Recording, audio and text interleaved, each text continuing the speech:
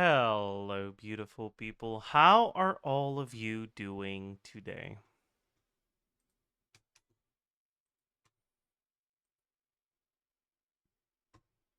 First real stream title. See,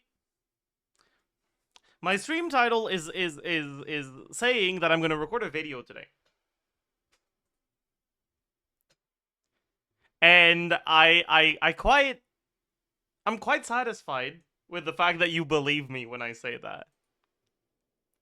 I suppose I've developed a certain sense of trust with you guys with my amazing track record over the years. Yes.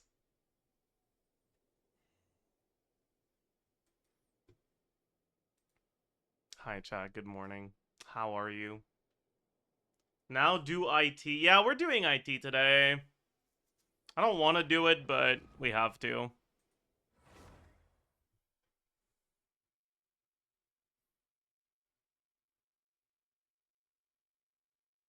Why do you have a slimy face? What does that mean? What does a slimy face mean?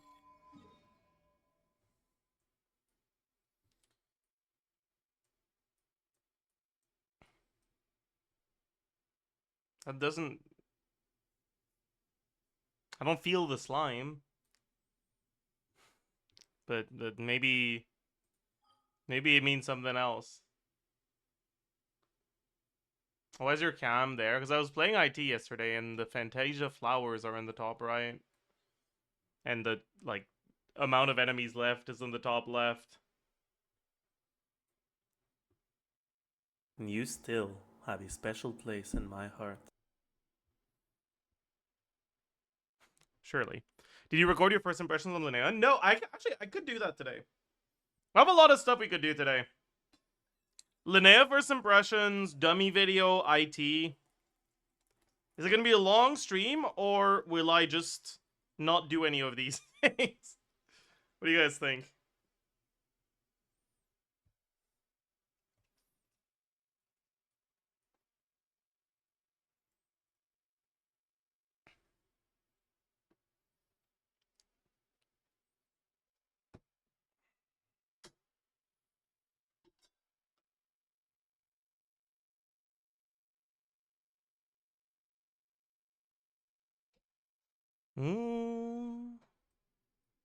Okay. Wouldn't Varka be really good against Tolpa in Stygian? I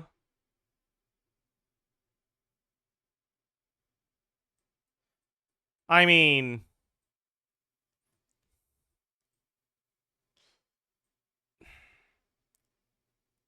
Not in his traditional team. Cause like... Yeah, like if you Guoba Swirl, yes. Also, yeah, my camera went a little bit too... Okay. If you Guoba Swirl, then yes. Right? But if you try to play his premium team, Venti doesn't swirl and Durin doesn't shred either because you're not triggering Pyro Swirl. So you just have like the worst team in the game.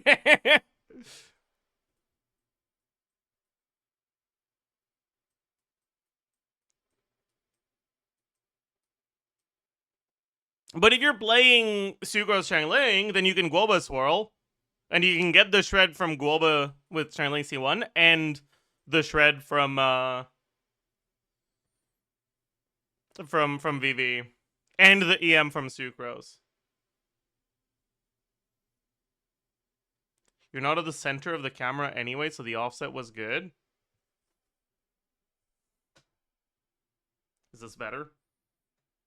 I don't like this, actually. This is how things should be.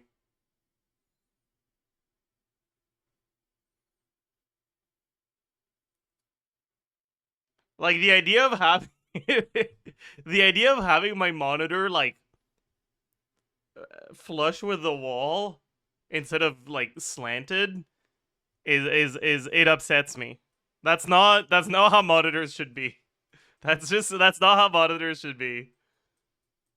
They need to be angled towards you.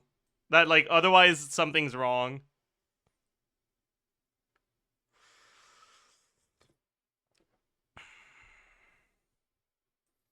Alright. The resin today will be spent on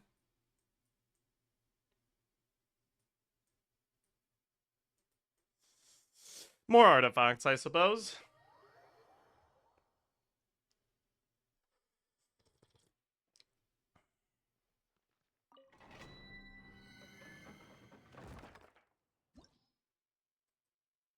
We are Saturday, so usually I would do quests tomorrow.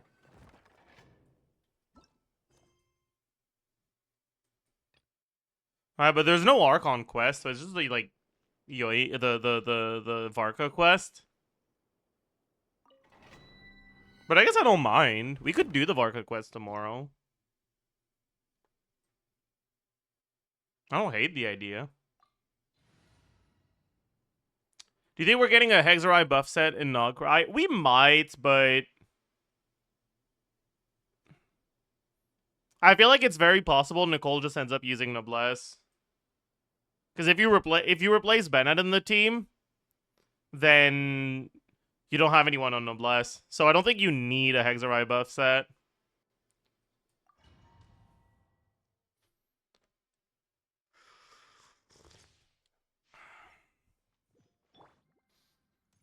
Have you seen the 6.5 Sijin lineup? Gecko without Geo is rough. Why is it rough?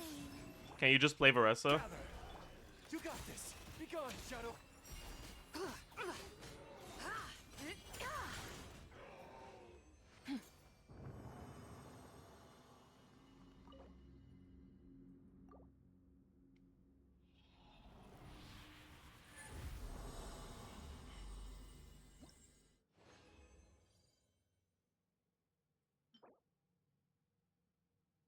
Oh, okay. That looks nice. Bro, what? Okay, imagine if these were swapped, by the way. Aw. Dude. I can't complain about this. This is good.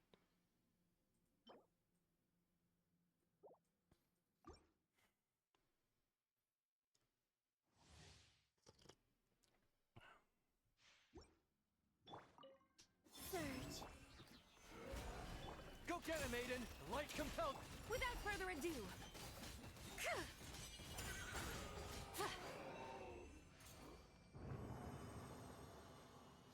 This is why I hate Codex and Sky. It kills an entire main stat on the circlet.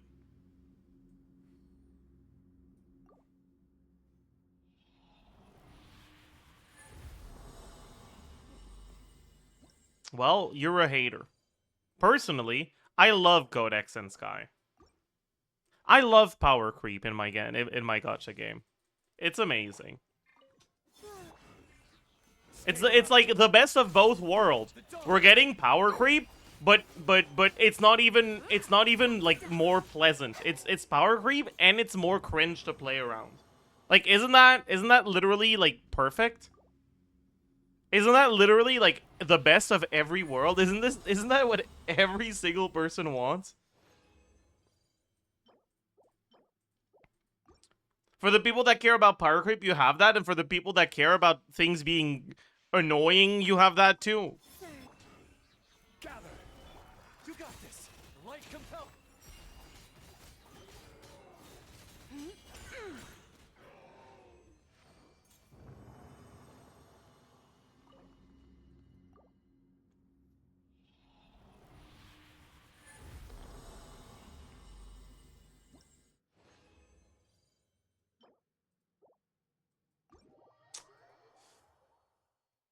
How is EM on Zabai? I have 300 EM just from artifact substats.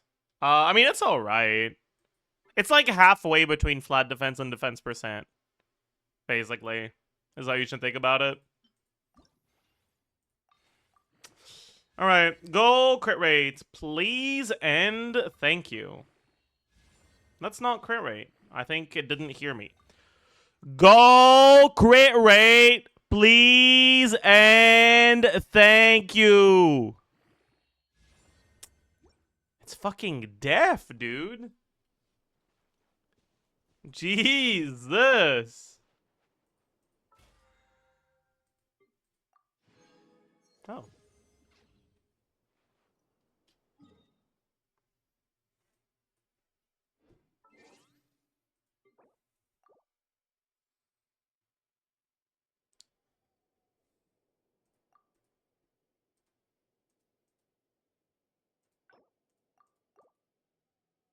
Why are you not talking to Yehuda? Because I haven't earned that right.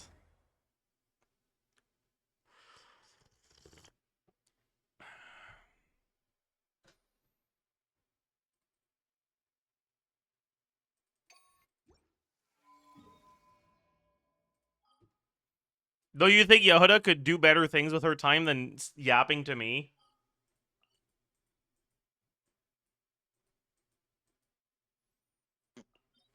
Do you really want to put her through that? Sounds like you hate her.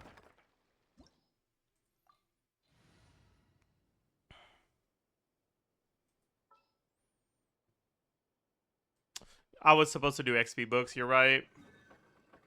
Sorry, I wanted to have fun today, but I forgot I can't. I forgot that I'm not allowed to have fun. Wait, I haven't done this week.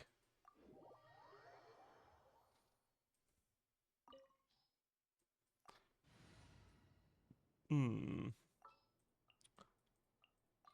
My experiment will Are you gonna play OSRS leagues? I don't know. Honestly, I feel like I won't.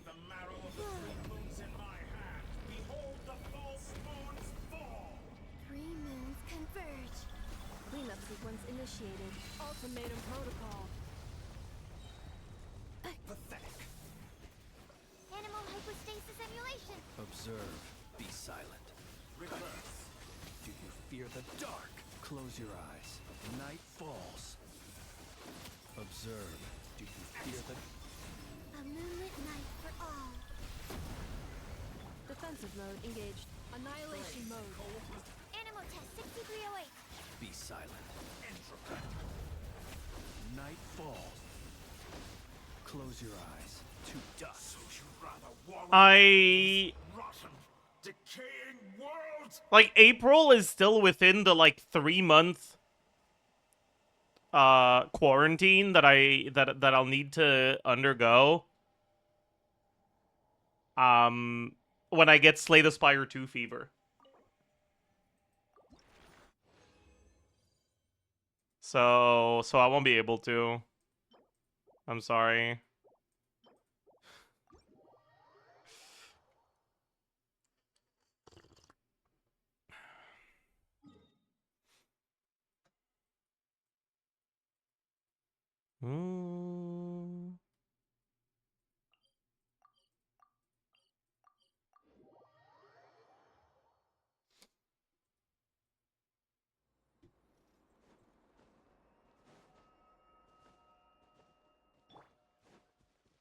Only 5 days of Genshin left. Yep, after Slay the Spire 2 comes out, Genshin is dead to me. Silent. Night falls.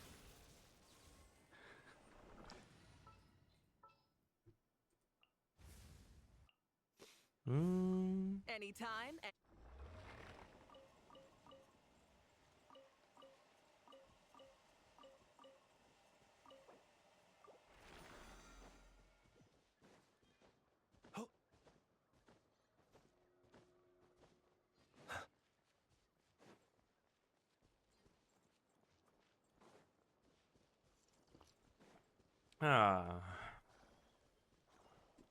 I put Mawika on my team so I could move faster, and then I just didn't swap to Mawika. Observe. Be I think he might be dumb. falls.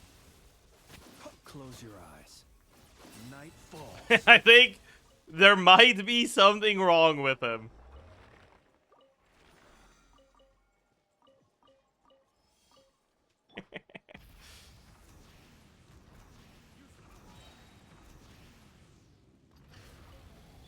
Wayne. Cleanup sequence initiated. Be silent. Close your eyes. Be silent.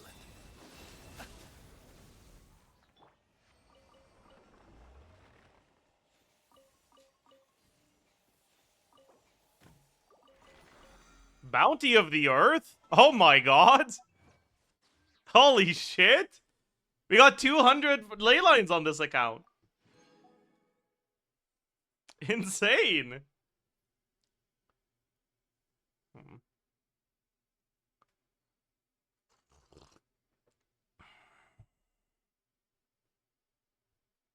+5.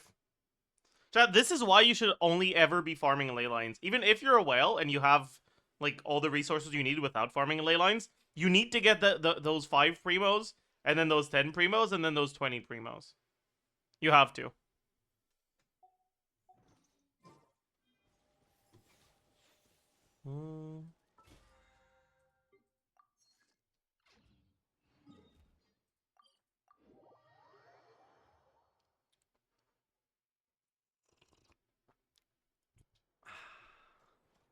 Add astro.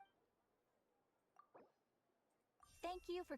Waste months of resin for 35 primos. Yeah, and you should refresh a few times too, just to make sure you get the achievement faster.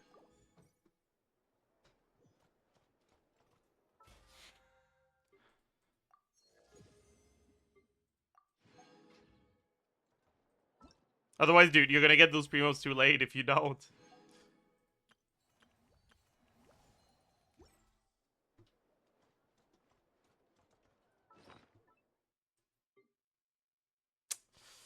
Alright.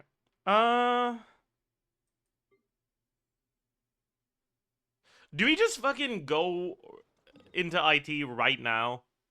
Honestly, sure. Let's do that. No build up.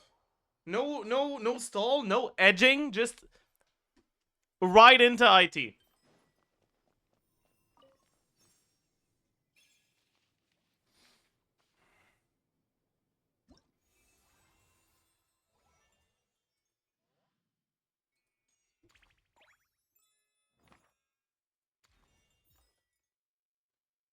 Yeah, so I don't have enough of these, right?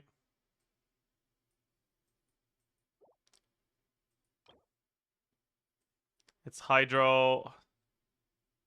Do I have my Traveler on the... Yeah, I do. Hydro, Pyro, Geo. Let me just double check that I'm not like forgetting someone. Pyro, Pyro, Geo. Wait a second. Fuck, I would have had enough. Because of the Diluc. I would have actually had enough to enter. No! I don't have the stuff. I can't level them all today. GG.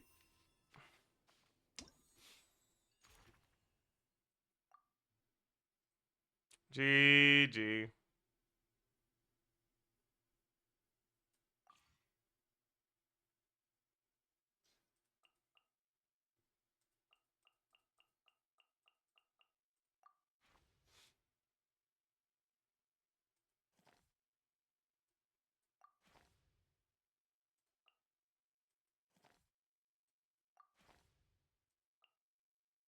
Alright. How do you even play C6 Zabai? I don't even know, man. Like, what does she do again?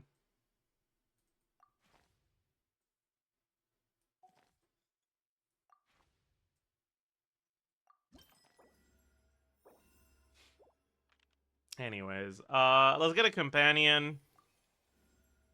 Let's get Inefa. Please select target for cleanup sequence. Dude, I need a more companion, please. Bro, these are not companions. Bro!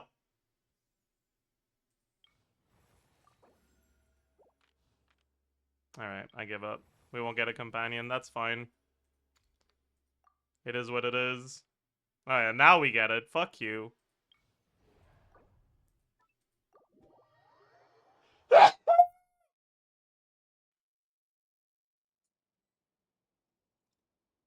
Don't know what that was all about.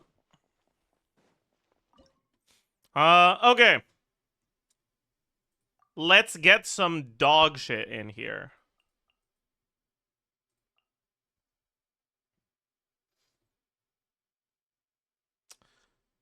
I guess all that's left isn't dog shit, so we can use Yulon.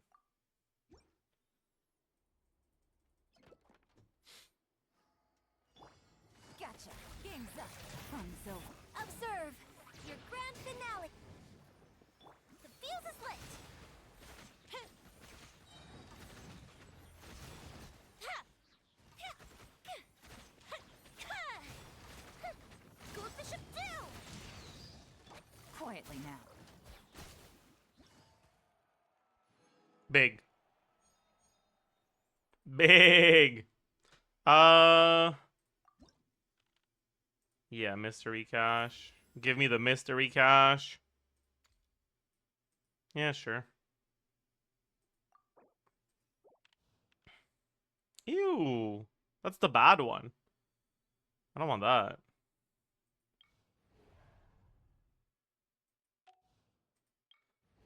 No, that's gotta be AoE. And we have to use Yoimiya, so... Why does Bennett and Yonsan not work for Flins? They do work for Flins. It's just that Flins kind of... Like, if you're playing premium Flins, you have to use Inefa, you have to use Columbina. And... neither of those provide Shred. And Shred is just really valuable. Your first source of Shred is way more impactful than any source of Shred after that. So teams that have no Shred generally would rather have Shred than an attack buffer, even if they're attack scalers. Flins' C2 gives Shred, so at C2 Flins, you start actually considering using Bennett, using Eon Sun instead of those Shredders.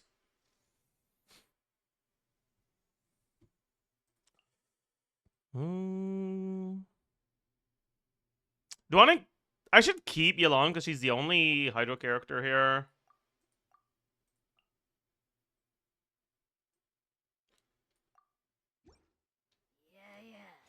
And step. Strike is one.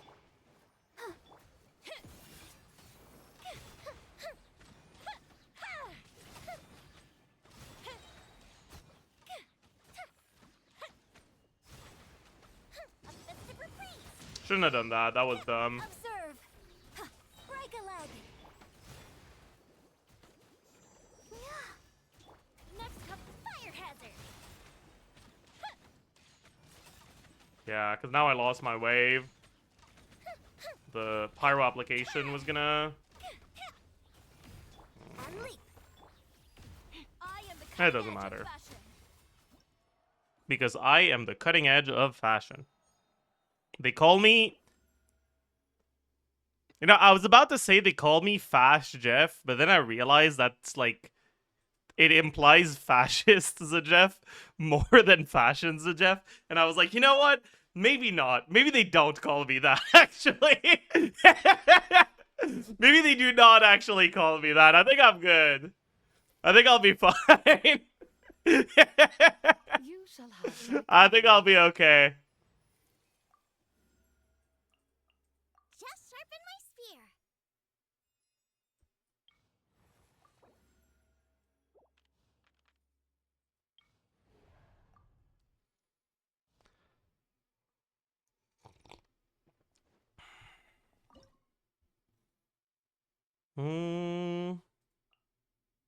I kind of have to use good stuff now, right?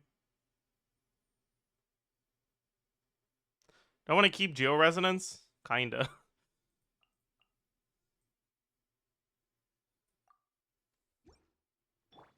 Busted. Things are about to get dicey. Wrath from the skies!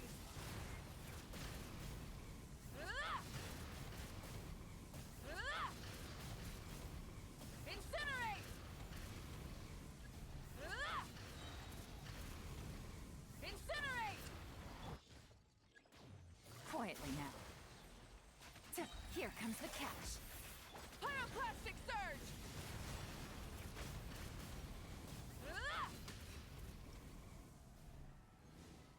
All right. Big? Sure. What the fuck? Do you guys want a mystery cache or a mystery cache?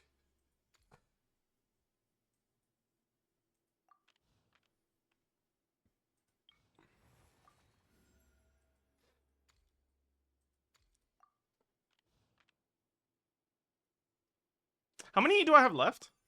I forgot. 1, 2... I still have 5 left? Okay.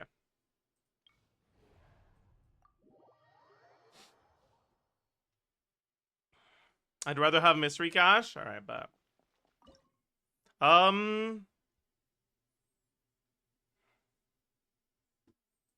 I can use this. Burn it down! Delve into destiny, written in the stars. Wrath from the skies! Incinerate!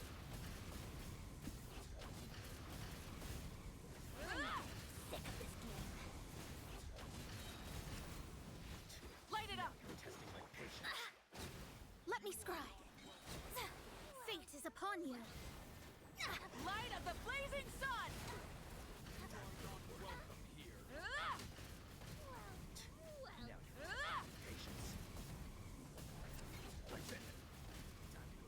Incinerate! Try and stop me!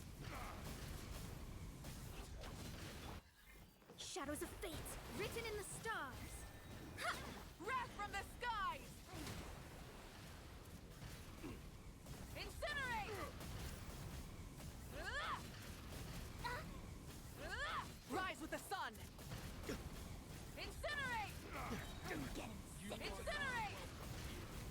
You know why IT's the best game mode? Because I need to min-max my Mawika combos. True. So true. More throwaway. I need more companions right now. Yeah, it's nice. Happy to oblige.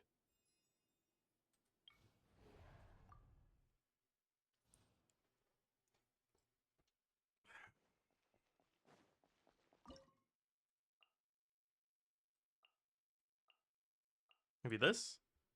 Sure. Let me scry. Insulation chamber. Observe. Night falls. Close your eyes. Do you Can I rehit both? Yeah. observe?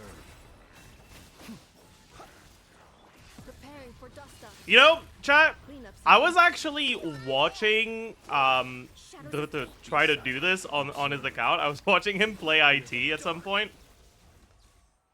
And then he was doing this with his Kokomi Shangling, and bro had to reset this specific chamber with these enemies for like 40 minutes, man.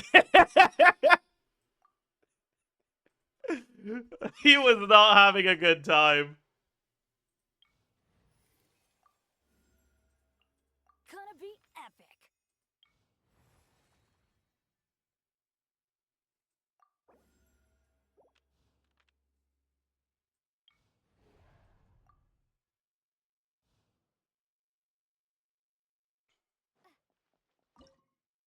How many do I have left? We only have 3 left, right?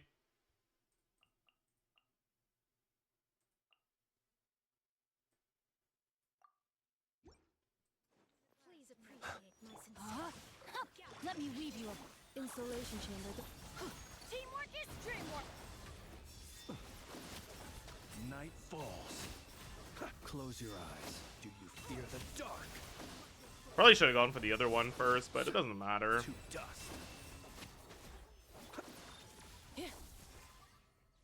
No, my sword.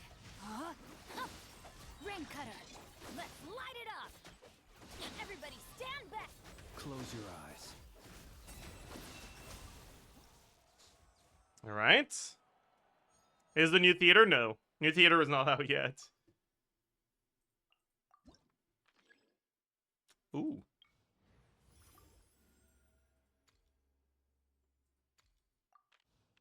Fuck!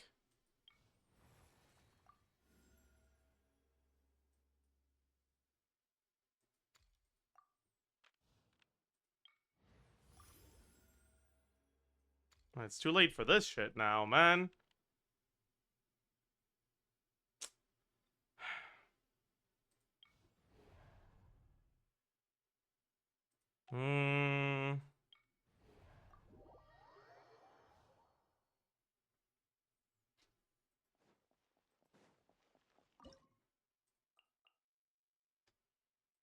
We'll keep that for the last one, I guess.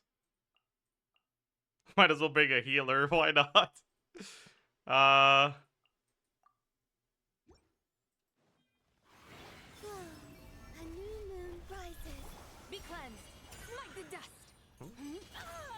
I'm an idiot. Foolish, ignorant.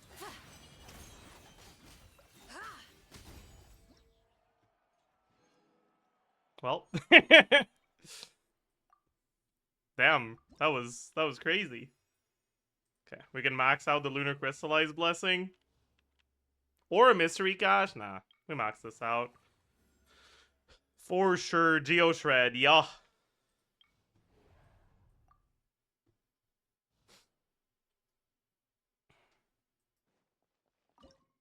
Hmm.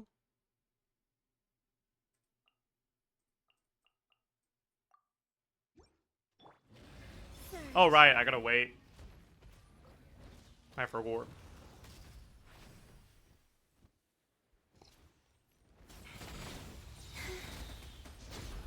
Oh.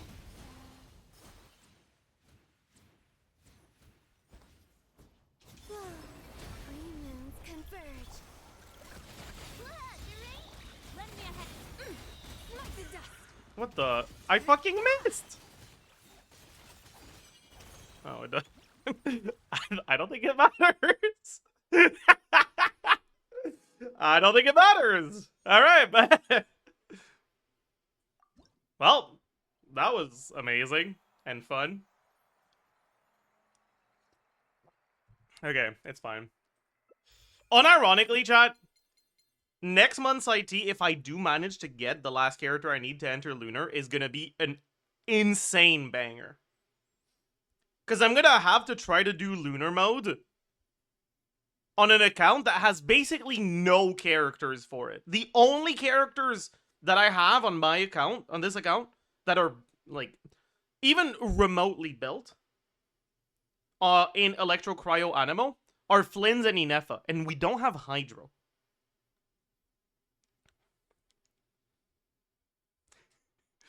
So, you mean Visionary? No, I mean Lunar. I have 27 characters right now for next month's IT. If I get one more, I'll be able to enter. Columbina is a special guest? Yeah, but like, let's be honest, on the fight where I have Columbina, I don't need to also have Flynn's and Inefa. Right?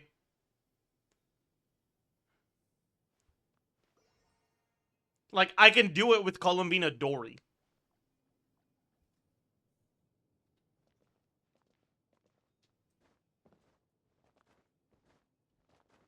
There's a Varka bug where if you change Varka's weapon skin after jumping from his hold E, you can just start walking in the air. Holy.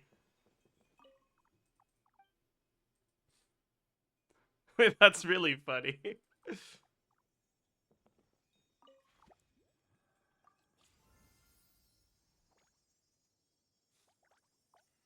Alright.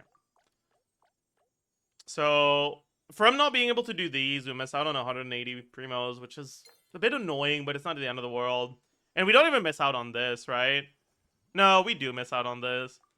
That's kind of annoying. I wish I'd prepped for this one, too. I didn't prep for this one because I didn't own enough characters. But I ended up taking Ning from the selector. I ended up losing, or I ended up getting Diluc on the standard banner. So I would have had enough if I'd prepped for it. So I'm a little bit upset because of that. Like, I missed out on 180. Refresh resin? Nah, it's not enough. I could use up literally all the refreshes I have, and I wouldn't be able to build them. Because I don't have their boss materials, right? If it was just the books, I can maybe try to grind exploration. Because you do get a bunch of books from doing a lot of exploration. And maybe in 10 hours of exploration, I could have gotten enough. Maybe. But... Accelerating. But, yeah. Yeah.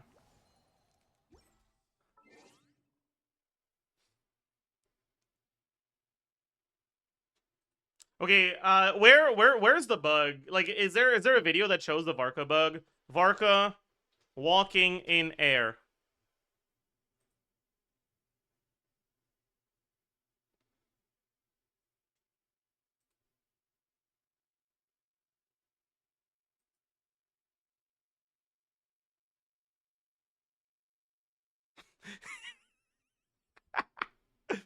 Can you swap out in this state?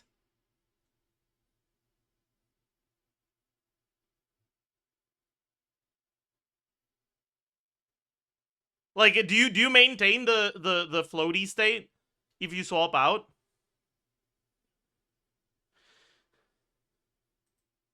Because if you can, that means that we found a way for Derwin to fly.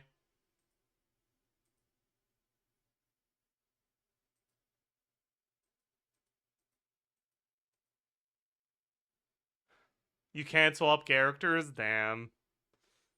GG. He's definitely gliding, but the animation is broken? Yeah, I know. I know. I know. I know. I know. Present! I feel like every time I say present, it gets further and further away from the original present.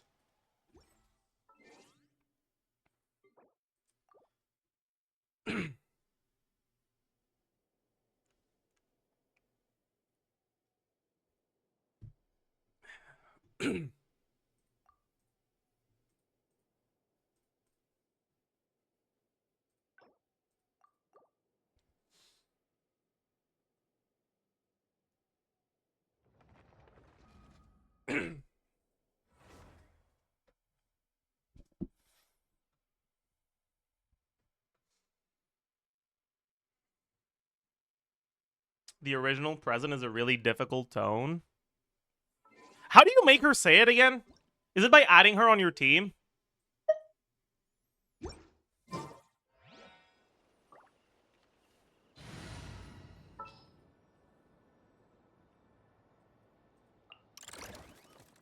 Yay! No, Playtime! it's not.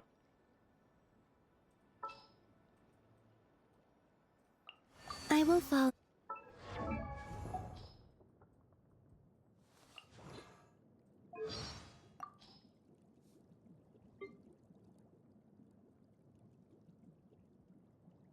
Oh, it might be.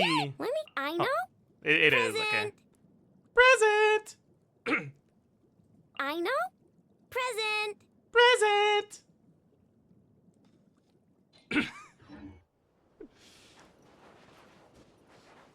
Chat, if you had to choose between XL and present, what would you keep? I'm not actually making you choose. I like both of them. But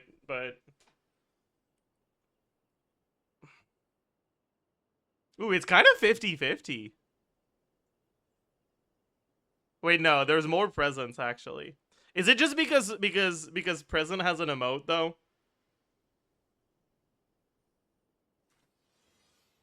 It might just be because present has an emote and Excel doesn't. Chad, if you had to choose between present and glorp, what would you keep?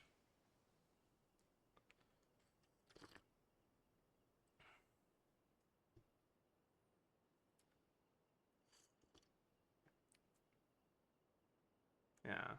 Most people are saying glorp. The Adeptus arts are most miraculous, but unless one first. This isn't fair. True.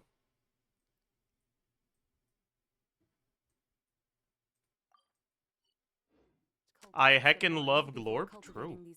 Have I done my my Dottore on this account? Yeah, I have. I wasn't sure. Did I miss IT? You actually did. I did IT in the first hour of the stream. Like, is that crazy? I feel like I did IT early yesterday too, didn't I?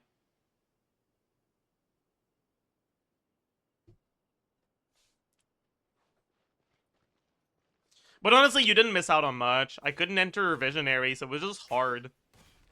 Like, it takes 5 minutes to do hard.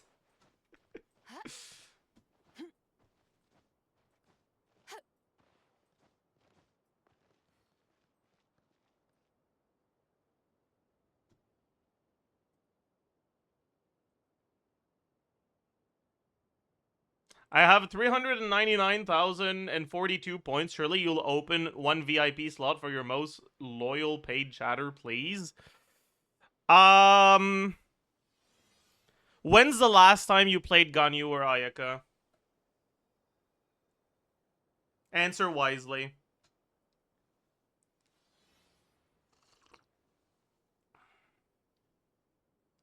$2024 maybe? I'm dead ass? Maybe then. I'll think about it.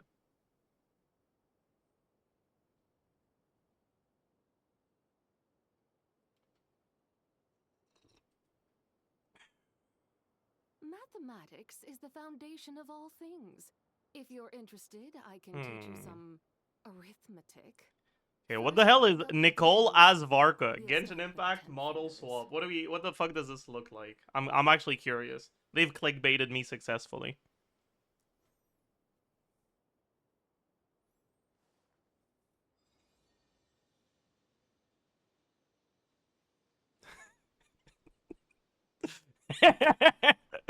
Yeah. That's that's pretty goated actually.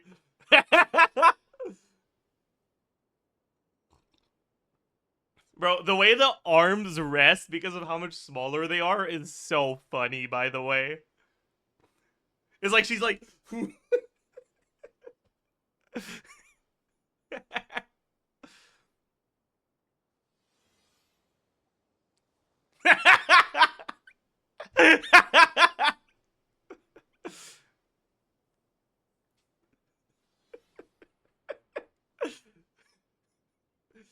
That's so good.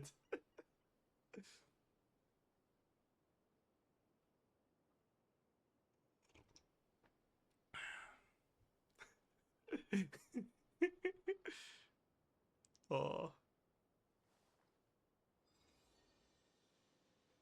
Show the charge attack! Fuck the normal attack string. It looks ass compared to the charge attack. Show it!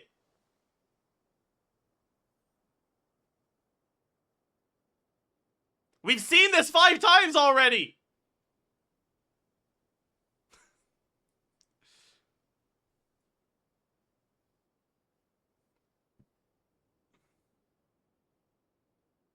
There it is! The Adeptus arts are most miraculous. Is that Nicole But Leaks? Yeah, it unless one is. first cultivates the mind before cultivating these arts, all their feats will be like Shit, I'm gonna get the banned. moon's Uh-oh. reflection on water, shattering at the slightest touch. That's pretty funny.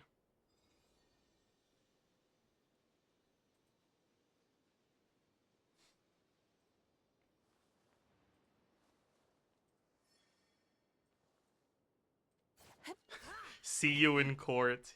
Aware. Yeah, chat, did you guys see the leak about Nicole? This? This? Oh boy. Oh boy. Mathematics is the foundation of all things. If you're interested, I can teach you some. This is so incredibly boring, if it's true.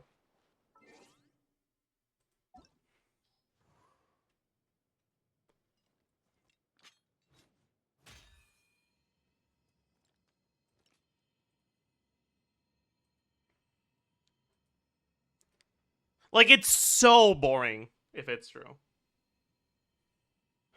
Do you guys want to know why this is so boring? I feel like I haven't talked about this in a while, but I really miss when Genshin character synergies were not explicit. And I don't mean explicit as in, like, not safe for work. I mean explicit as in, like, written into the kit. If they want to make explicit synergies in terms of, like, I don't know, characters fucking or whatever, I don't care. They can do what they want. But explicit synergies like this are so boring. They're so boring.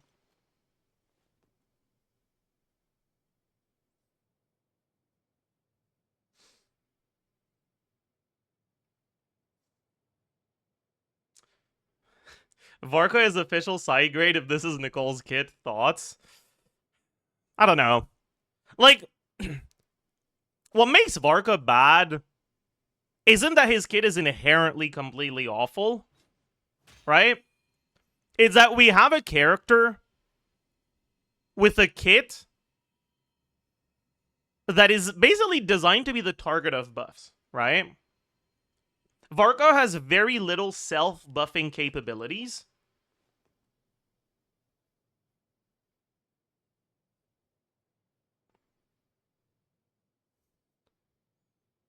And what that generally means is the character is going to synergize with buffs better than characters that do self-buff.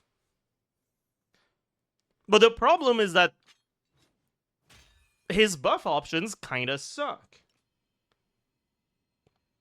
Alright? When you look at a character like Skirk, for example, Skirk is designed in a similar way. She doesn't really have... And yeah, the times 2.2 thing on Varka, it's not a stat buff. It's a true multiplier. Right? Him having a times 2.2 on his kit is the same as if each of his individual numbers were just 2.2 times bigger. Right? That's different from self-buffs. When I talk about self-buffs, I mean a character's ability to increase their own stats in a way that will dilute external buffs. Like Hu Tao, for example. Hu Tao's skill gives her a lot of attack, and it makes external attack buffs much less impactful. The only self-stat buff that doesn't really dilute things that much is crit. That's why when you look at characters like Varessa, right? Varessa self-buffs her attack, and her best in slot artifact set gives her a lot of damage percent. None of it is crit. Right? So she is a character that synergizes a little bit less well with external buffs.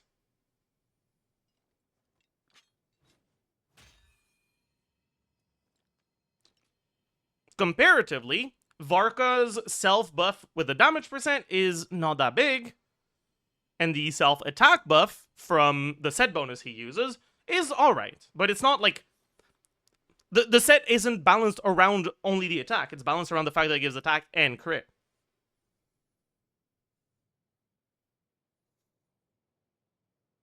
Crit is only the way it is because we still lack crit buffing from characters' kit. That's not entirely true, though. Because the value of crit doesn't really get diluted until you have so much fucking crit already.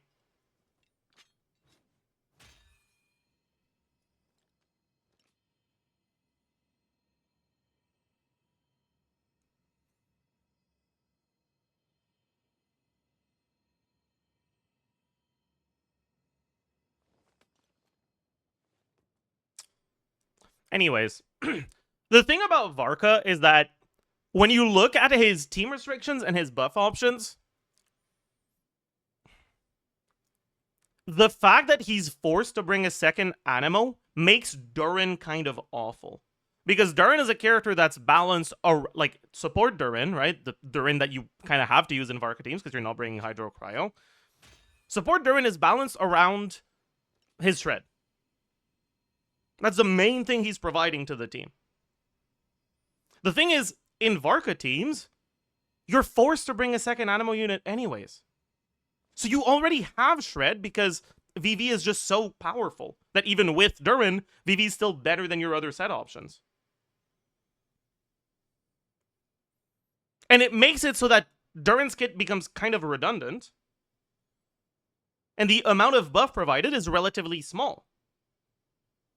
And for a character like Varka, that is a good... that can receive buffs pretty well, that's unfortunate.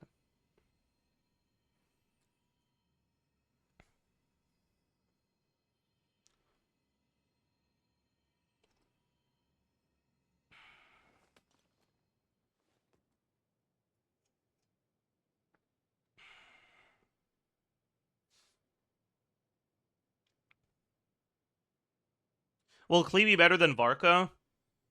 No, probably not. Like, here's the thing, alright? As much as Varka isn't a very good unit, Varka isn't a very good unit within Nodcry, right? We have to understand, alright? Columbina kind of broke the game in terms of the remaining shred of balance.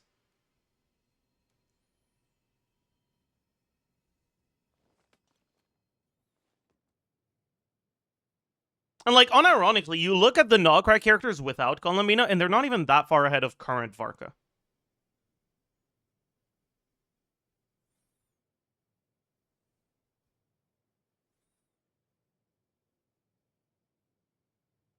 So, like, if Nicole is very powerful, Varka could end up in a pretty good spot.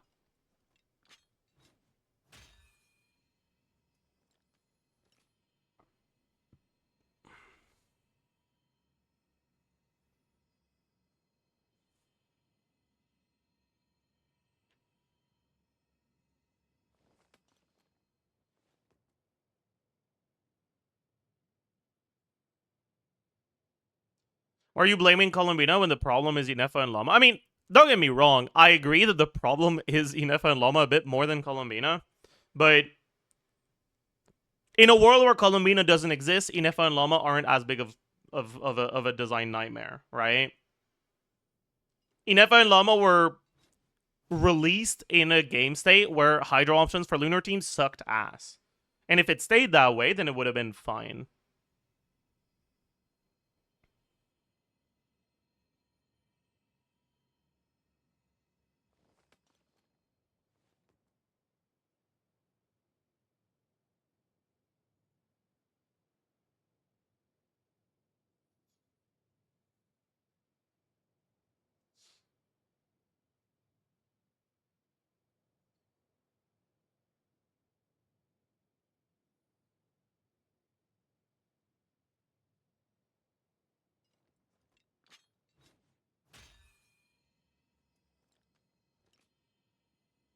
I know should have been stronger, yeah, but like, yeah, it is what it is. It's like Inefa and Llama were on release unrealized balance issues. They were incredibly broken characters that couldn't show how broken they were because the team wasn't complete. And Columbina's release is what revealed the issue.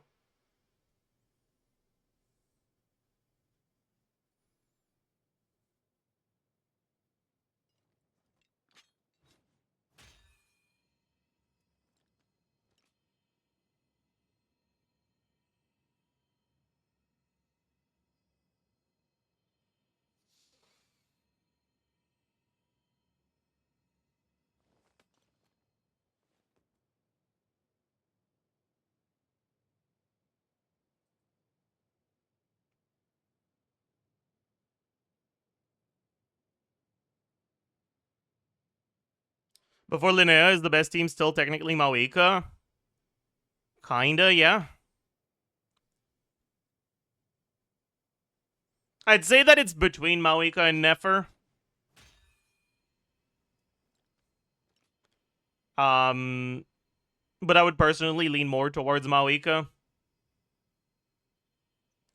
Though I could understand someone saying it's Nefer. I don't think that's an unreasonable take. I mean, fuck, I could even understand Flynn's or Zabai, for that matter.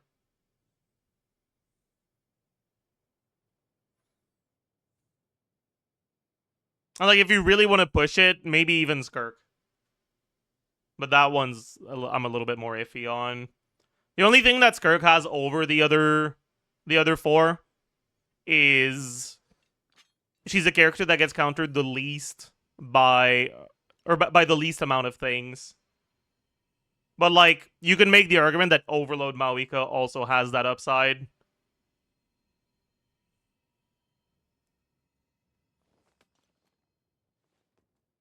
Like, Melt Mauika does get countered a bit more, but Overload Mauika kind of doesn't, and Overload Mauika is still just stronger than Skirk.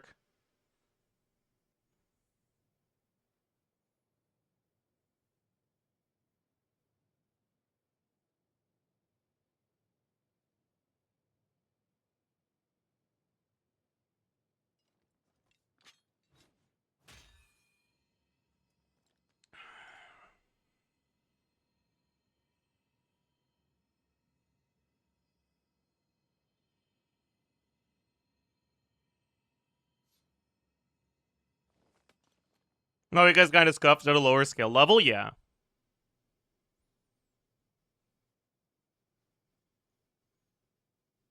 That's the biggest thing working against her.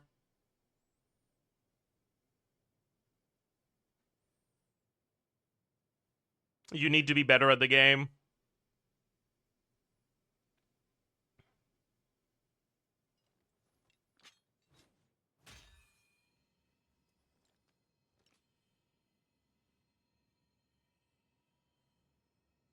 Like, Braindead's Kirk gameplay is a lot better than Braindead Maoika gameplay. Maoika Melt is also fucked by Ping. Yes and no. It's really not that bad with Citlali. But it gets Omega cooked with Rosario Archaea.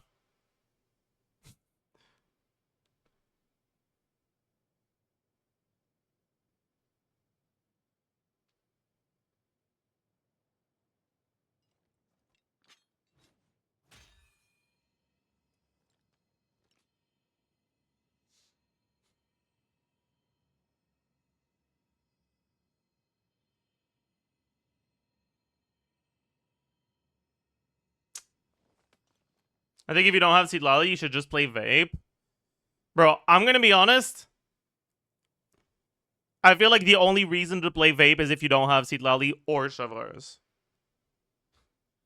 Because if you have either of them, yeah.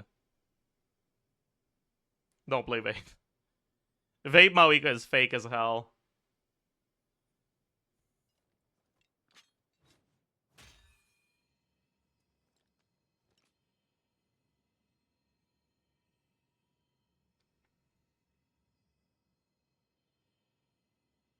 Yeah, or because the boss forces you to. That's fair.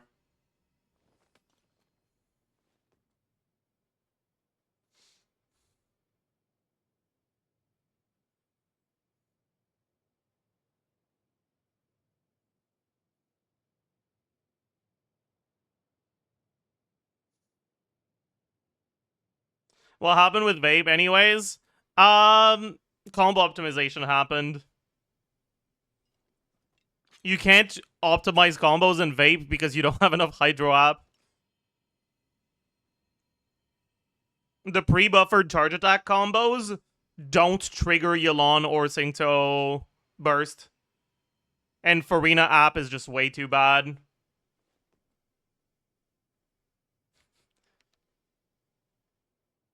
So you basically have to play no combo Maoika. Just like C2D or something. Which isn't like unplayable, but it is a lot worse.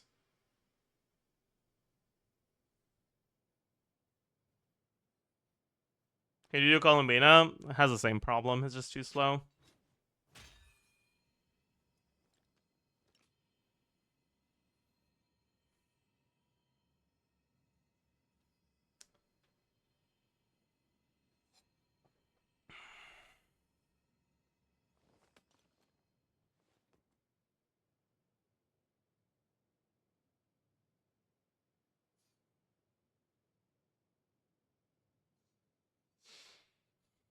Do you really think that Columbina was the one that ruined the... No, I'm not saying that, like, Maoika wasn't a problem, right? The point I'm making is, if Varka came out in his current state, post-Maoika, without any of the non-cry stuff, it would have been fine. Right? When Maoika was still an outlier, characters at the current power... at the power of current Varka are like, okay.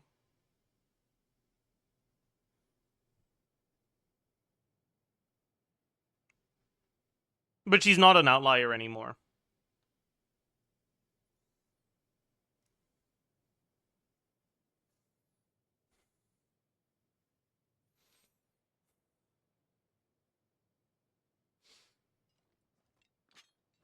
But yeah.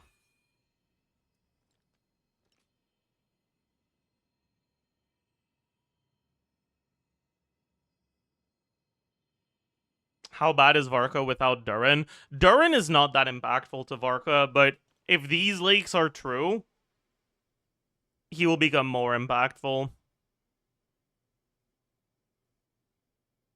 Because part of why Durin isn't that good is because he gets basically none of the buffs from Varka's teams.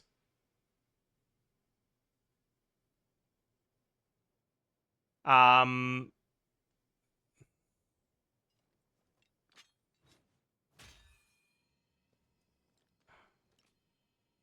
was I saying? Yeah, basically he doesn't get Bennett buff. He doesn't get a lot of value from Venti.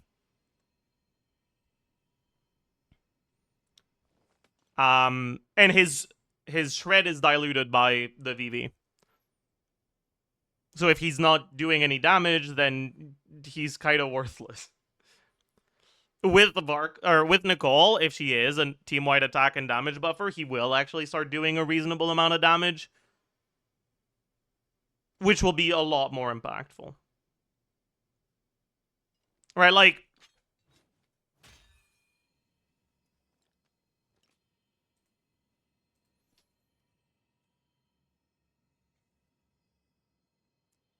let's say you have Varka,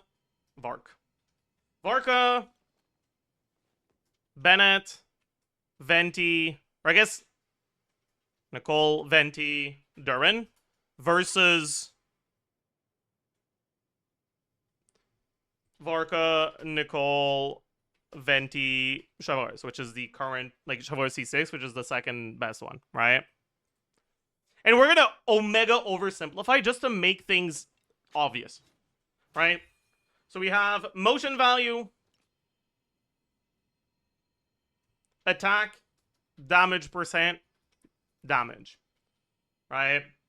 Let's say Varka's at like 8,000 motion value, which is gross approximation, but fucking good enough, man. And Durin is at like, how much is Durin even at? I forgot. Is it 4,000? 3,000? It's like 3,000.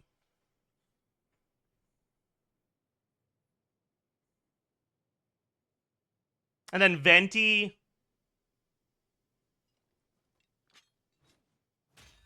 is that like 2,000? Like 1,800? 2,000? Some shit like that.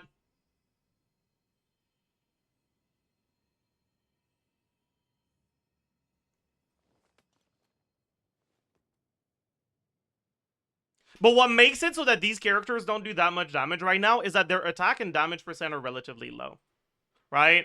Like, Varka's at like 3,000 attack and at like 150 damage percent with all the buffs. Less than that on attack goblet, I guess. Like 120 damage percent.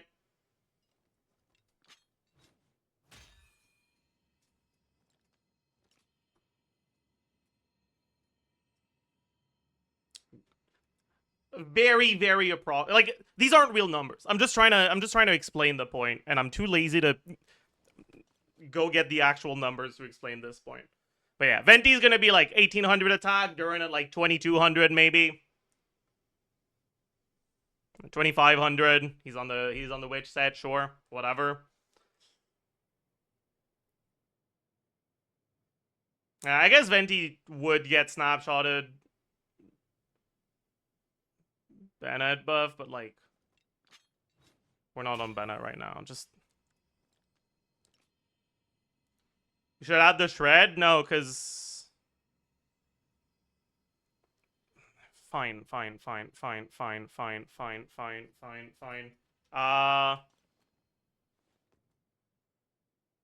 What do we got? We got 40 shred and then 35 shred, so it's 75 shred and then 35 on the other. Let's say it averages on like 1.225. Nah, that's too much. 1.2. Because he also has animo damage. Don't forget about that, chat. And that animo damage doesn't... 1.225. Sure, whatever.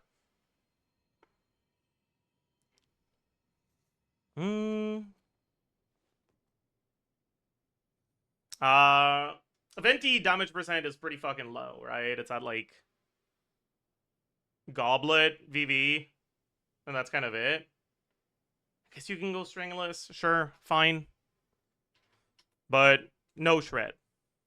basically. He's got the pyro damage on Venti just isn't real, right? And then Durin, damage percent is really low in these teams. Well, let's say he's on Lion's Roar, right? So he's at like 80 damage percent.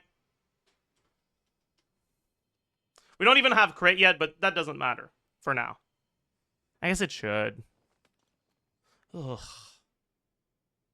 Whatever. We can make this point even without it. Alright.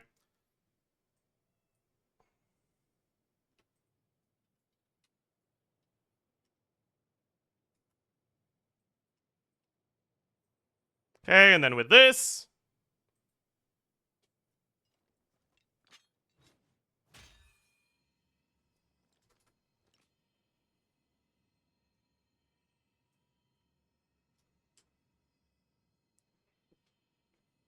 you can see the difference here. It's not that meaningful. But the main reason for that is because these numbers are kind of low. Once we start adding in, let's say,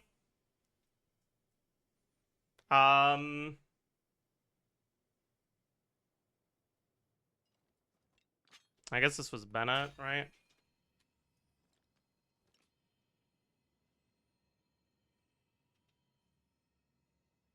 And this 3,500. Maybe even more than that. Whatever.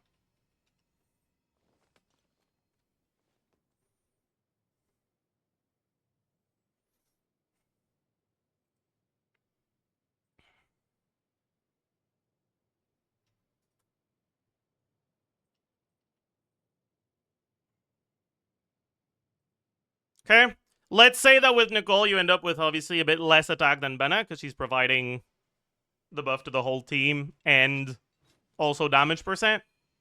So let's say instead of 1,000 attack we get like 800.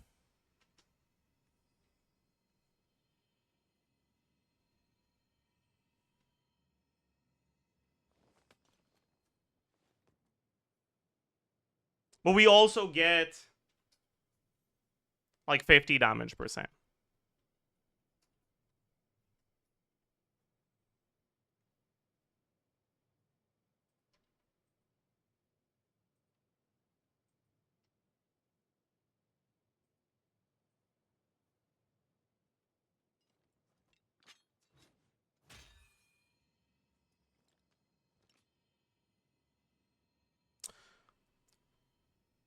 Just looking at Varka damage difference,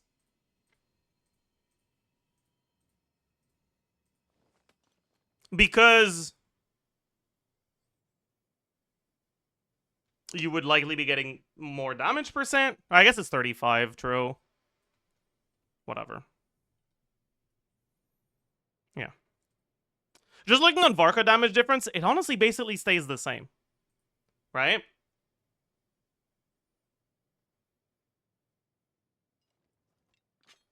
But you're getting so much more damage on Durin.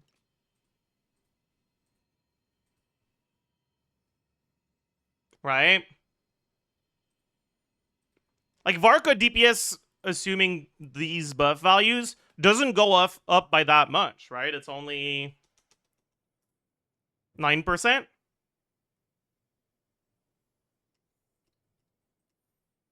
But Durin DPS goes up by 70%.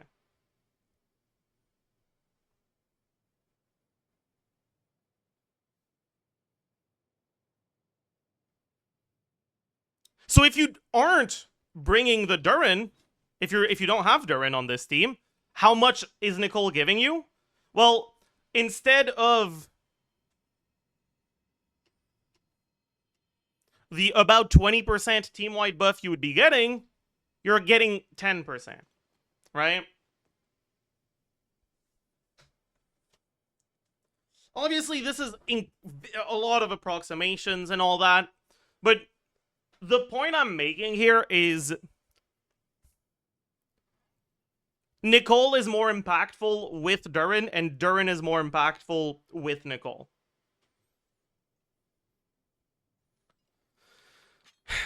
Which I fucking hate, honestly. Like, I hate that shit. That's awful. I don't like that. I don't like that at all. Fuck. That sucks.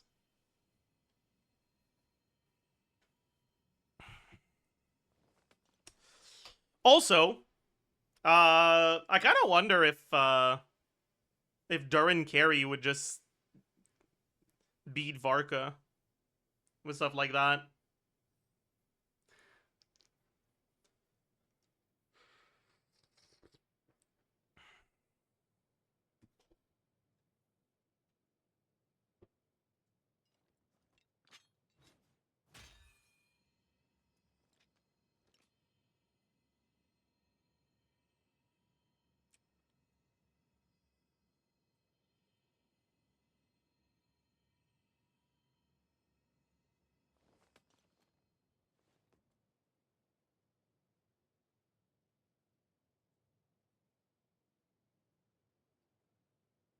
Hmm.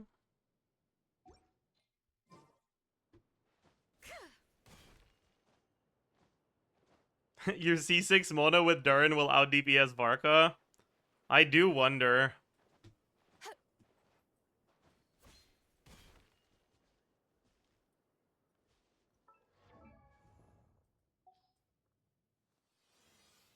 I do wonder about that.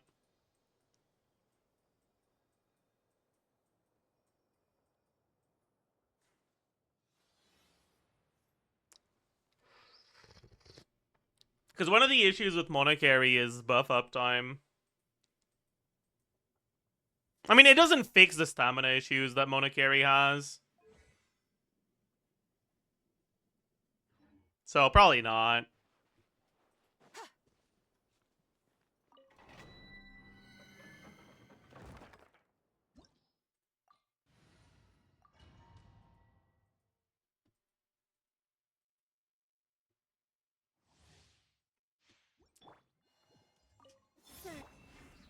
Solidify. Go get him, Aiden. Be gone, shut. Be cleansed. Smite to dust. He dies. Zhongli? Yeah, my goat.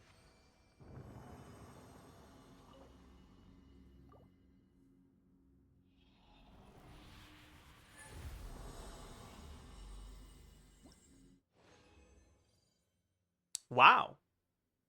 Hmm. Meh. Meh. Meh. Nicole, while in combat, minus 50% stamina consumption. True. Doesn't the rotation get shorter too, assuming she has very short cooldown? No. Nicole is a 5-star. She's gonna have longer animations than Bennett, so if anything, the rotation gets longer.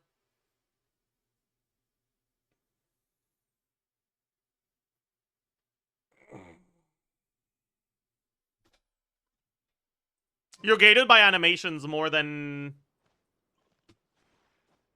field time in Varka teams. Enlighten us about using Varka as a VV bot for Hu Tao teams. Is it viable? I mean,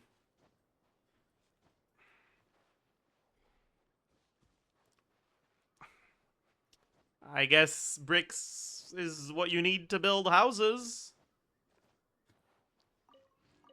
It depends on how generous you want to extend the definition of the word viable.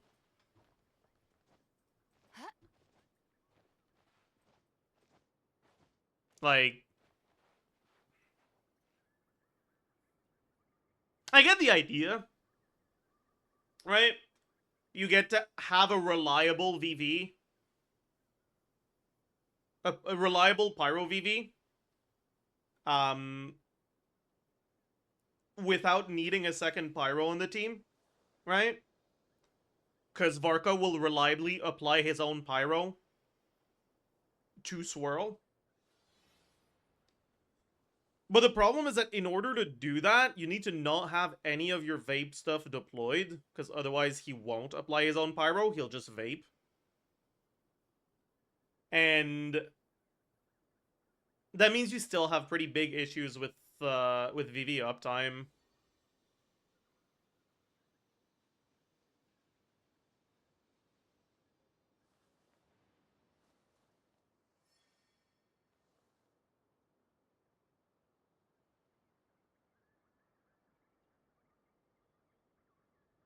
Maybe...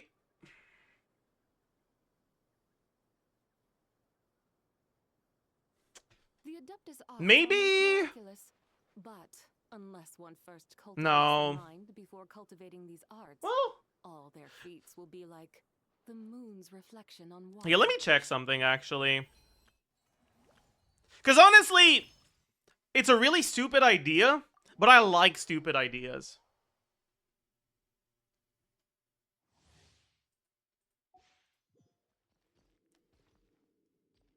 Okay, I need to...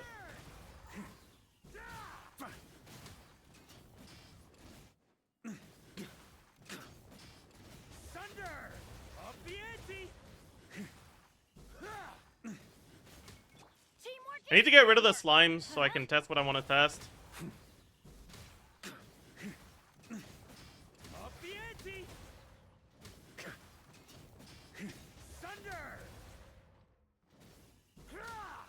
Okay. So, do we get a swirl if we do this? We do. The pyro hit does happen first.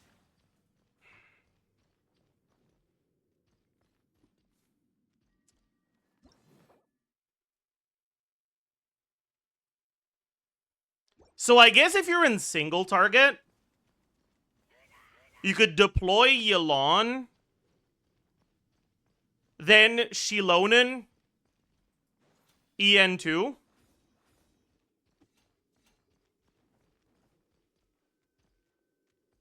And then you Shilonen Q to crystallize. You have very little Hydro left. And then you can Varka EQ. The E will swirl Hydro, remove the leftover aura, and the Q will apply Pyro and swirl Pyro. And then you can immediately swap to... No, because you still have the fucking problem of now there's a Pyro aura on the enemy, and your Hydro is Yelan, so it'll take 3 years to remove it. So I guess you'd still have to Yelan E after that. It sounds a little sus.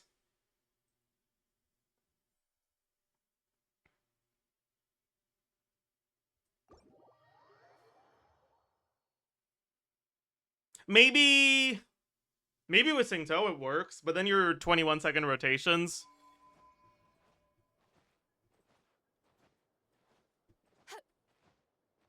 Use double Hydra? No, because if you use double Hydro, you won't be able to get your swirl this way.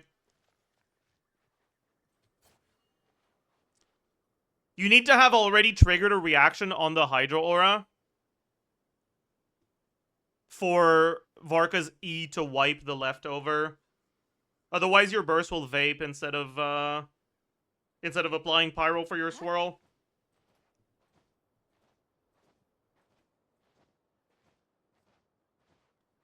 But since you're kind of... maybe there's a setup with Shilonen for Rina, but that sounds unreliable as hell.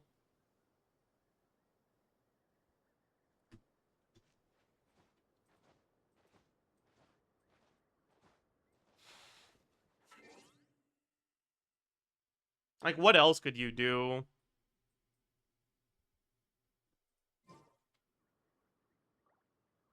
I feel like that's kind of it.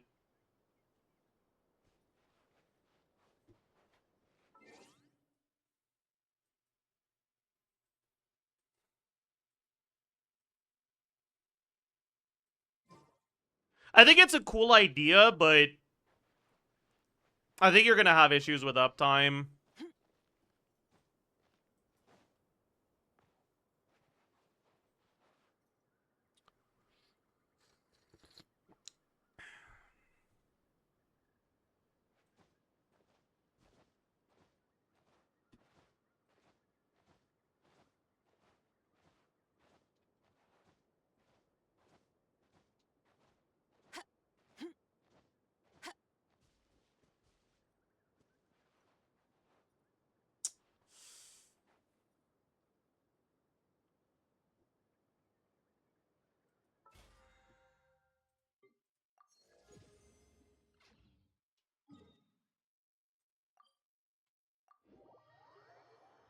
It's funny, though. Like, I like it. Like, I don't think it'll be very good, but I like it.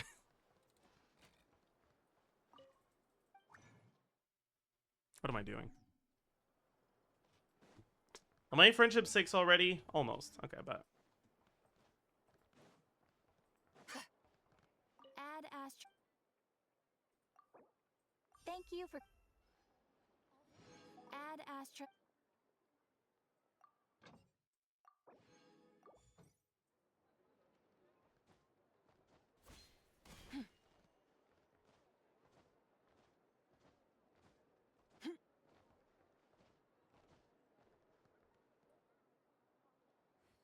you know what though, chat? I just realized I talked about replacing Bennett here, but I didn't talk about replacing Chevreuse. Maybe you just replace Chevreuse, right? Maybe it's just... Maybe Durin isn't as big of a deal as I thought.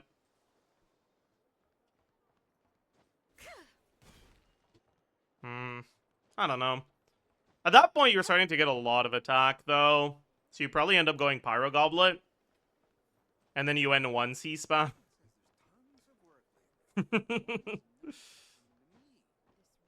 I like that. The problem is that if you N1 C-spam, you can't get 2 E's. Because you don't do enough attacks for the cooldown reduction.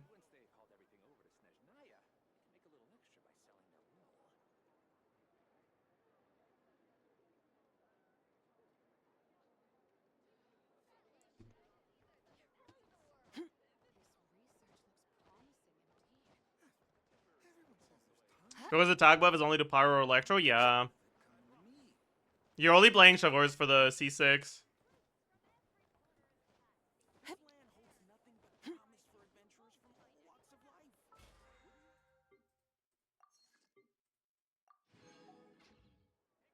Do you dash with Entussi? No, you're not supposed to. Alright, chat. I think it's time to record the dummy video. So everyone say hi to YouTube.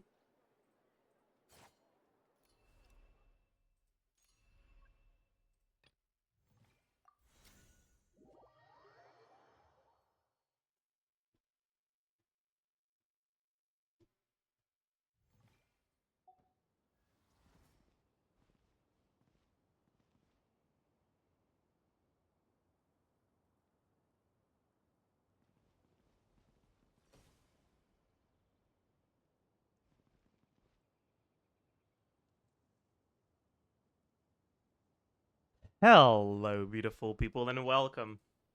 Hi. The DPS dummy has ruined Genshin Impact, and when I say ruined, I mean it in a good way. So, let's talk about... Let's talk about this.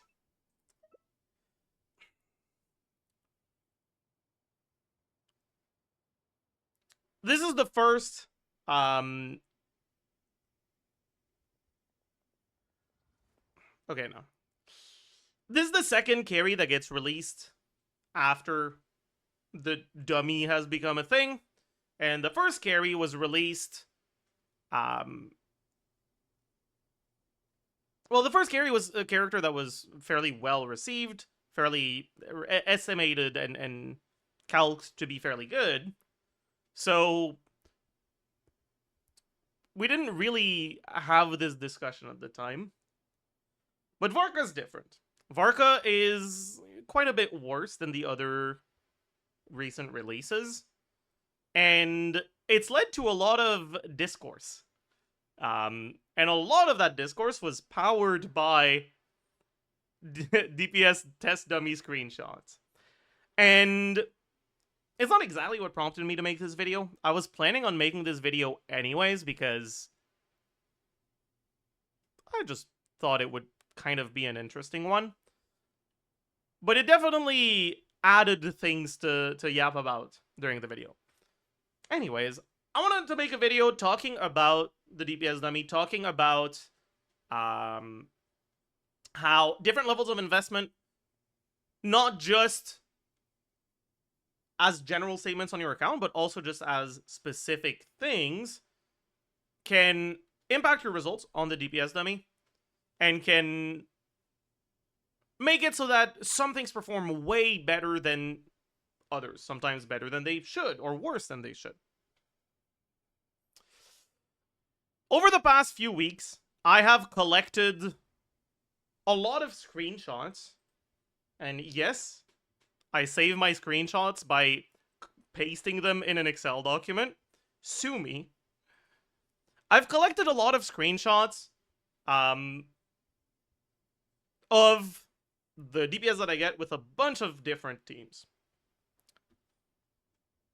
Yeah, I think we're gonna hide chat for this one because I need to have a lot of screen space.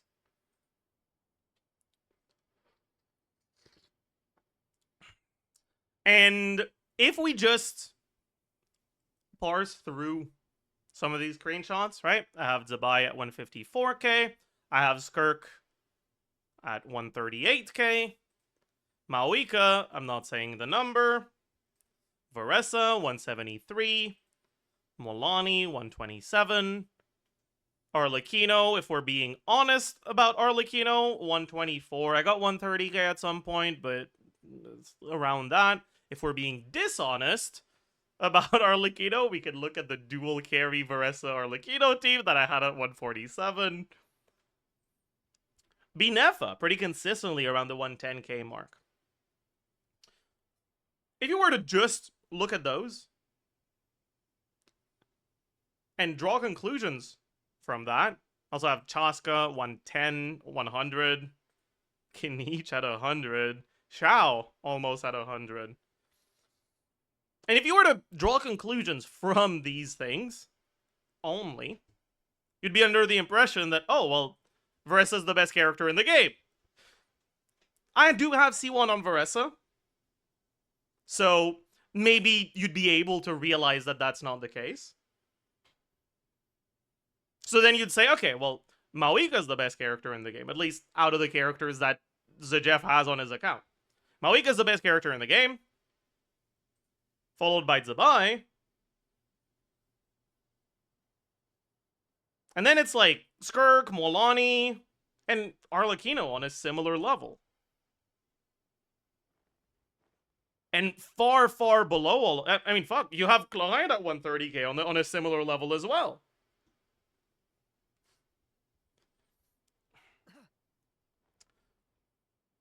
But a lot of that is because of artifact quality.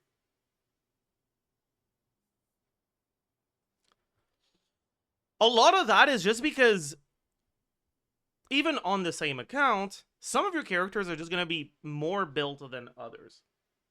And on my account specifically, I have really good Long Night's Oath, so my Shao is, you know, getting pretty close to the 100k mark, even though he has no business being there. Comparatively, somehow, I have pretty awful Finale of the Deep Galleries and not amazing Maréchaussée. So my Skirk, in like Omega sweaty combos, is getting around 138. In less sweaty combos against bosses, I'm around 124. And against bosses matters here because bosses can't get frozen, so you have lower cryo resonance uptime. And generally, endgame content right now is unfreezable bosses, so you end up, you know, losing that damage from that.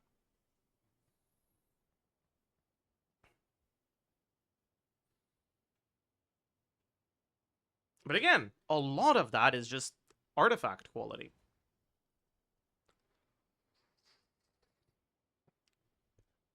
And I wanted to make a point about that with Varka, because I've seen some screenshots going around of some people getting pretty impressive results on the DPS dummy with Varka.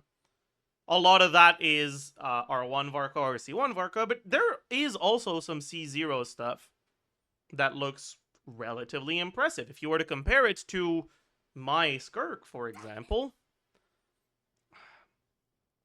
I don't know if I've seen any screenshots of C0 R0 Varka at 125. But I've seen C0 R1 at like 140 something. C0 R1 with R1s on the supports at like 160.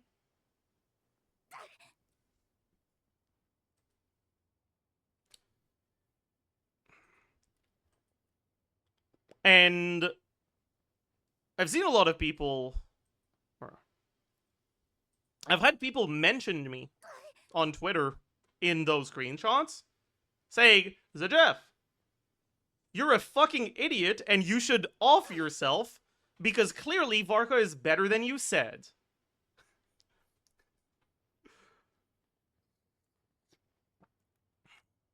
Personally, not a big fan of the idea, but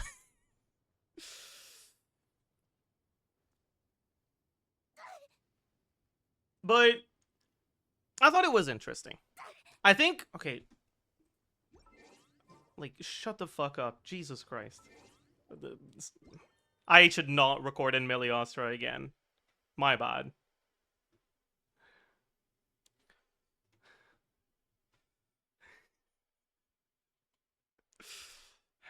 What was I saying? I got distracted. Alright. And by the way, don't get me wrong. A lot of the people that are sharing these screenshots aren't sharing these screenshots attempting to make the argument that Varka's good. I mean, I'm sure some of them are, but at least none of the screenshots I've seen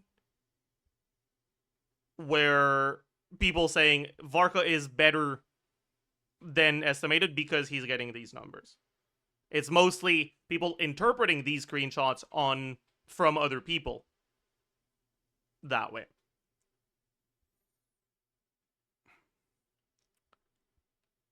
And I want to talk about how much of a difference artifact quality makes. So here's what we're going to do. We're going to go to Akasha. We're going to go to the leaderboards. And we're going to take a look at Skirk.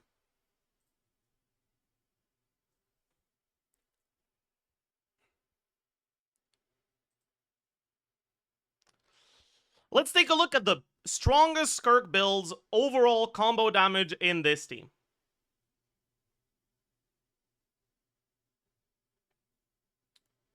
$3,262,401.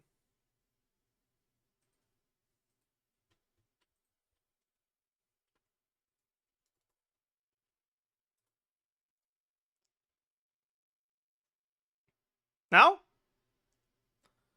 let's take a look at a top 2% Skirk. If you have a top 2% build, most people would say that's a pretty good build, right? The goal for most people is to try to reach that top 1%, but when you're at 2%, you're pretty happy. You've got a pretty solid build.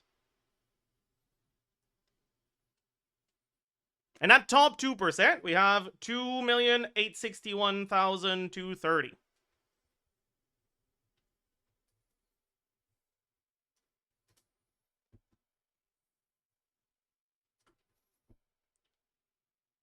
The difference between the source of builds you see on showcases, the sort of builds you see from content creators that are grinding, doing refreshes and all that, and what most people would consider a pretty strong build, is often as big as the difference from obtaining a constellation or a signature weapon. This is a bit smaller than what you get from Skirk Sig specifically, but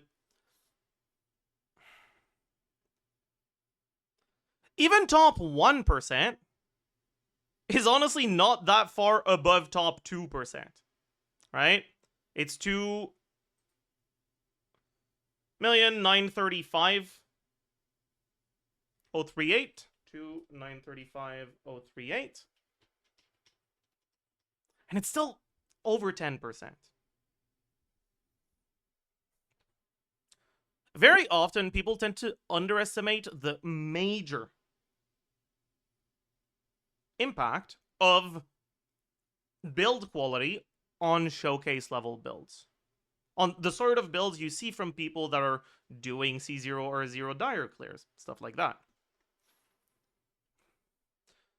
What that means is that even if you have two accounts with builds that most people will consider complete and good,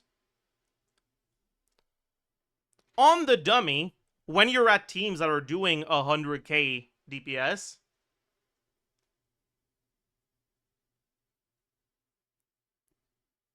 or even above 100k DPS, you can have differences of like 10 to 20k DPS literally just from build quality.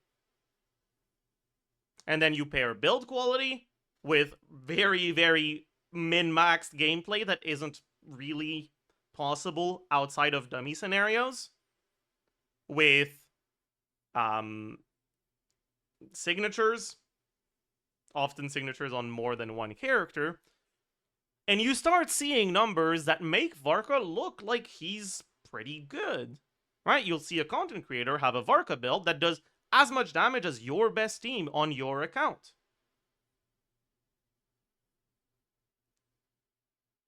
But that doesn't mean Varka on your account would get anywhere close to that. Very often, he'll be pretty far behind.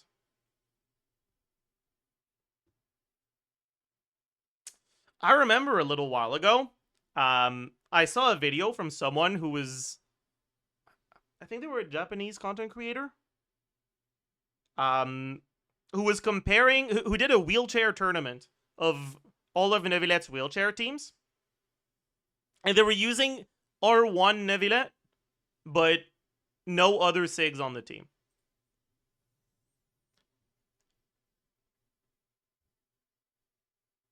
And they had this team, the one with Skirk, Escoffier, Farina, at like 140, 150k DPS.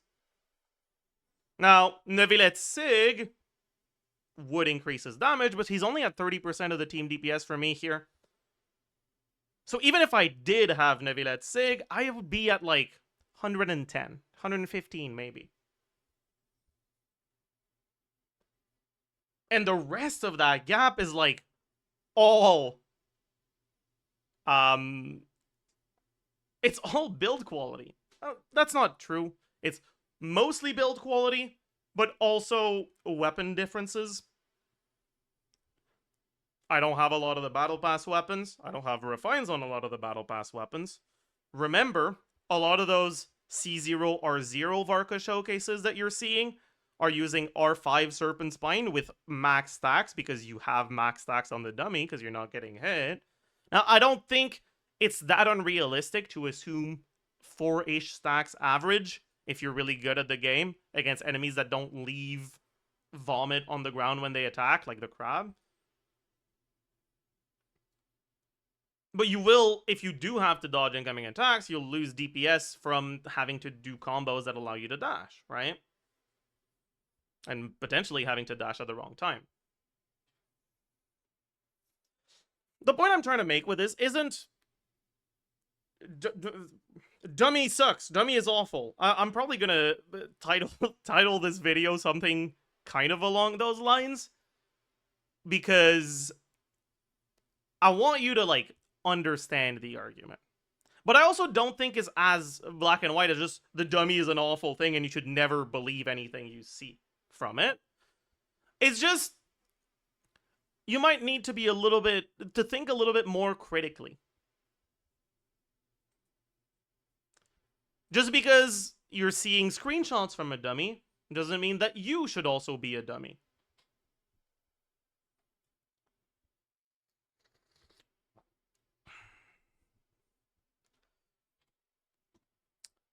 Anyways, all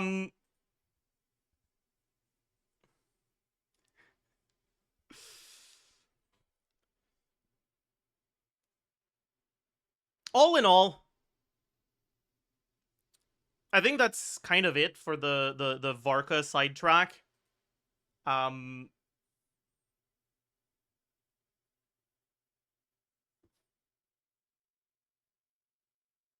what it's worth, right? If you are able to get better results than you expected with Varka, good for you. Like, and I don't say this sarcastically. Good for you, that's a good thing. You're managing to get a satisfactory performance out of a character you like. That's objectively good. We're like... I'm not upset about that. I'm happy for you. That's a good thing.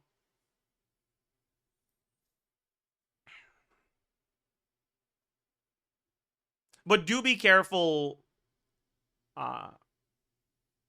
not to fall into the trap of thinking that just because there's a screenshot of Varka having DPS higher than you would have expected, that Varka is a good character. Now, that being said, we've had early Nicole leaks. It's Omega Sus though, right? We're still in the long before beta for Nicole, right?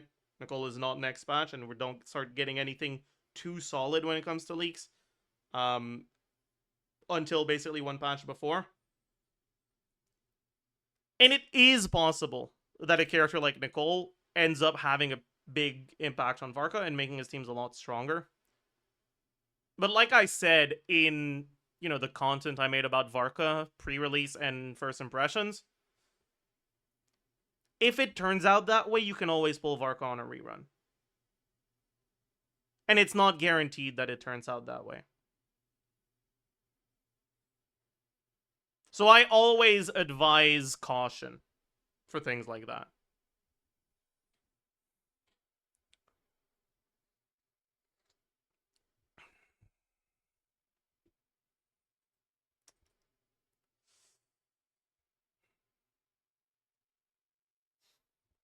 Anyways, now that we've gotten the Varka Yap out of the way, let's go through my teams and let's talk about what my account looks like. Because this is half a don't be a dummy and half look at all these cool things that I got on the dummy.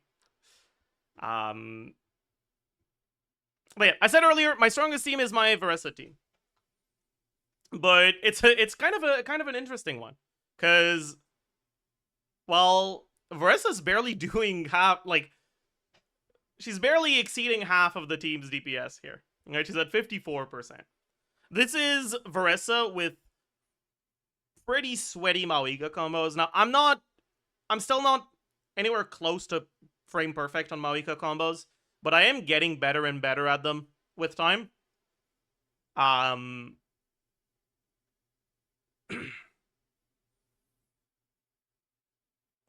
But yeah, this specific rotation is just a consistent 4-skill Varessa with no manual charge attacks and all the extra time just spent spinning on Mawika. And the idea here is that Varessa is a lot worse when she has to do manual charge attacks. Now, she can do manual charge attacks, but she's like noticeably weaker in terms of DPS during manual charge attacks than she is with the skill charge attacks and the plunge attacks there. And so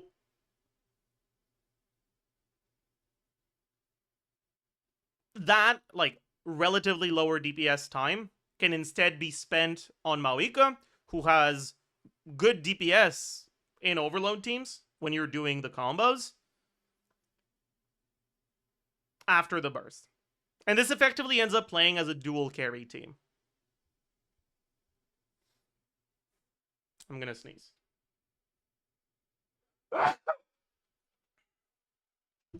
And this team actually does make sense. I'm gonna sneeze again.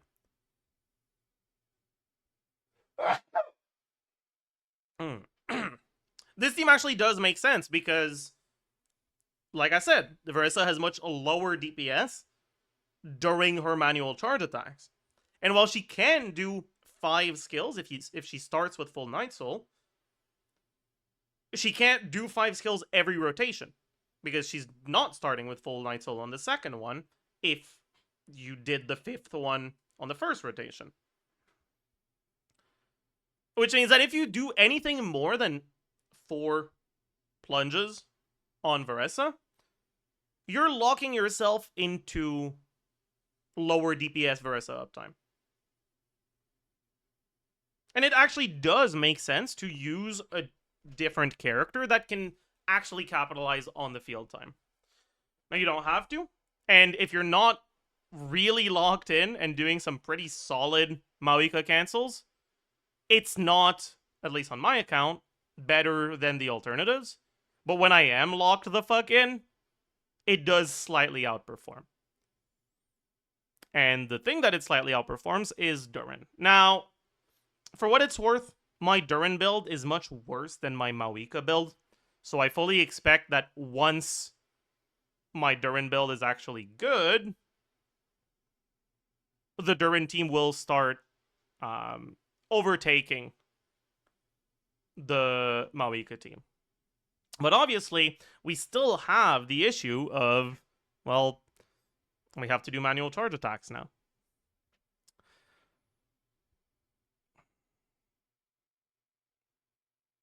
That being said, there's a lot more margin for error in this team, and I was relatively consistently getting better results, right? This was the screenshot of my best attempt, not the screenshot of the average. And for the average, the Durin team tended to perform better because I'm not good enough to have the Mawika team perform consistently better. This is where Pyro MC was. As you can see, Pyro MC is not even like that far behind. It is behind. It's like 10% behind, a little bit more than that. But it's still playable. The main reason here is with Durin, because Durin has long animations, and because you already have Shred from Chevreuse, there are downsides to using him. With Traveler, the upsides are smaller because the buffs you get are smaller. You already have a character that can use scrolls on the team, and the buff directly in Traveler's kit are pretty small. But much lower field time, and much lower field time leads to Veressa being able to spend a little bit more time on field. Now that a little bit more time is spent doing manual charge attacks, which are worse than other things you might be able to do, but there are no other things you might be able to do here. Technically, you could build Chevreuse for damage, but because my Veressa build is just so much better than pretty much any other build on my account, with one exception, it just hasn't turned out to do that well for me. Did it with Bennett too, and while Bennett is good, the biggest issue that I had with Bennett was if you swap out of Veressa to go refresh your Chevreuse buff or your Chevreuse debuff, I suppose, by using a Bennett skill, right? Because the debuff, the Res Shred, is only 6 seconds after overload.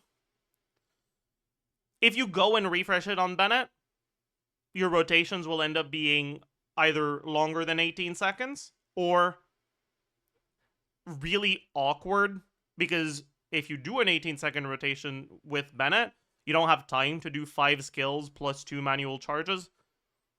Right? As a quick reminder, the play pattern for Veressa is you do a normal skill, and the normal skill fills up your Night Soul bar with a plunge, because you get half from the skill and half from the plunge.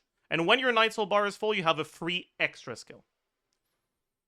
And if you want to capitalize on more field time, you can do 2 manual charge attacks, each of them giving you a plunge attack that fills up your Night Soul bar by full, to get a 3rd extra skill on top of the 2 you got from the 2 normal skills. So you end up doing 5 skills and 2 manual charge attacks. With Bennett and having to go back to Bennett and refresh your Shred, you don't have time to do all of that in 18 seconds, so it extends your rotation. And so you have to choose. One, you can do real awkward stuff with asynchronous rotations. So, assuming you start with Night Soul, what I like doing when I'm doing that is you do the 5 skills, and then at the end, you do 1 manual charge attack. And now you're starting from half Night Soul in the next rotation. And then on the next rotation, you start with the manual charge attack, and then you do the 5 skills. And then you finish with no Night Soul. And on the 3rd rotation, you do 4 skills instead of 5, and you finish with 2 manual charge attacks that will allow you to start with full Night Soul on the 4th rotation, and then you're repeating this 3 alternating rotation pattern over and over. But man, it's awkward as hell. It feels kind of ass to play. So I don't love it. The other alternative is to just not swap back to Bennett. If your initial setup goes to Bennett right before Varesa, you will have 2 units of Pyro on the enemy from Bennett triggering Overload with his skill, and then applying 2 units of Pyro on Burst. And because Overload doesn't remove 2 units of Pyro unless you have 2 units of Electro, your E will trigger Overload, but it won't remove the Pyro. And it's your Plunge that's going to remove the Pyro. So you end up with, effectively, instead of 6 seconds of Chevaleur's uptime, you end up with about 8 instead. And it allows you to get a good portion of your damage before you lose the Shred. And because the last portion of your damage... because the last portion of your rotation is lower DPS anyways, because you're doing manual charge attacks, it's not as big of a deal. And doing this allows you to stick to 18-second rotations while still doing the relatively straightforward 5 skills into 2 manuals. This one was performing like 2k DPS behind for me in practice, but it just felt so much easier to play that that's probably what I'm going to end up defaulting to when I play the team. And then this one was really funny. So, if you remember, a minute ago, I said that Varesa is like by far the best character on my account in terms of build, with like one exception. Here's the exception. My Arlecchino build is pretty good. It's not on the same level, right? And like technically my Shao build is better, but my Shao build is just my Varesa build.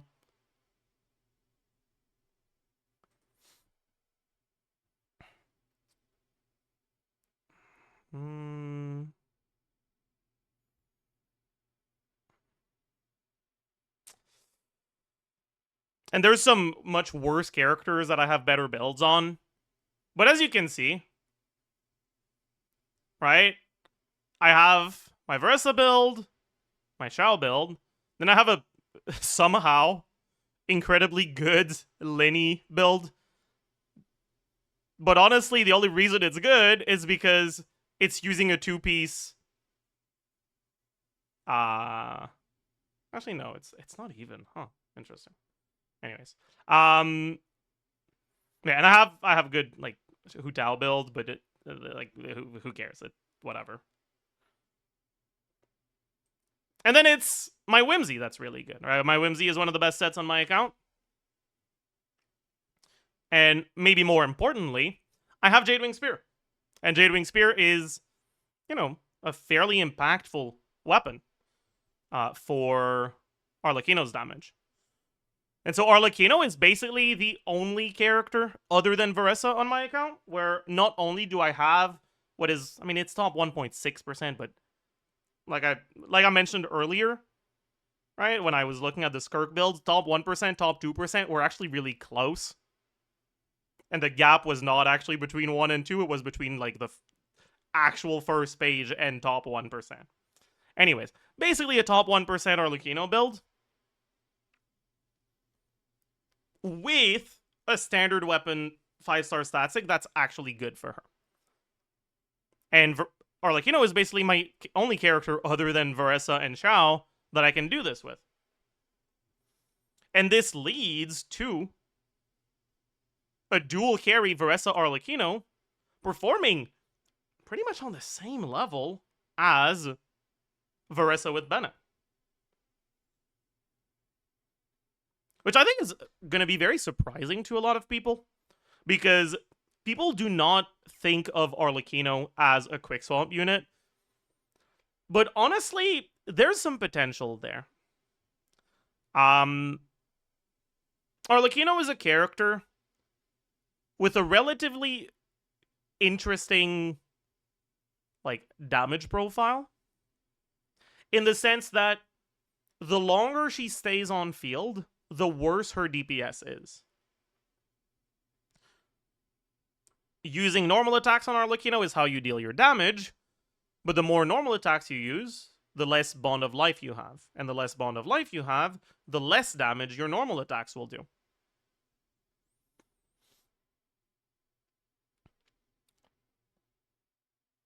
which is obviously not ideal. In exchange for that, the more normal attacks you do, the shorter your rotations can be. But one thing you might know if you've ever played an Arlecchino Overload team with Ion San is that your rotations actually end up being too short. If you do normal attacks on Arlecchino in a default Ion San Arlecchino Chevreuse off-field Electro team, and if you do normal attacks on Arlecchino until you're out of the, like, 30% or more bond of life you need for her attacks to use it up, and then you go get ready for your next setup, Ion-san will still be on cooldown. Her field time is actually too short for these rotations. Now, if you were to swap off of her earlier, her skill will end up with a longer cooldown instead of the 16-ish second cooldown that can generally be assumed with the 6N3 or 3N5 Arlecchino combos that people use. That people use. You might be at like 18 or 19 seconds. And you'll be spending a bit less field time on her because you're doing less attacks. But if you have an actual upside to that, if you have a character that can be used that also, you know, loses DPS the longer they stay on field, then it can still work. And, well, like I said earlier, Veressa's DPS is much worse when she's forced to do manual charge attacks. And this creates an interesting dynamic where, despite neither Veressa or Arlecchino directly having kits that are, like, very quick swap oriented, you can still end up doing a dual carry team with Veressa and Arlecchino that performs pretty well. And the damage, as you might be able to see, isn't like all Veressa or all Arlecchino. In my case, my Veressa damage is a bit higher, but as we've covered earlier, my Veressa build is also quite a bit better. So, realistically, the damage split is kind of supposed to be 50-50. I just thought this was a really interesting one. Other than that, I've looked at the non-Overload Veressa teams, and honestly, they suck. Oh my god, what the hell is this? Initially, I looked at the like, default one, Veressa, Ion-san, Xianyu, and Farina. And then I realized that Farina is so bad in this team that using Chevreuse without the shred is outright better. So there's that. As it turns out, 40% attack and 60 damage percent from Chevreuse's C6 just does more than what Farina does.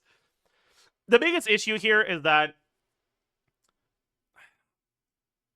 Veressa does not like 20-second rotations. And Farina's skill cooldown is 20 seconds. And if you skill every other rotation on Farina, your skill runs out in the middle of your second rotation. And that's not a problem because of the Hydro app, but it is a problem because Xianyu heals too much. And so your skill running out at the end of your second rotation means that at the start of your third rotation, all of your characters are full HP.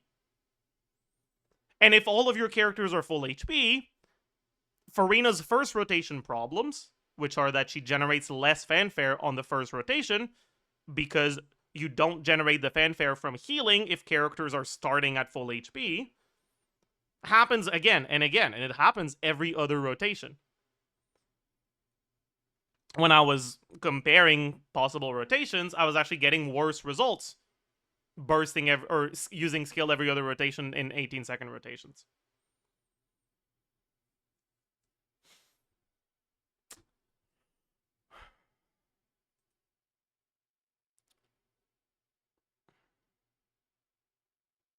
I just thought this was a really interesting one, but all of this to say, yeah, I mean, Farina, and it's not even just Farina, it's Farina and Xianyun, right? Farina just kind of falls behind unless you're forced to use her, like in Skirk teams, because you have to use Hydro. Compared to like other recent, like more recent characters. And because Xianyun was balanced with Farina in mind, because Xianyun's numbers were lower in order to balance out the fact that she was a healer for Farina's fanfare generation, you end up in a situation where both Farina and Xianyun are kind of just incredibly underwhelming for Veressa.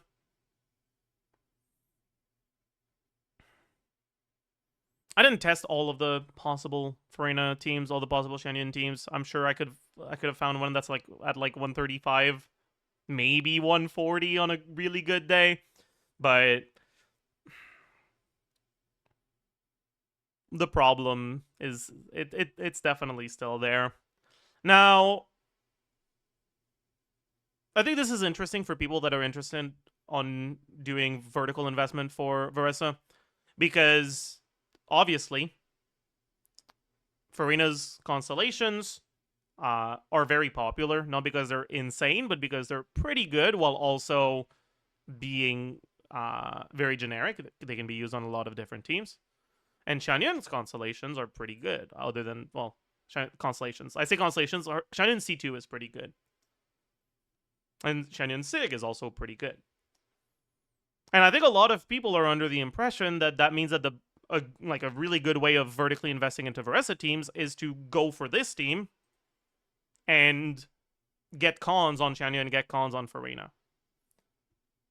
But really, it's not. You're so much better off going for cons on Veressa in Overload teams, going for Veressa's Sig, compared to using a team like this, because it just starts so much worse by default.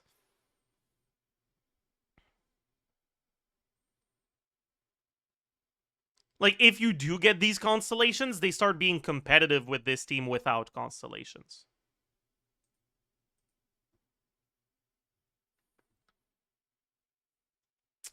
Anyways, that's enough of Veressa. I don't think I've used Veressa in any of my other teams. So if you hate Veressa, you won't hear about her again. I'll probably be comparing stuff to Veressa, actually. I'm lying, but still. Mawika. Okay, now, I did a lot of different things with Mawika. And I only did really 2 teams. I did Overload and Melt. Oh, I forgot to have the damage display here. But as you can see, right? This is my best Mawika team with the best combos and across, over 100 seconds. So like this is real DPS, cuz like technically with Mawika, because her damage is very front loaded in these rotations, you can end up having your DPS screenshot saying 200k even if your team DPS is at like 140. Right? If you want a reliable indicator of how much DPS you're doing, figure out which ability you're starting your rotation with. In a Farina team, that's very often Farina's skill. In a Mawika team, that's very often Mawika's skill. And stop the timer when you use that ability, so that you know that you've done exactly 1 full rotation, or exactly 2 full rotations, or exactly however many rotations you did.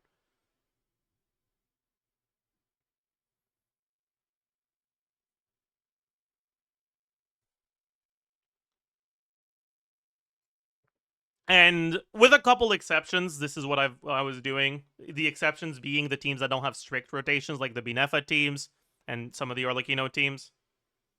But when that was the case, I made sure that I was playing the team for a long enough time that even if I did stop at a time where the DPS was inflated, it would be a relatively small difference. Right? You can see the time elapsed for Arlecchino teams is 200 seconds, 200 seconds, and 195 and whatever. Anyways, my best Maoika team, almost at 168k. Realistically, if I like really try hard, I might be able to get this team above 170, maybe even above my Varessa team. But this was a lot of attempts, so it'll be very difficult.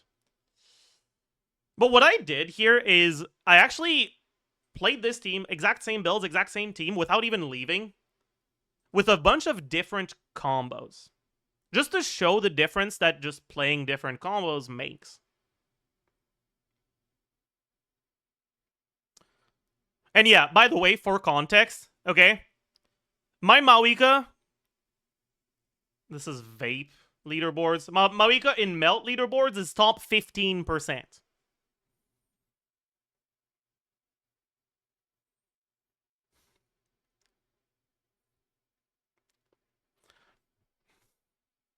Actually, I don't know if this is updated. No, that doesn't look updated. Fuck, it's not updated. GG. I need to update it.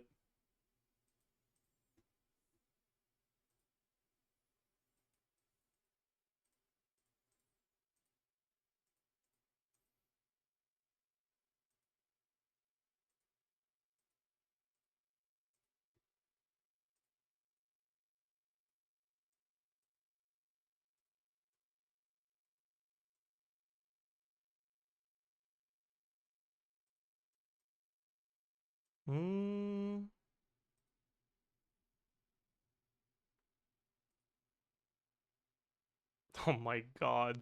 Can you not edit your showcase characters if you're in Miliostra? I love Miliostra UI. It's amazing. I have no issues with it whatsoever.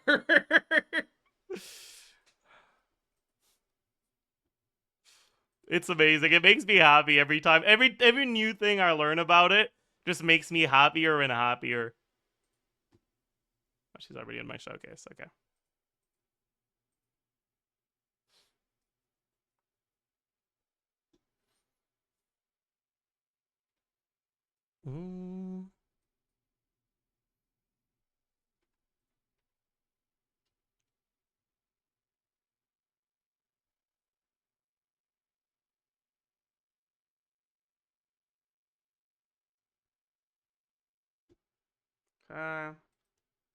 Let's go and make sure that... where's the refresh button? Is there no refresh button anymore? What happened? Oh, there it is.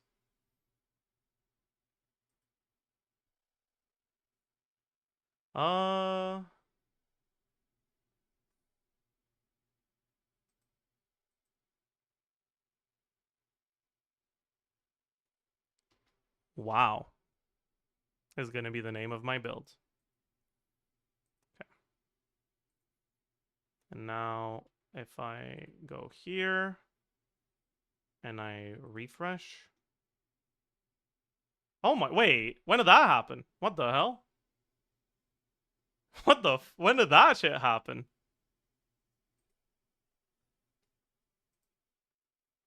Wait, when the hell did that happen? Oh, okay. Well, I guess my Maoika build is better than I thought now. Holy.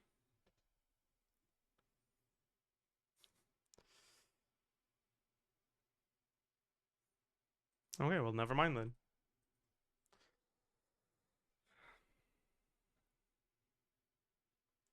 Yeah, the Molani Strongbox really did a number on my Maoika, huh?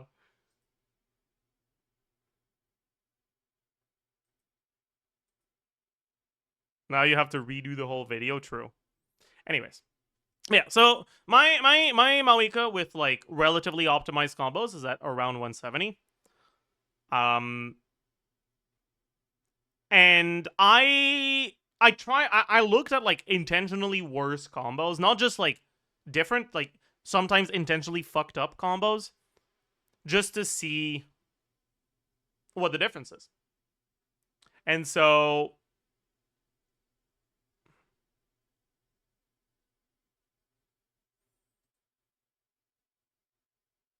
as you can see, right? This is a combo where I just held down the charge attack, and I didn't even delay the start of the charge attack to make sure that I would get 4 melts. This is a 2 melt combo. And at that point, my Mawika is at around 130k.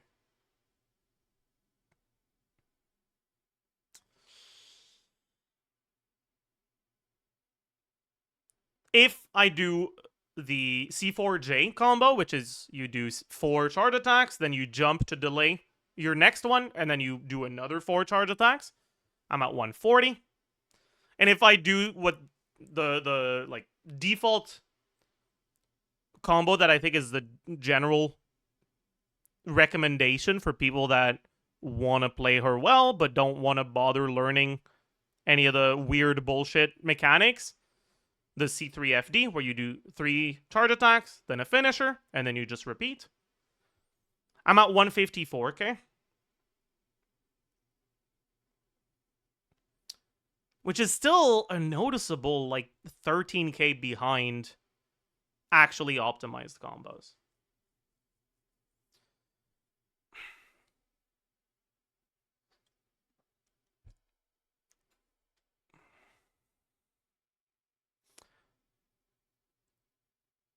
And a lot of that is because of the basically 1 more melt that you get in this combo. So let's talk about the combo very quickly. Hmm.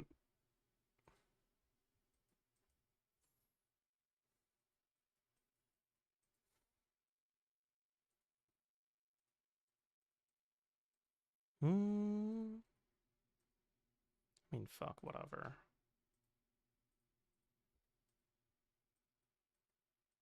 Yeah, I also have never bothered. That's not intentional. Okay. I've never bothered switching my Citlali to instructor or anything like that, because honestly, that's fake. If you're doing that, you just hate yourself. Like, there's no other explanation. That's it. You hate yourself.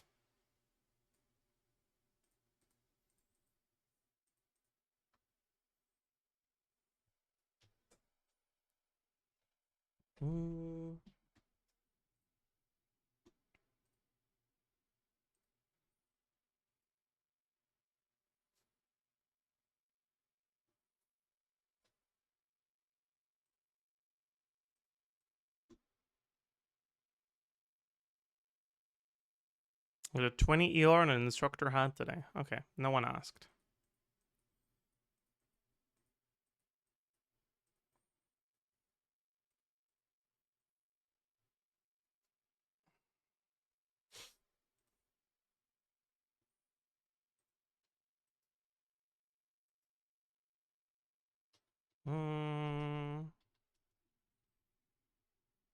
Have to cheat just a little bit on Mawika, because the DPS dummy doesn't allow you to start with full fighting spirit. So we gotta make sure we get that. Let me actually get a boss instead, so that we can actually see the... Oh, where is it? There it is.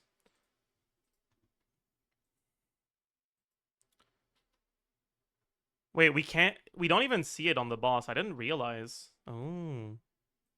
Is there a way to have the health bar show at the top here? There might not be. Okay, let's go back to a Metatrol then. We'll have to rely on editing magic.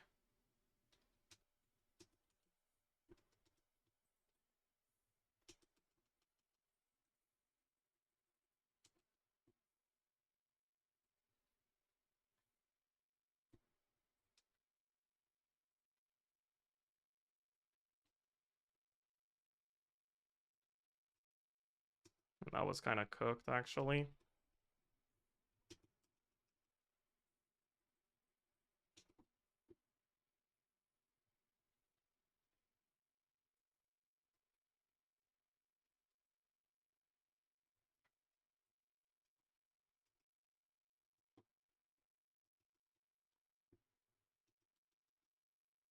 Ugh.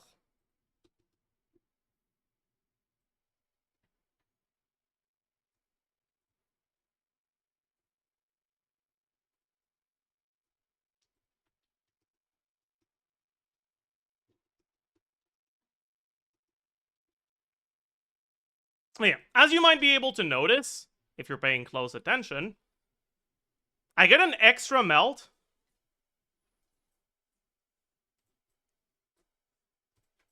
at the end there on the charge attack that is not buffed by Maoika Burst.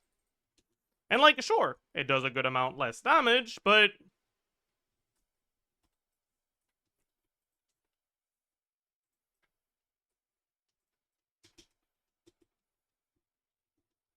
one more melt is one more melt.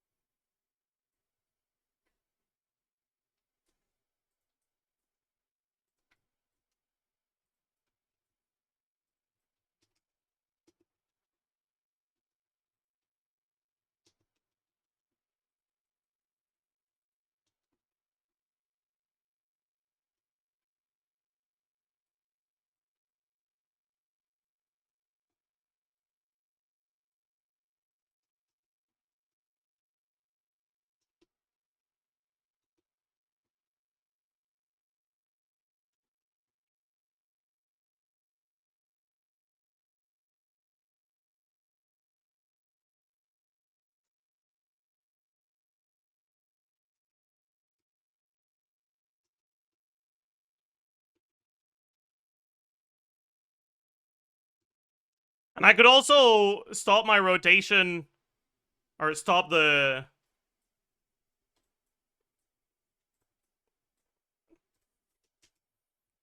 tracking the rotation on a TTDS rotation.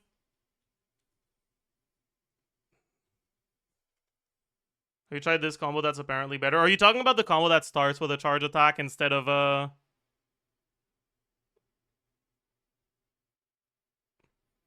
Instead of a... Yeah. I don't like it. It's too unreliable, in my experience.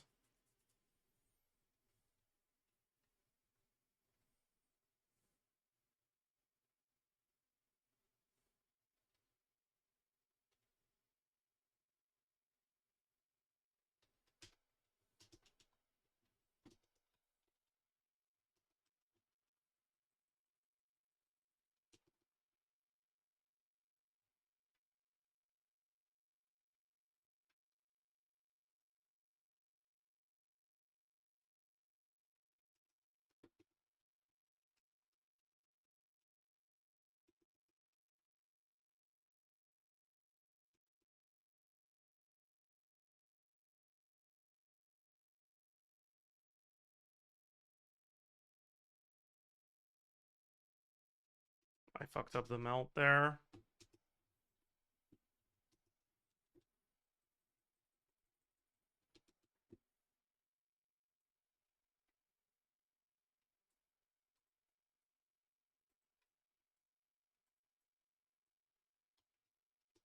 Alright, like, I could stop here. I did 3 rotations, which means I got 2 rotations with TTDS and 1 rotation without it. So our DPS gets inflated because of that. But...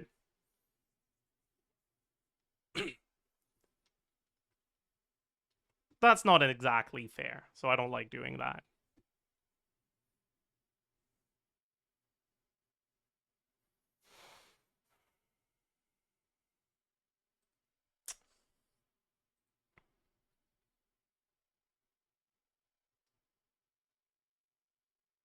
Anyways, compared to that,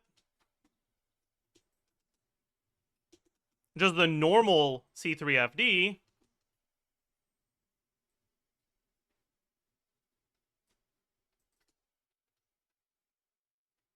I didn't fucking... okay, I fucked it up there. We're gonna have to reset, because that was very poorly played. My bad.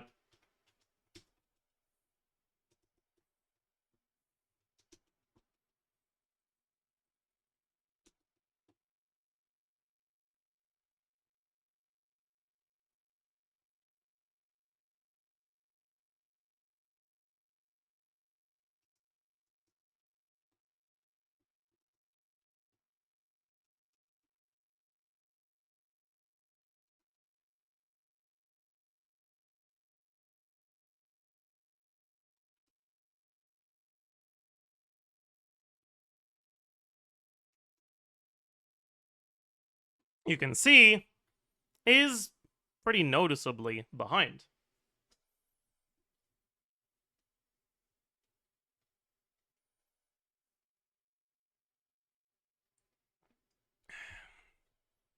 Even though we're still getting the same amount of melts, even though we're still getting a good amount of finishers, the timing being different and the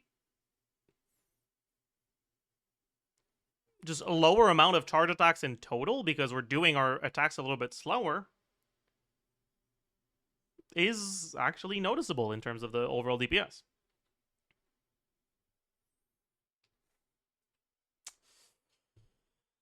In any case, my optimized Maoika is getting a little bit shy of 170k with Eon-san, and around 145k with Shilonen. Now, with Shilonen, I do actually change the builds around. I do Instructor Shilonen because I don't like Petra Shilonen. It feels unreliable to get the crystal, and I refuse to put Citlali on a set other than Cinder City. Because her burst is just too important, and it's too easy for things to go wrong. Otherwise.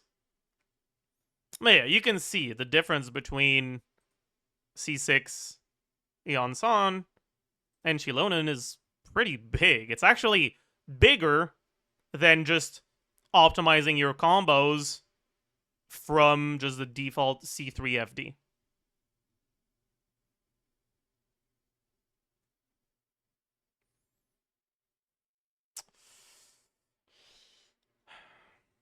This one is same team, but EM Sens instead.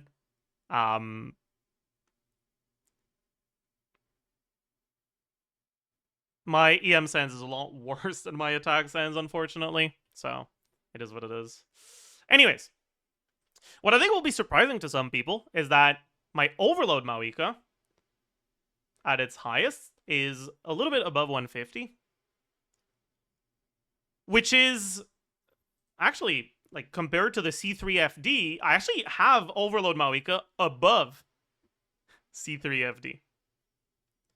Which I think is very interesting. The only Maoika combo that I have above Overload Maoika for Melt is the CFD spam.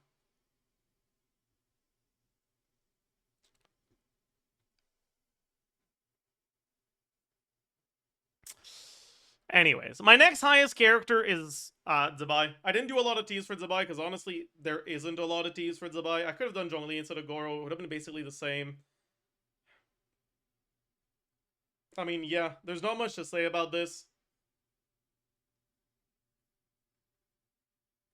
Linnea is gonna make this my best team for sure.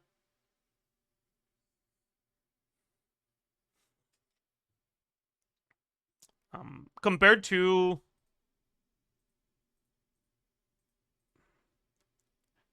my Versa and my Maoika build, my Zabai build is quite a bit worse. But it's not awful. Is that Zabai on Signature? No, this is Zabai on Harbinger.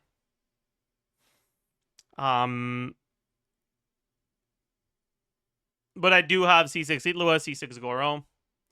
I don't have Sac Jade on Columbina, though, which is a pretty big difference. I don't remember. I think I did talk about it in the pre-release for Zabai, but it's a long time ago by now, so I'm not sure anymore.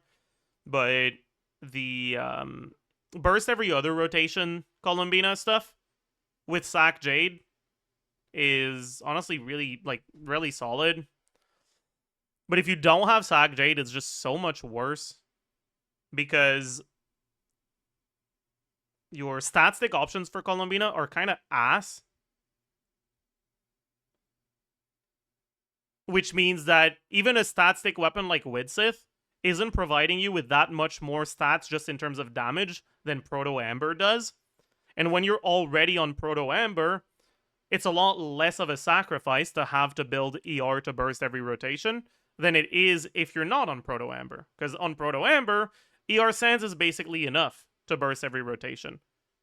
On Widsith, You need ER Sands and like 50 ER from your substats. And at that point, you're sacrificing so much damage that it's just not worth it. But what that means is that on Proto Amber,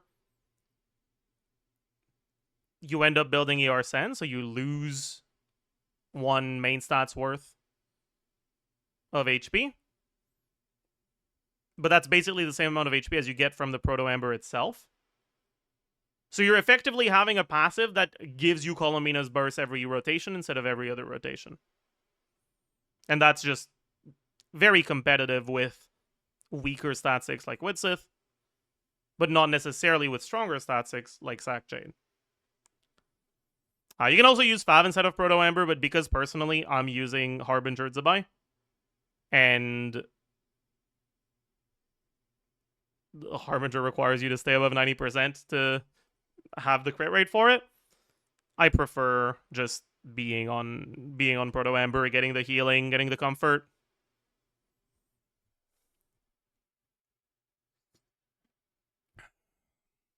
That might change once Linnea comes out. We'll have to see how that goes.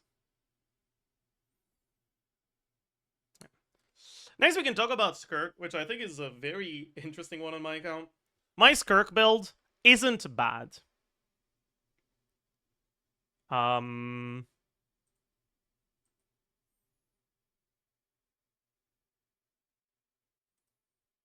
Like, it's actually a top 1% Skirk. Somehow.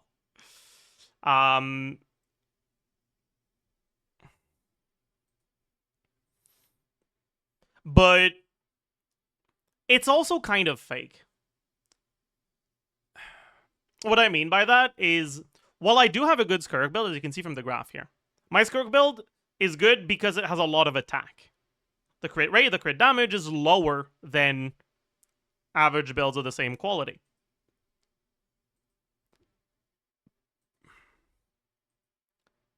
What that means is that in teams that get more attack buffs on Skirk, teams that use TTDS, when you start looking at TOM, Farina, and Noblesse on someone else, which I don't think is what they use for these leaderboards.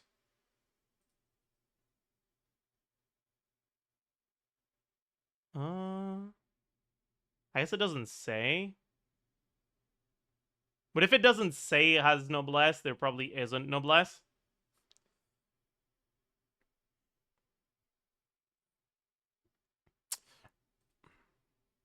All of these external attack buffs that aren't necessarily being accounted for in this leaderboard, when you have them, comparatively, my Skirk basically starts falling down and down and down. And in reality, my Skirk build is probably a lot closer to like top 4, top 5% than a top 1% build.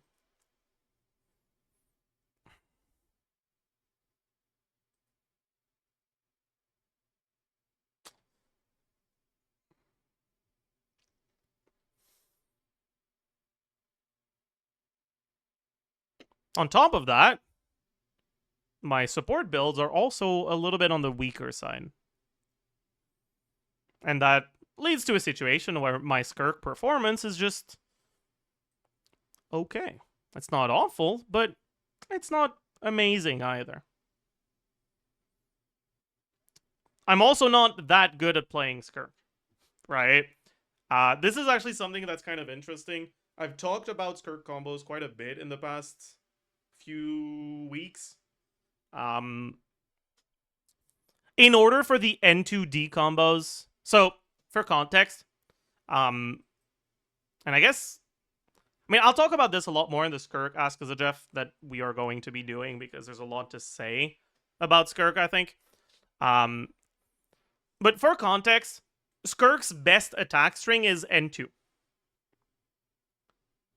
The reason for that is because the damage, the hitbox, or the not the hitbox, the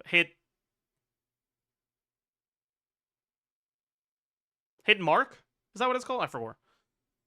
Whatever. The damage from the second normal attack comes out basically as soon as the second normal attack starts. It's really, really early into the animation. And because you can dash cancel out of animations, then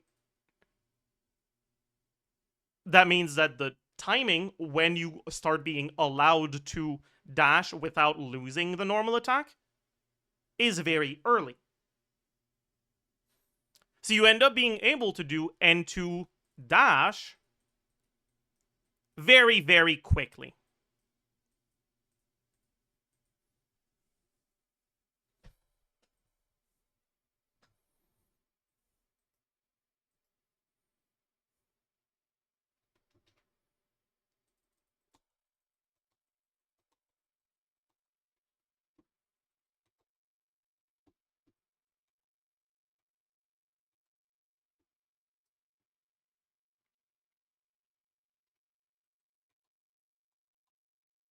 You can see how quickly you can dash after the second normal attack gets inputted. And this means that Skirk's best combo is N2D. The problem is... Oops. After 2 N2Ds, if you're doing them well, your dash is on cooldown. Because dash has a cooldown if you do it too quickly. Right? You can only dash twice in a row, and then you have to wait.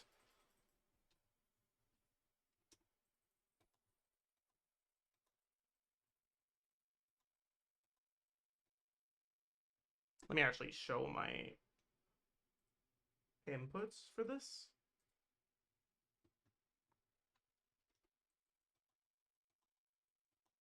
As you can see, right? That dash... Oops. We can only do 2 N2s in a row before we get dash cooldown. Now, what that means is that you can't just spam N2D. I mean, even if you didn't have dash cooldown, if you spam N2D, you'll run out of stamina. So, what are your options? What's the next best combo after that? It's N5. Does that mean that N5 is the best combo to do between your N2Ds? No. Because what makes N5 good is that, just like N2, it's cancelable relatively early into the... Oops, I did it too early there. It's cancelable relatively early into your animation. But that means that if you dash cancel the N5...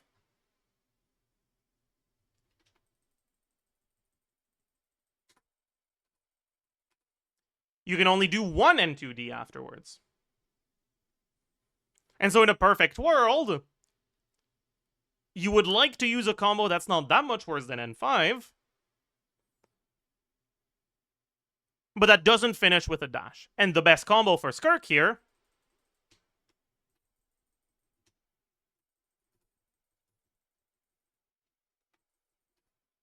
it's a bit hard to show.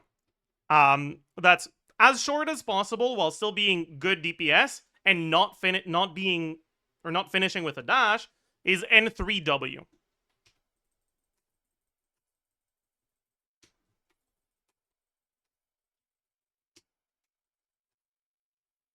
Where you do 3 normal attacks, and then you just walk to stop your string, and then start the next one. The problem is, walk cancels suck ass. I hate them with a passion. I refuse to do walk cancels, unless it's a character that is doing consistent walk cancels, where you're always walk canceling at the same time. Like Sethos, where you do N2W, and you just repeat that. But something like this, where you have to do N2D, N2D, N3W, and then repeat, that's awful. I hate it. I don't want to do it.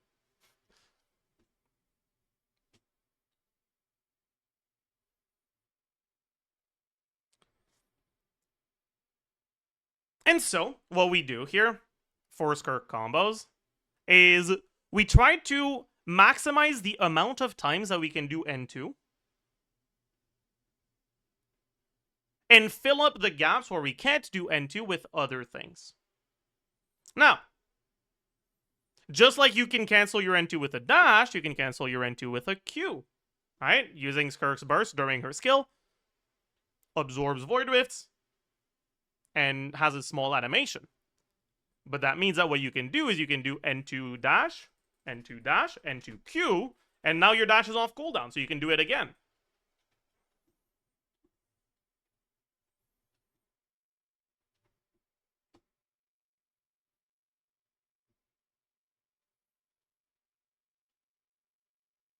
Other than that, if you just absorb 3 Void Rifts, you'll end up with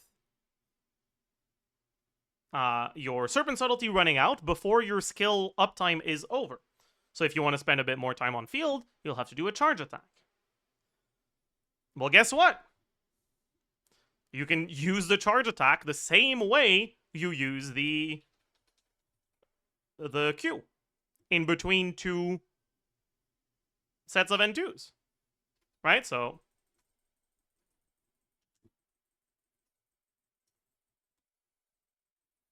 and you keep going like that. If that's all you do, though, you'll still end up reaching your dash cooldown, not being able to spam N2s anymore before your field time is over. And so what you want to do, and here I'm using hold skill just because I went into this with solo Skirk, so I can't generate Void Rifts, is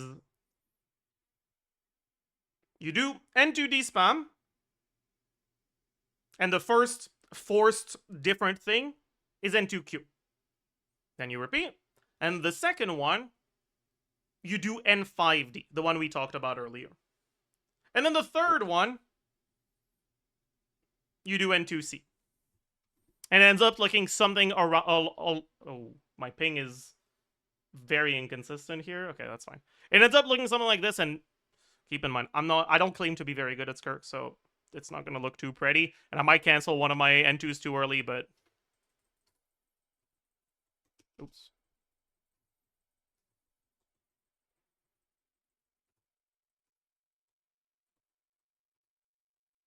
And technically, I was supposed to do N2 there. My bad.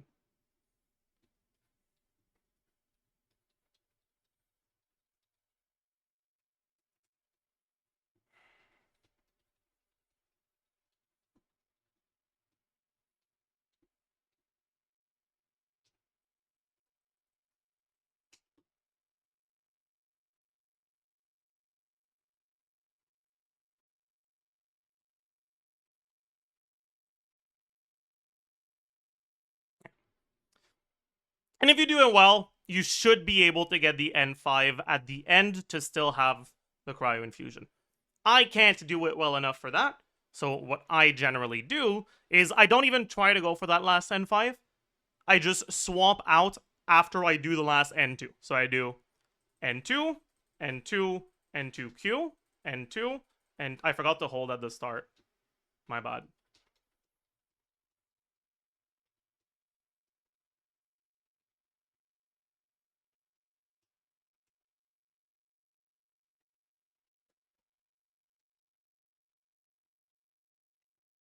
So, N2, N2, N2Q, N2, N2, N5, N2, N2. Dude, okay, I fucked it up. I was supposed to do one more N2, right? Just get a Hydro Aura? You're so smart. Wait, you're actually so smart. What the hell? Why haven't I been doing that?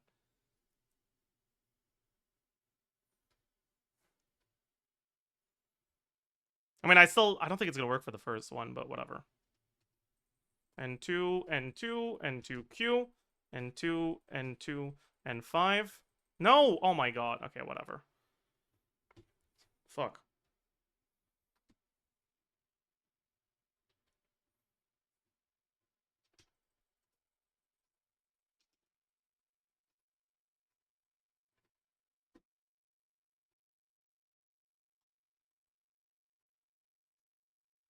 And then I swap out after this. I might have fucked it up, man. It is what it is. Anyways. The thing with this combo is that if you get the N5 on the last string, it ends up being pretty solid. And if you swap out early,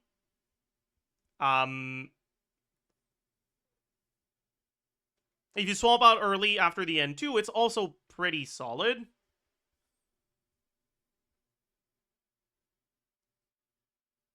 But that's not even necessarily that much better than just spamming your normals. At my skill level,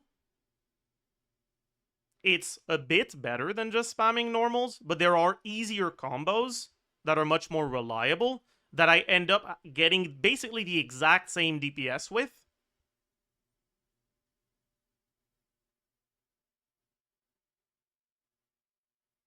Just because of how much easier they are.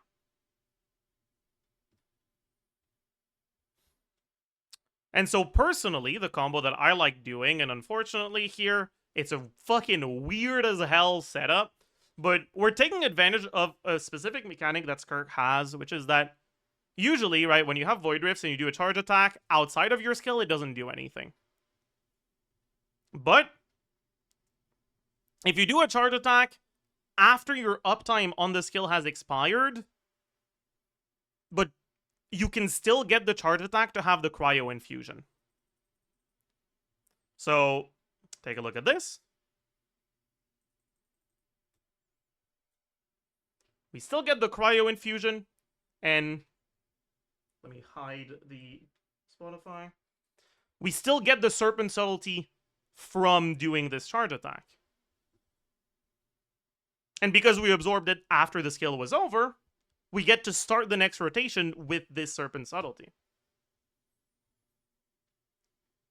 And the combo that I like doing, that's relatively straightforward, is N2Q, and then 4 N5s, and then N2C.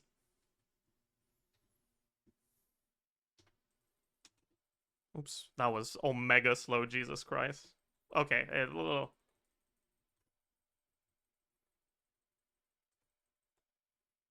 I fucked it up. Okay, I need to have other characters on the team here, though, because I'm starting the rotation with no Void Rifts on the ground, which is not how Skirk teams actually play. So let me just...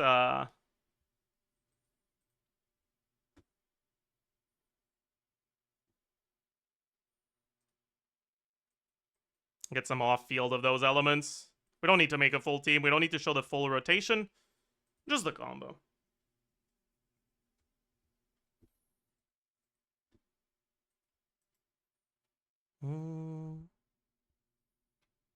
Yeah. Obviously, this specific combo relies on starting with that extra Serpent Subtlety from claiming Void Rifts on the charge attack, so you can't do it on the first rotation. So in the first rotation, you just do a normal... well, whichever combo you're most comfortable with. For me, that's generally just N5Q. And then another 3 N5s. Then we absorb our Void Rifts, do our setup for the next rotation. Yeah, technically you could start your first rotation with a Skirk Holdy, but depending on who you have on your team, maybe your setup is shorter than 8 seconds, and then you swap back to Skirk with a skill on cooldown, which feels bad. Anyways, this is the combo that I do. Oh.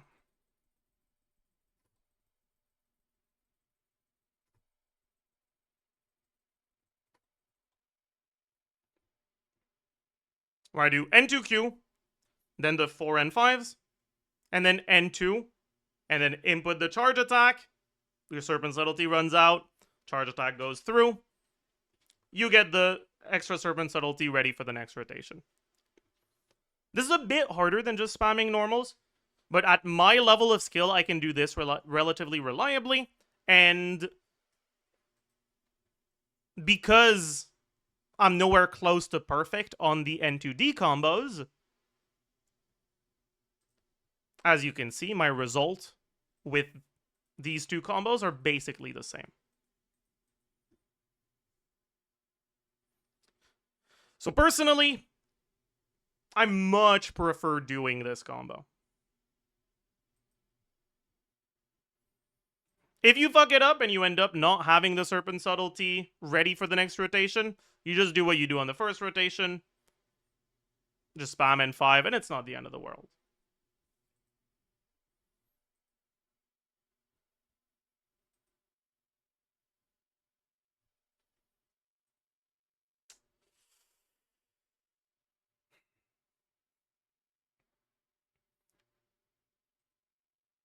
Oh yeah, another interesting thing is Mona against the dummy is very funny because of freeze resistance. So let me, I guess most people probably don't know about freeze resistance.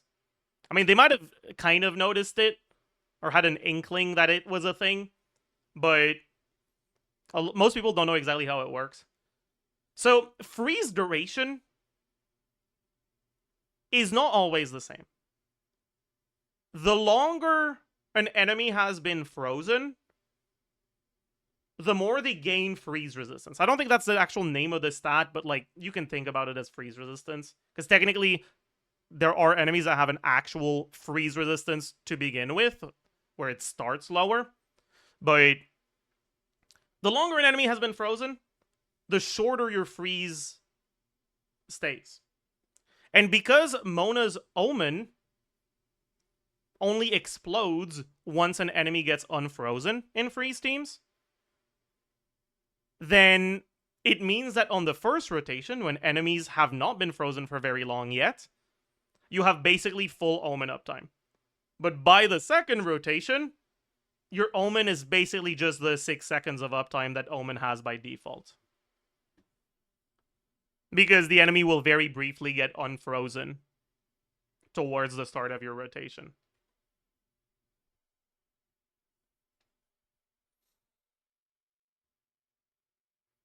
Maybe if her C1 worked, that wouldn't be the case, but oh well. Alright. Next character I want to talk about is Molani.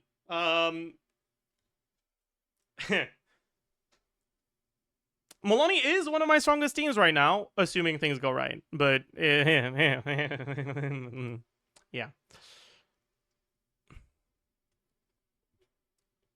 Molani DPS is incredibly funny because when I get the right Witsith buff, I get like 150, 160k DPS. And when my Witsith is on cooldown or I get the attack buff, I'm below 100k.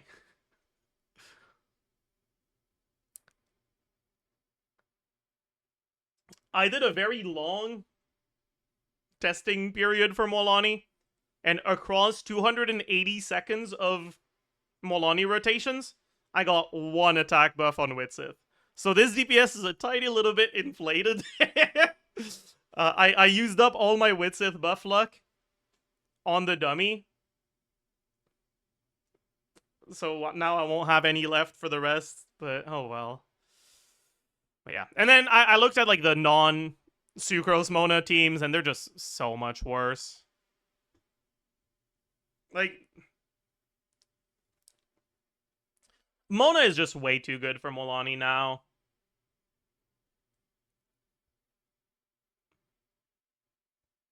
Just put the Mona in the bag. And so is Sucrose, honestly. Yeah, you can use Pyro MC instead of Mawika. I really don't like it. I think it's just even more unpleasant, but it does work. And it can be very similar.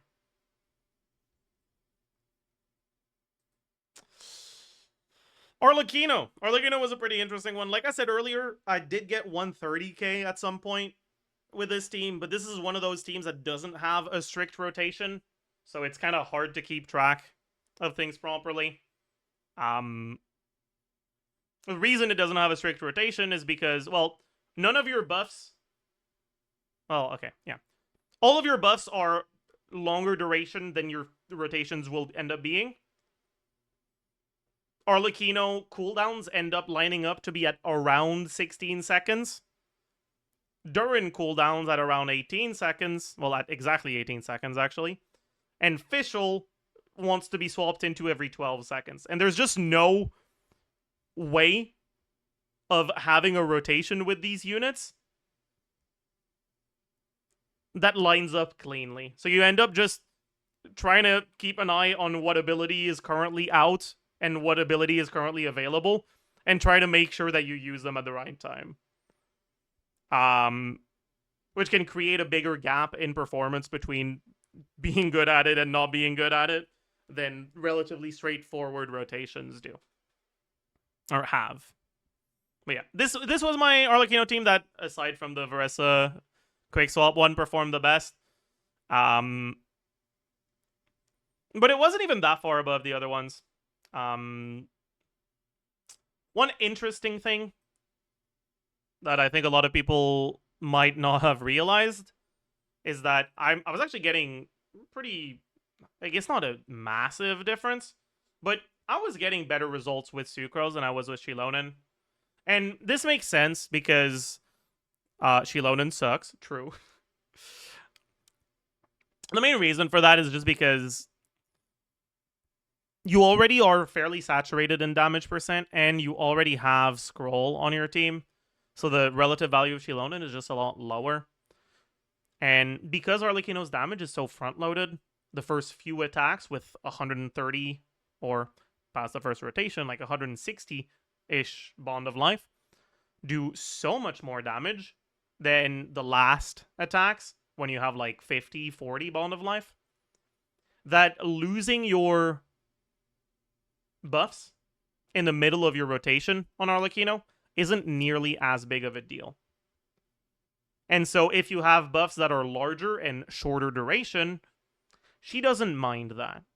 And that's why, even though this is a team with relatively low VV uptime, because you do Arlecchino, then Bennett, then you swirl on Sucrose, then you have to go through Citlali's burst animation. Even though you do that, because Sucrose's buffs are just so much bigger than Shilonen's buffs, just having it on the first two attack strings is kind of enough to outperform.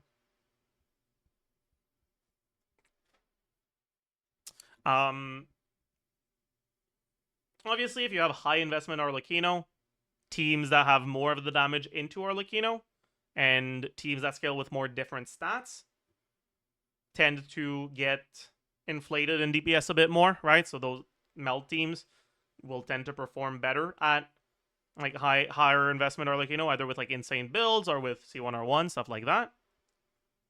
But with my pretty good Arlecchino build, on Jadewing Spear, I was getting very, very consistent results across the board. You might notice that the Arlecchino Binefa team is a little bit behind the others, but that's partly because I did this before I had great builds on my Binefa. If I did this again today, it would probably be a little bit higher. But not noticeably so. It would still be in this ballpark.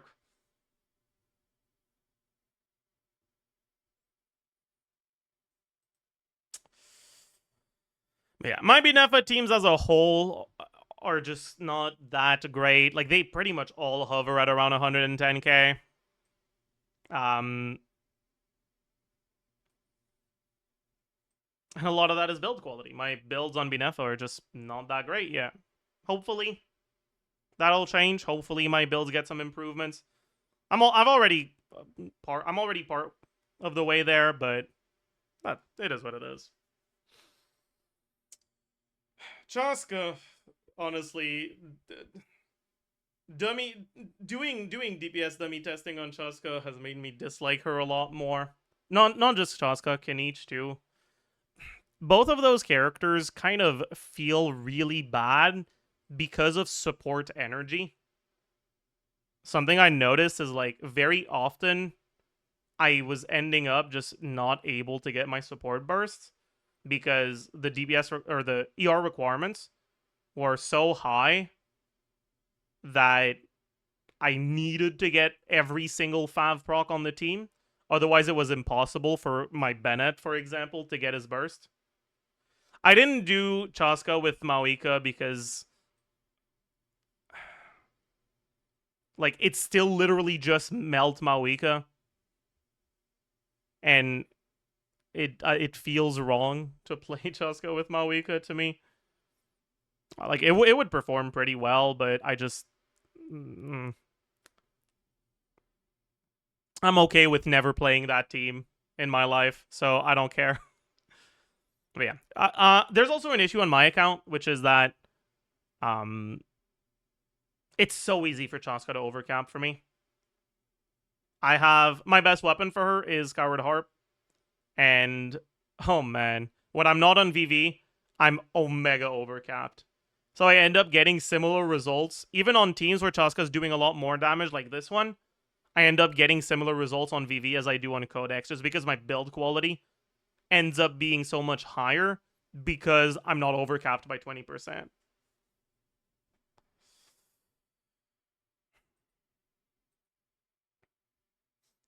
And yeah, Kinich, honestly, I just, ugh. This one, I will admit, I didn't spend too much time trying to get better results because I was just too upset. I was getting so annoyed with not reliably proccing my scroll on Eon-san, and more importantly, being 1 energy short because I missed a Fav proc. That I just said, you know what? This Kinich character is gonna stay benched. We'll stop there. Xiao was honestly surprising to me. One, he performed a lot less poorly than I expected him to, and two, the team that performed the best for him was not one I was expecting. But thinking about it, it makes sense, right? Eon-san is a fucking broken-ass character at C6, especially for characters that can reliably get the 25 damage percent from her C6, like Xiao. And Xianyun is awful, and so is Farina. Now, you'll notice I have the icon that says change stats. I enabled infinite energy for some of these for the same reason that I did for Kinich and Chaska, which was my bursts were reliant on getting Fav procs. And it wasn't even Xiao that was having the energy issues. It was Eon-san. I could have just left, given Eon-san more ER, and came back, but I just couldn't be bothered, so it is what it is. But yeah, my best performing Xiao team was actually Xiao, Eon-san, Farazan, Aoife. And the reason why Aoife performed best here is because Xianyun is really bad. As it turns out, Xianyun's burst animation takes a very long time. And in teams that have active uptime to use basically forever, characters that spend more field time during the setup lose a lot of value. Characters like Farina, characters like Xianyun. And because Xiao's upper limit in terms of field time is pretty long, and because, if anything, he gets rewarded for staying longer because he has some scaling damage percent, not that it matters too much, but at the very least, his damage doesn't become worse if he stays longer on field, like a character like Varessa. Having characters that have just shorter animations that allow you to do 1 or 2 more plunges before your buffs run out, before you want to go swap out and refresh your buffs, it's kind of just really impactful. And because of that, I was getting TTDS Aoife on scroll to just perform better, because as it turns out, getting 2 more plunges on Xiao is better. Getting 2 more plunges on Xiao with Aoife's scroll is better than getting Xianyun's buff.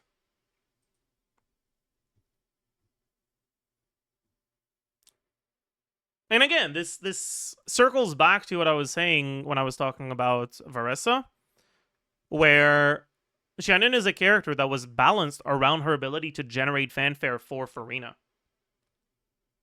But since Farina is kind of struggling to keep up with the power creep,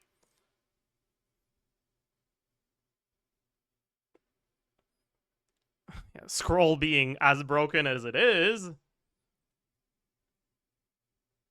damage percent being accessible to Xiao and from so many different things, Farina's value goes down, means Xianyun's value goes down.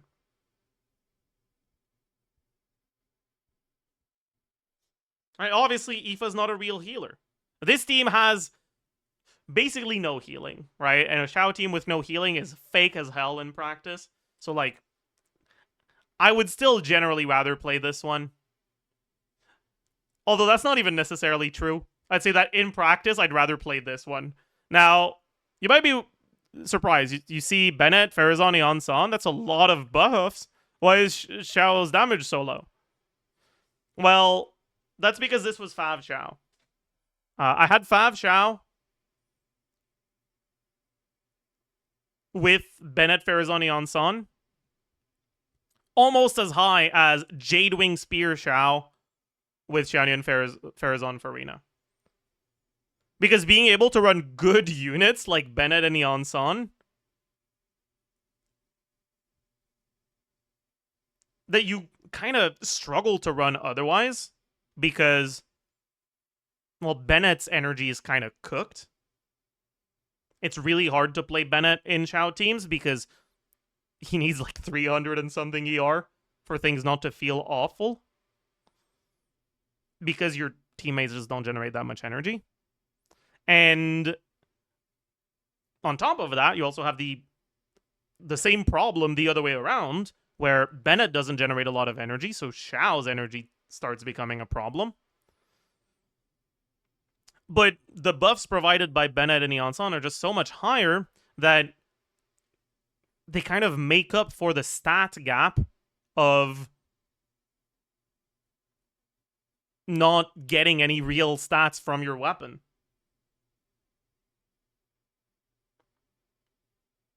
And so, although as you can see, the DPS is behind the other ones, it is not very far behind. And unlike the other teams, I didn't have to enable infinite energy for it not to feel awful.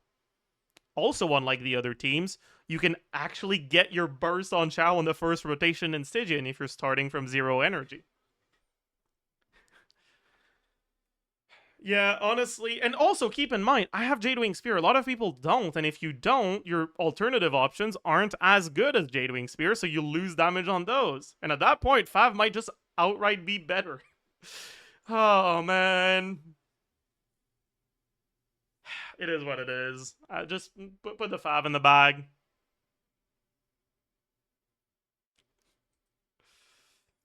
Hey, his next character was Klein. This is a pretty interesting one. Doing about 40% of the team DPS with Maoika was her best team. But just like Varessa, I don't feel bad about doing this. Right? To me, it's different from Chaska. Because with Chaska,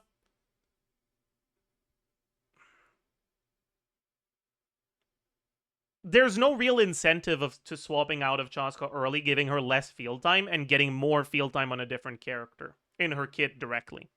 With Varessa, there is. We talked about how 4Es was higher average DPS from Varessa than other combos that allow her to stay longer. With Cloend, it's not that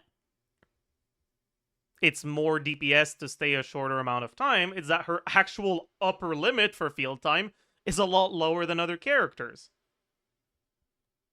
Her skill just doesn't last that long. Which means that when you're playing overload teams with characters that don't have that much field time, even if they're 5 stars with long animations like Durin, you still end up staring at the enemy for like 3 seconds waiting for Chlorine's skill cooldown. And because of that, it actually makes a lot more sense to me to play Maoika in a Chlorine team. It doesn't feel like you're playing a cosmetic Chlorine when Maoika's doing everything. Even if Maoika's out-damaging her. Because a dual carry team with Maoika Chlorine actually does make sense.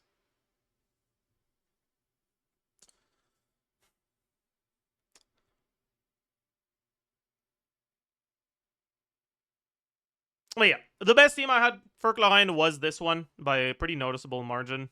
I compared it to playing the exact same team, but not giving Maoika that extra field time, just doing the burst and swapping out. And we were 30k DPS behind. And then I compared it to probably the most offensive thing in this whole list of screenshots for DPS, which was Quick Swap Client, where I played carry Maoika, and I did like go to Maoika, don't burst instantly, use the skill, do a little bit of spinning, then go to Client, use burst, and then back to Maoika. And this was Fav Client. And as you can see, it performs noticeably better than... Or using Burst Client for carry Maoika is noticeably better than using Burst Maoika for carry Client. But it is not better than dual carry. Which I think is kind of meaningful here, right? Like, the fact that this is the better way to play it is an argument in favor of playing a team like this, in my eyes. But still, I kind of felt bad doing this, but oh well. I also tried the non-Maoika stuff, and obviously you don't have Maoika anymore, so it's a lot worse. But I was still able to get above 100k, both in Overload and with Durin and in Burning Load, where instead of Chevars I was using Emily. You might notice time elapsed 488 seconds. I was like hovering at like 99k for like 3 minutes, and I was like, I'm getting this to 100k. I don't care. I'm getting this to 100k. And I stopped the timer as soon as I did. Anyways, next is Sethos. I was getting some not too awful results with Sethos. Still behind Client, obviously. Sethos is not that great. He's fine, but he's not great. And also, he's very difficult to play well, and I'm not a great Sethos player. I'm sure a great Sethos player would be able to get 85, maybe even 90k in this team. Just because of better execution. Hell, maybe even more than that. But this is also a team that doesn't have a healer, so it's kind of hard to justify in practice. At least with Chlorine in the same team, right? Which is this team that I was using here. Chlorine at least heals herself, so not having a healer isn't as big of a deal. And yeah, the other Sethos teams performed pretty noticeably worse. I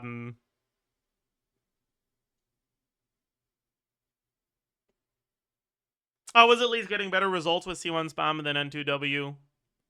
Or C1, I mean, charge attack level 1 spam. When was the last time I talked about Sethos combos? Was it in the banner review? Was it Flynn's banner review that had Sethos? I think it was in that one. So if you want to hear me talk about Sethos combos, you can go check out that video.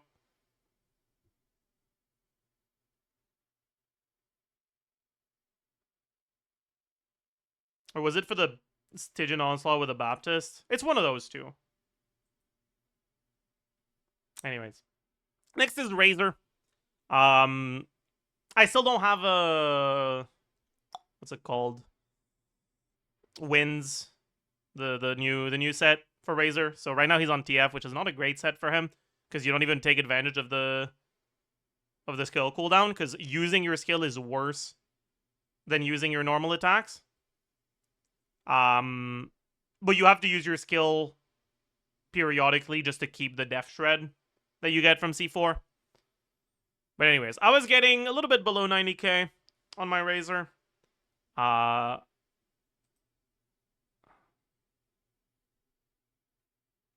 We don't talk about Razor Binefa, okay? No.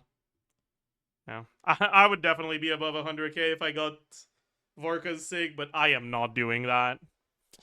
And I might get to 100k eventually, just from getting a good win set. Or if I end up going for Nicole, which maybe, but we'll have to see.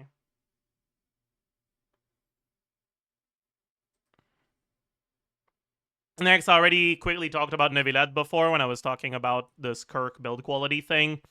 But my Neuvillette teams, other than Neuvillette Hyper, which is a fake team that isn't real, pretty much all perform at a similar level, around 100k. I have Neuvillette Freeze Quick Swap with Skirk, Neuvillette Hyper Bloom, Neuvillette Binefa.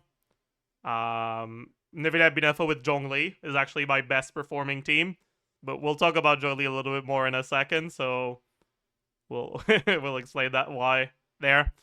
Neuvillette Hyper Bloom with Columbina instead performs worse for me than with Farina because you lose too much Raiden damage, which is very funny. But yeah, as it as it turns out, this team gets a lot more Hyper Bloom damage than it gets Lunar Bloom damage. So getting the Ascendant Gleam bonus on Llama, that makes it so that you gain 40 CV for Lunar Bloom instead of 15 crit rate on your Hyper Blooms, is kind of a big DPS loss. So the team performs a bit worse as a whole. Well, yeah, the classic hyper carry stuff kind of performs poorly.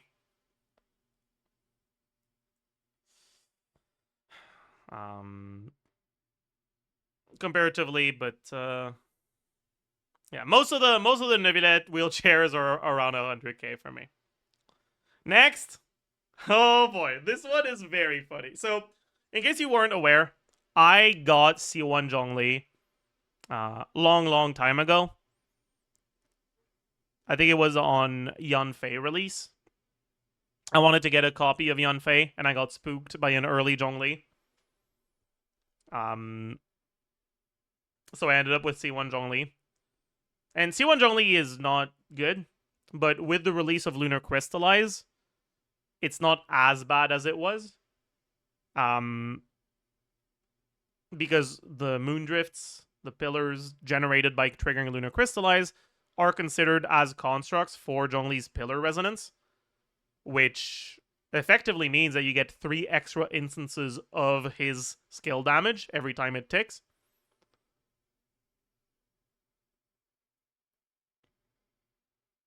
Which is also a lot more geo application, which means you trigger more Lunar Crystallize. But even if it wasn't for that, it's also a pretty good amount of actual motion value. Because as it turns out, especially with C1, like, sure, his skill damage isn't that good.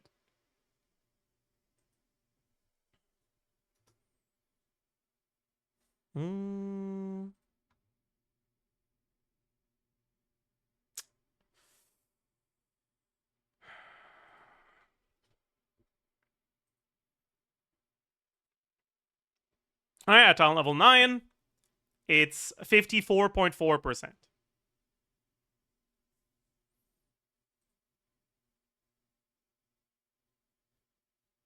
That's not a lot, right?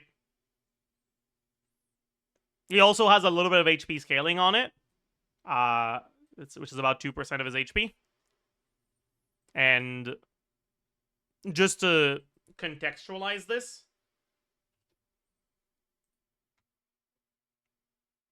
Yelan Burst is 8% per hit.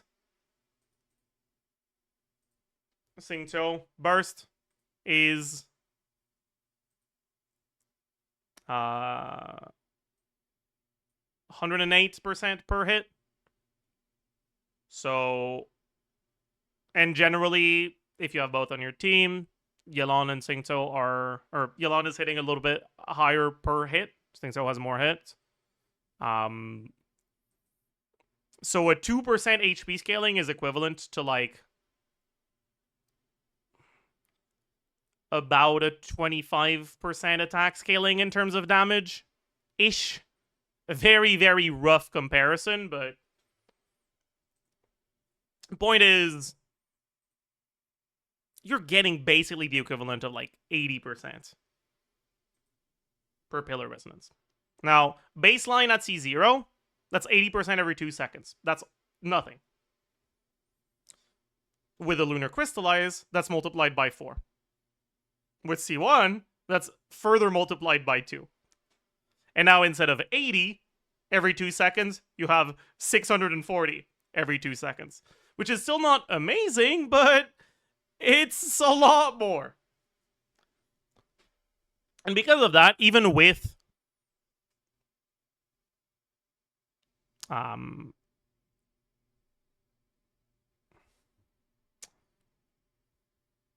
even with the extra lunar crystallizes that you end up being able to trigger with Zhongli, you're still not supposed to build Zhongli fully M in this team. Because even if Zhongli's the one triggering the lunar crystallize, it still looks at the stats of all the characters that participated.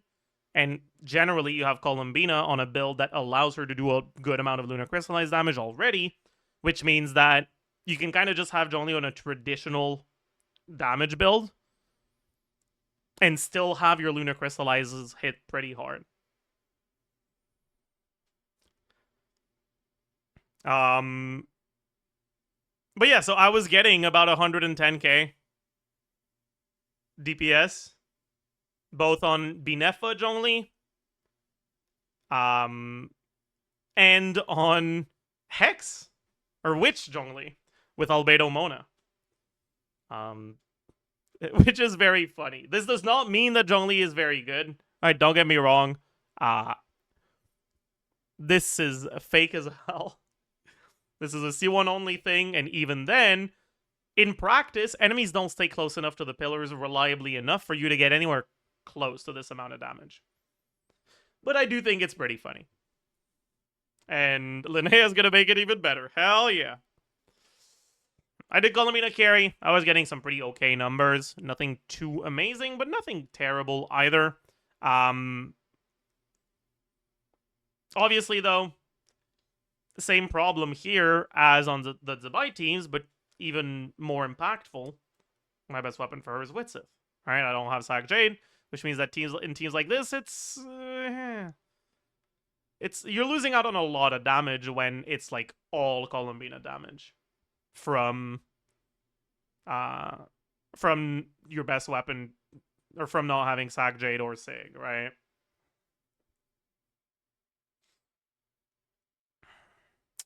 Anyways, that's it for the teams that I've tested. I mean, I have more teams that I will play here and there, but that's basically what my account generally ends up playing. I've had a lot of fun just going through all my teams, testing them against a dummy, seeing how much I can min-max my rotations to improve my DPS.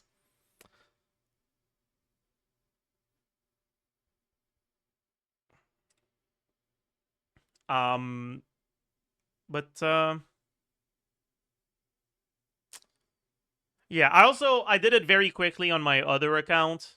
I was getting like 165k DPS on my Flynn's C1 team. And I do not want to talk about the Mawika.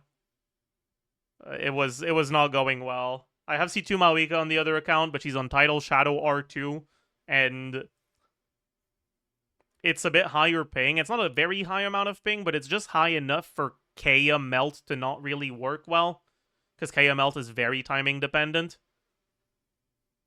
And I have C0 Rosaria, and that's the best I can do. And it's not very good. It's worse than my C0 Mawika on main so far. Eventually it'll be better, but right now it's not looking hot. But we'll get there. Anyways, that's going to be it for this one. As usual, I hope you enjoyed. I hope you learned a thing or two. If you have any teams that I can make on my account that you think, hey, Zajef, you would enjoy this team, you should test it. You should see how much DPS it does. You can leave it in the comments, or you can come over on Twitch and tell me, hey, Zajef, I need you to open up the DPS dummy right now and try this team. Everyone is going to love you if you do that, because they really, the people on Twitch really like it when I boot up the DPS dummy instead of doing whatever I said I was going to do for the day. well, I'm recording this on the 28th of February, and I did my Imaginarium Theater today because I was too busy doing dummy stuff instead. So yeah, the people on Twitch will love you if you come over and suggest a team that I should play on the dummy. So I hope to see you there, and I'll see you guys on the next one. Bye, YouTube.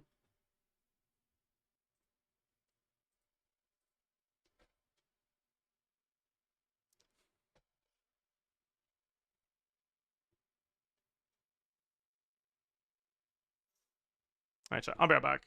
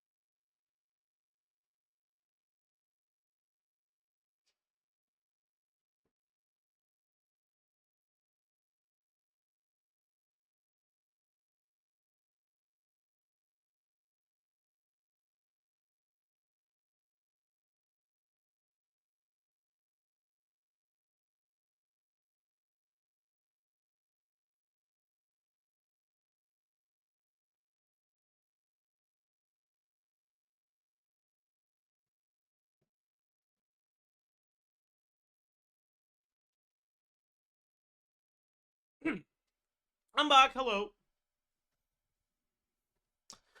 Chat, I went downstairs, opened the fridge, filled with anticipation, whimsy, and joy. Saw that I was out of sparkling water, and now I'm depressed.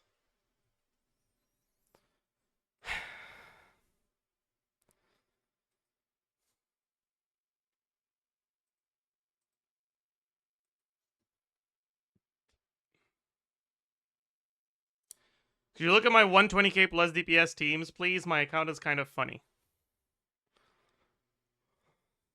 Alright. Let's look at this fucking whale account. There's no way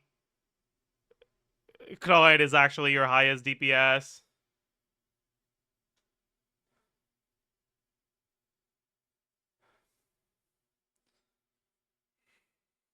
That's C6. I know.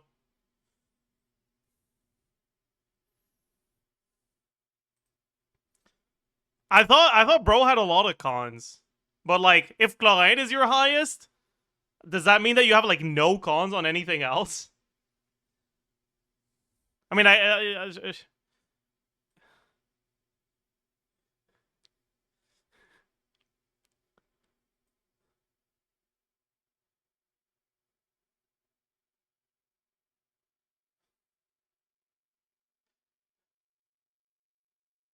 you can see my anchor.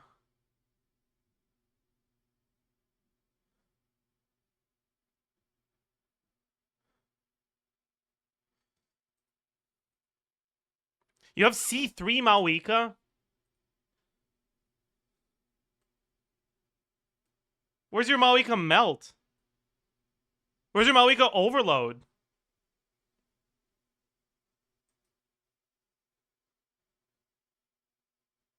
Wait, no, that's not C3. Why is there a 3 here? Oh, because it's 3 builds.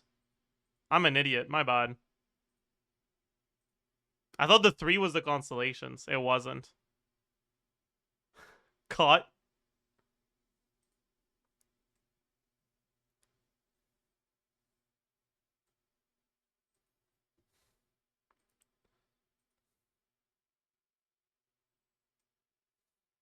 Okay, Columbina is C0. Wait, is this the right account, by the way?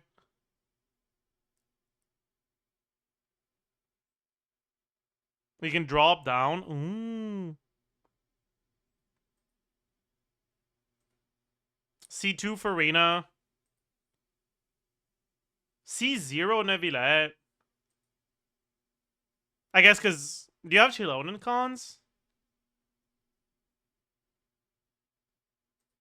Yeah, okay.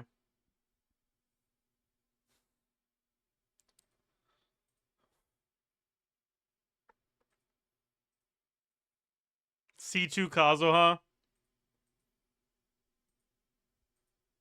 C1 Shao.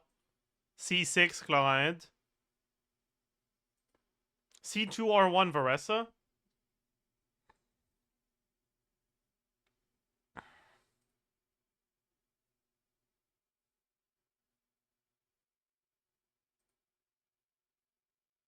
Yeah, I guess you have a Wolf's Gravestone Mauika.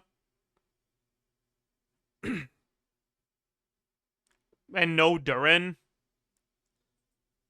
So it kind of makes sense that that your Varesa team isn't that high. Verdict Mauika. I guess. I feel like you can probably get better than this, though.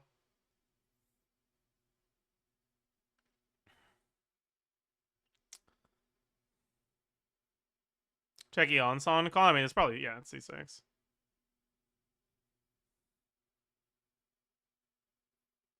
Do you not have Escoffier?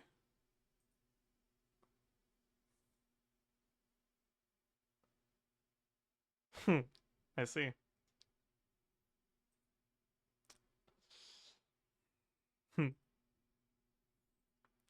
C1R1 Nefer with C0 Columbina. Or C0 Llama, C0 Columbina. Okay. I guess this makes sense then.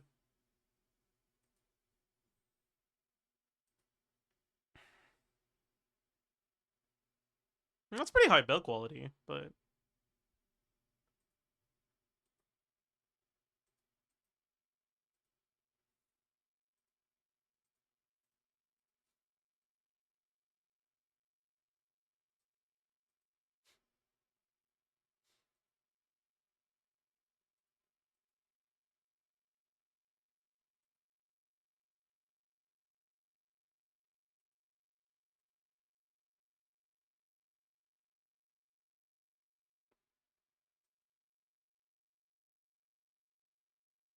Okay.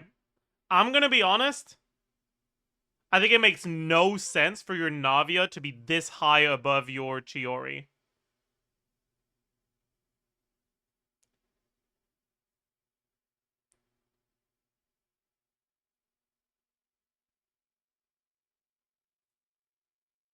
Like, you were not using the same builds with these two teams.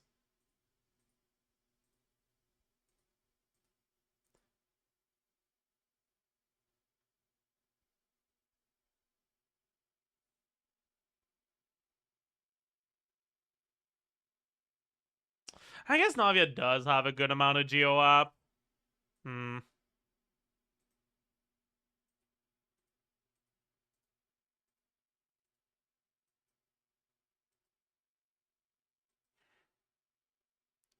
Navia does actual damage. No.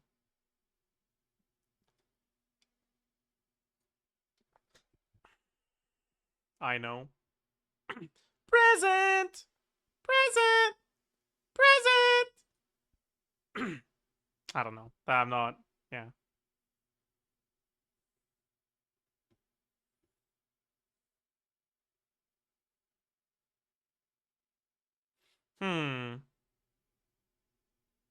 She's hitting 50%. That's good enough for me, smile. Surely it's actually 50%, and she's not, like, stealing 20% of the damage from Lunar Crystallized Columbina contribution? Klugi. Surely. Surely.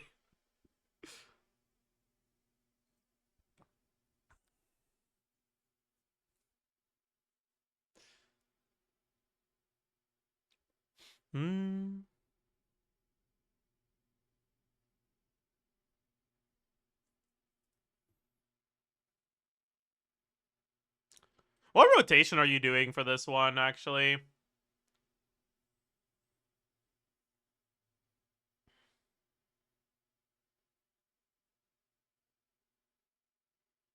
Can you do 5E every rotation with this?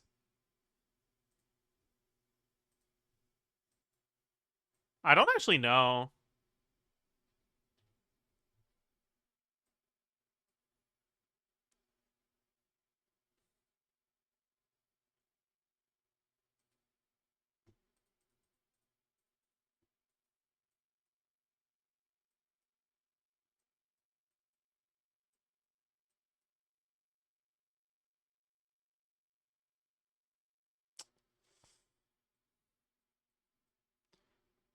Kaito, are you doing any manual charge attacks?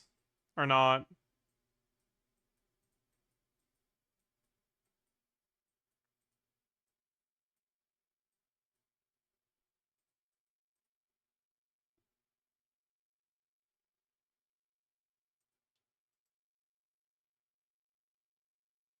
I do like once every 2 rotations. Cause like, okay, let me think.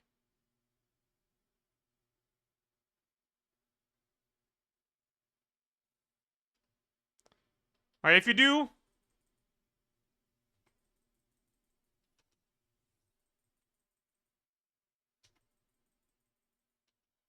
yeah, you should be able to just do 5 like this, right?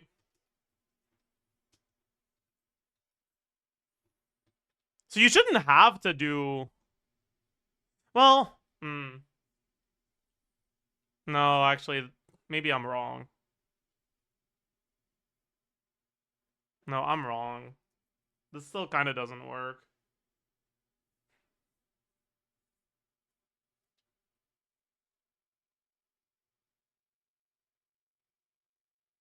Hey, thank you for the raid, Pastelverse. Welcome, raiders. Mods, if you would kindly disable follower only for a little bit.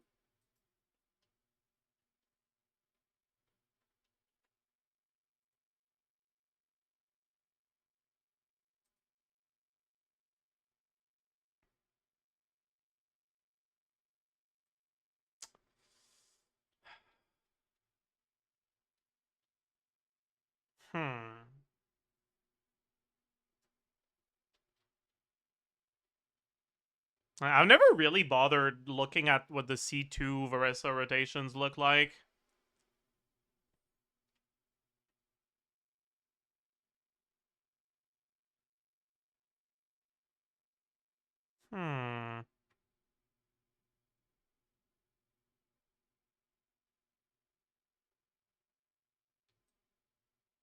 Want to borrow the account? I don't really want to know. You can sustain 5Es. But you kind of can't. Like, I was thinking about it, but like, let's say you do this, right?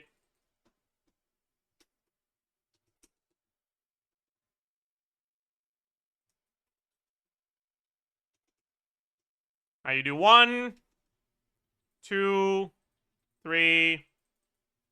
Oh yeah, I have to wait actually. 4 and then 5. Okay, I fucked it up actually. We'll start over. We'll start over. I forgot. I'm pretending. I'm pretending we're C2 Varesa. So I have to wait after the plunge.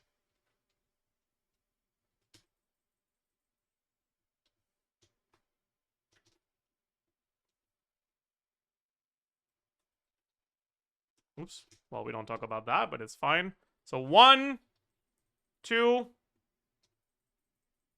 3, 4, 5. No, dude, this isn't it. The Ansan buff runs out. So we don't want this.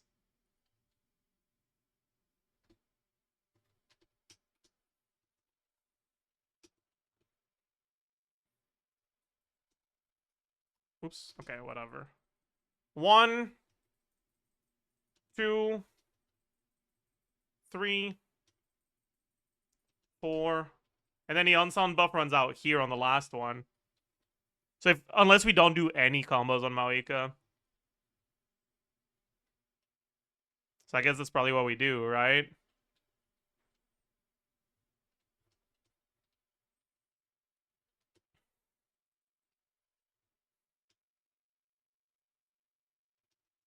I fucking forgot to do this, but it's fine. 1, 2, 3, 4, 5. And that's basically... Yeah, that's basically enough. So if you do 5...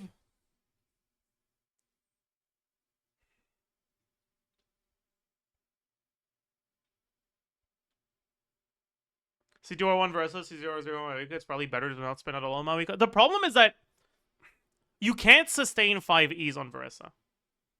With 18-second rotations, you can't. It's impossible. Because you'll alternate between starting with Night Soul and not starting with Night Soul. And when you don't start with Night Soul, you have to do 3 E's. But your E cooldown is 9 seconds. So if you're able to sustain 5 E's every rotation, it's because your rotations are longer than 18 seconds. You're doing something wrong.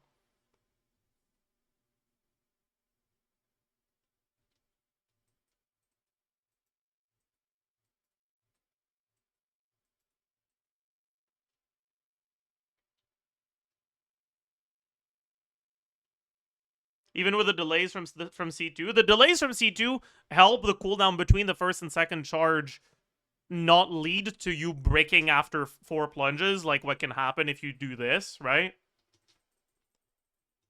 Right, like you have to wait for the cooldown. Here, you don't have to wait for that at C2, but you still only generate 2 charges per 18 seconds. So if you're doing 18-second rotations, you cannot do more than 2 normal E's per rotation sustainably. You can do it once, you won't be able to do it again. Unless your rotations are longer than 18 seconds. So if you're able to sustain 5 E's per rotation every rotation, I'm pretty sure just the animation times from C2Qs make rotation go to 19 to 20, but like that's bad. Because that means that you're getting a good portion of Verissa damage outside of Eonsan buff. Because you, even at C2 Verissa, you still want to go Eonsan before Mawika. For sure. Almost for sure.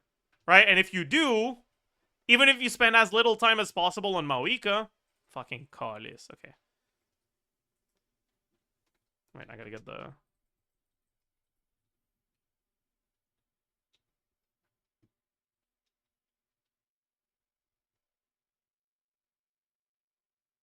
Honestly, it doesn't matter how much time you spend on Mawika, alright? If you go Eonsan after Chevreuse, Eonsan buff runs out, like, 17 seconds into your rotation. So you can't really do rotations longer than 18 seconds. Because if you do, the last portion of your damage will not be buffed by Eonsan. Unironically, I'm pretty sure you're still supposed to do 4 E's. I mean, okay, maybe not. Maybe it's better to do manual charge attacks, but you definitely don't do you definitely don't try to do sustain 5E.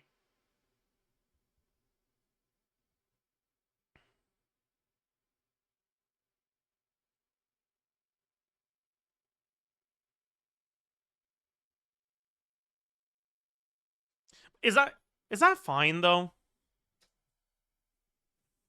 Like, what if you do first rotation?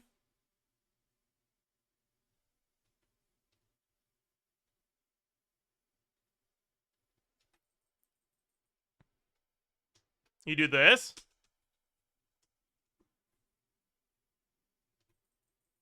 You do 1, 2,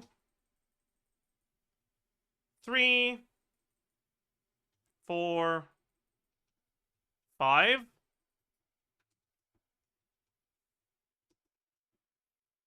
Second rotation. 1, 2, 3. Wait, I have to start on the... Okay, wait. We have to start without the Night Soul. Also, let me get infinite energy, because I don't have the energy to do this. Because I don't actually have the C2, right? So I'm gonna run out of energy if I do this many Qs.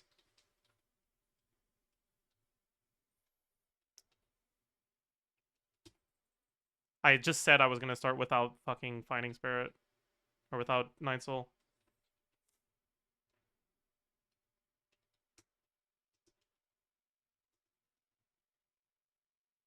So 1,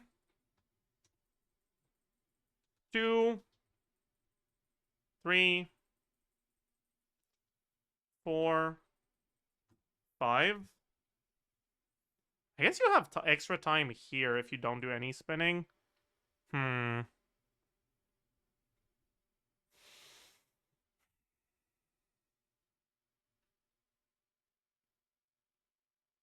But is it enough time for a full extra charge attack?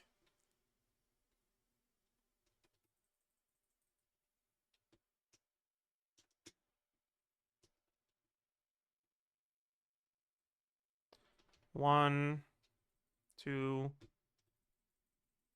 3, 4, 5. I guess we might as well do 6. No, because, yeah, the 6th one is not worth it.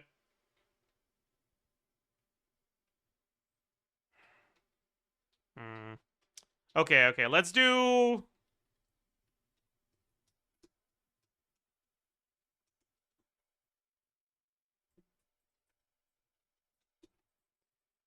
One, 2, 3, 4, 5.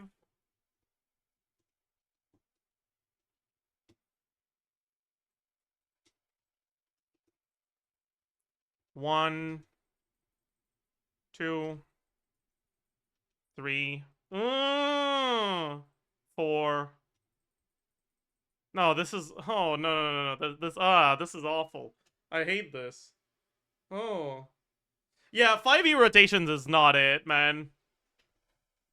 It's just fake as hell.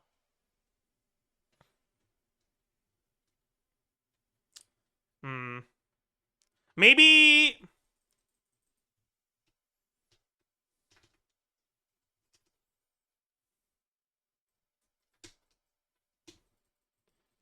One, 2, 3, 4, 5.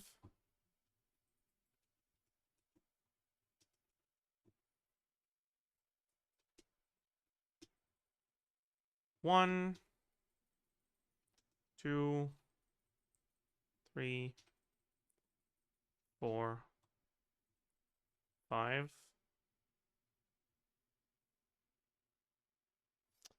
Maybe that's what you do? I just saw between 4 and 6e. 6? That sounds dumb.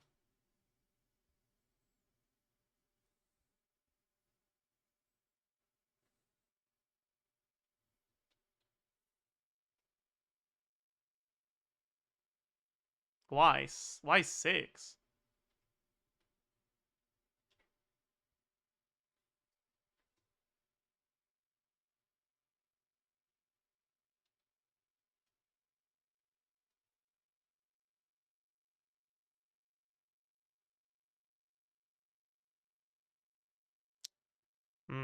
What if on the rotation where you don't start with it, you do like...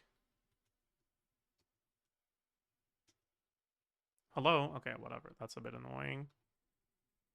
1, 2, 3, 4, 5.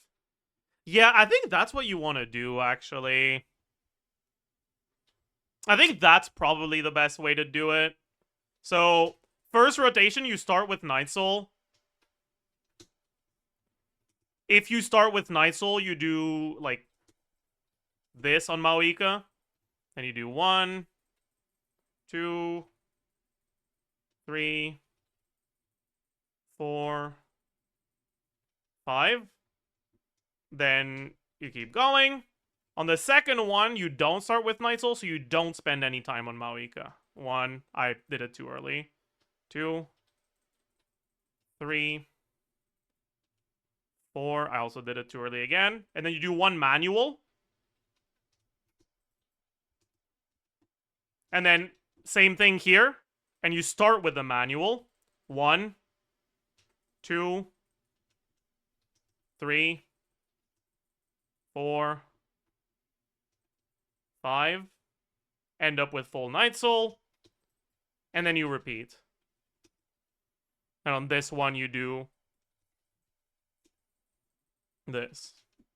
I think that's probably what you're supposed to do.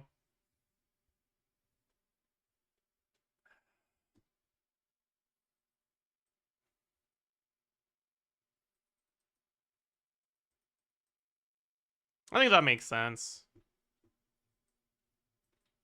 Yeah, you know what? Fine, Kaito. If you want to lend me your account, I'm down. I'm down to go try it.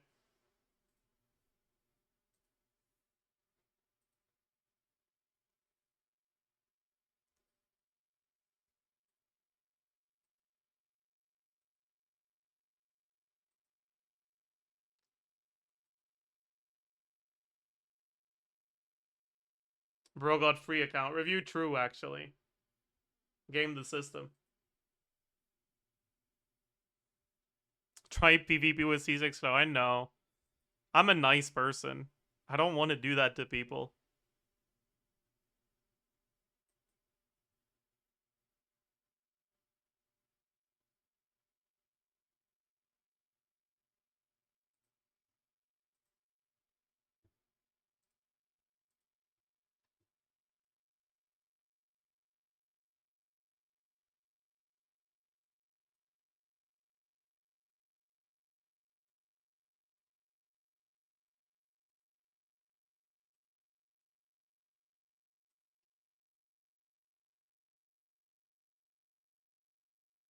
My bad.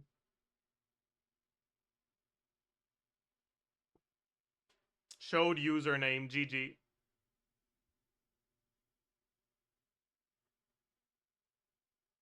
My bad.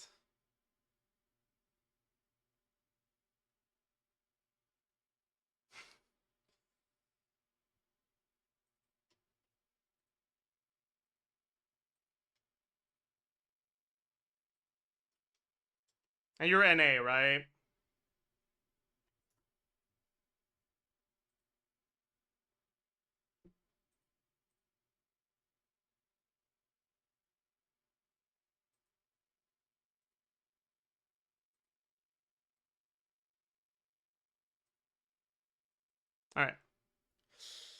Alright. Alright.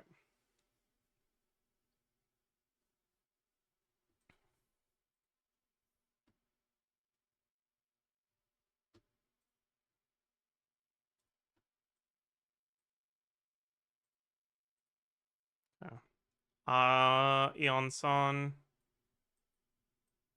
Where is she?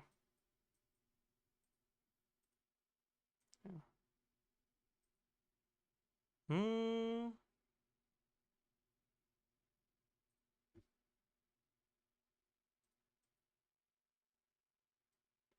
Okay. Show us.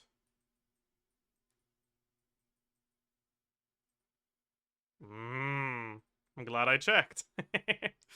I am glad I checked. Oh boy.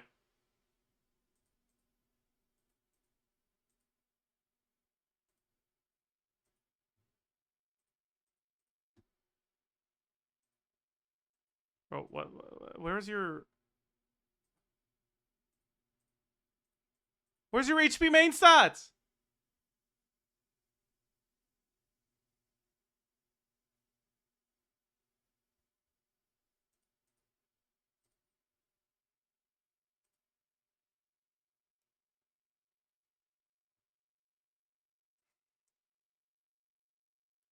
I don't.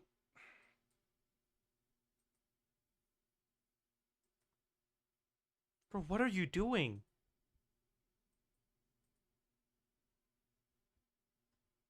I run the HP weapon. Disgusting. I guess it's fine because you reverses C2, so she doesn't need the energy. But it upsets me. You said you run Verdict on her? Makes sense.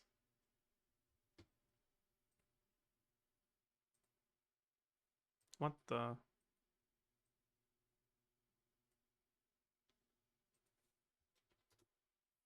Right. Actually blind? Is it there? Did I miss it? It's not there. Like, there is one, but it's not the one I use.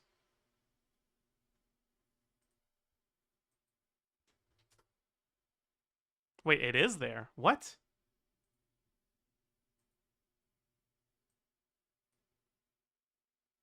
What? Wait, what the fuck is this? Why is it here? Huh? I'm so confused. This UI is weird as hell. What?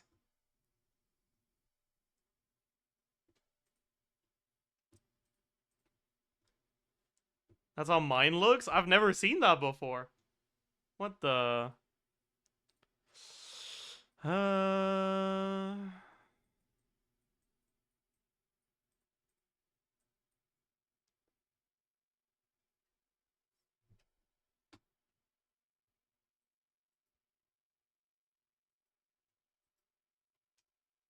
What?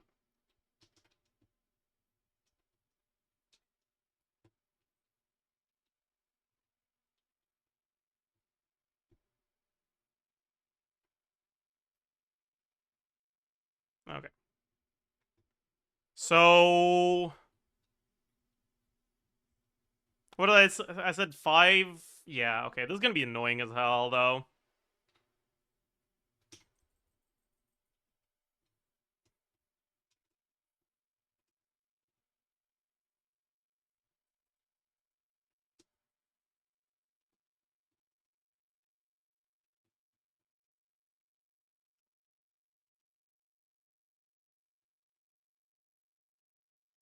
That's kind of cooked, actually.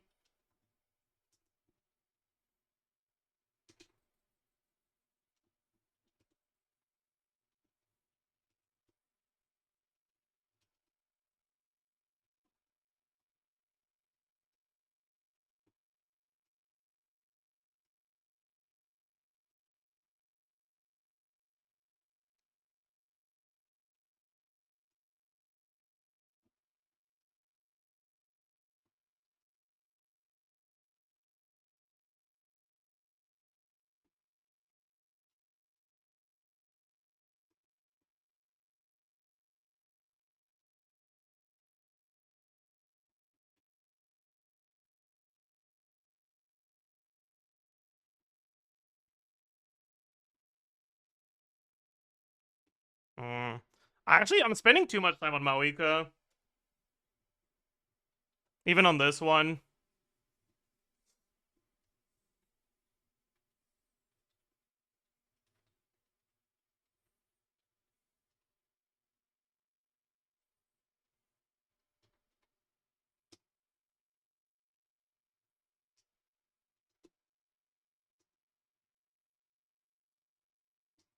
Oh, I don't want to talk about that. Oh no!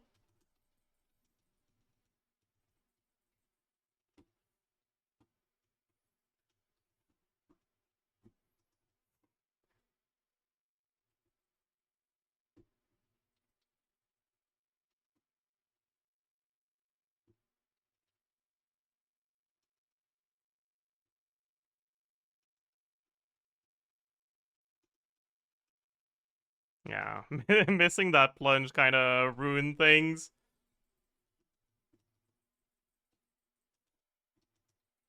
Okay, I'm getting the Rune Guard.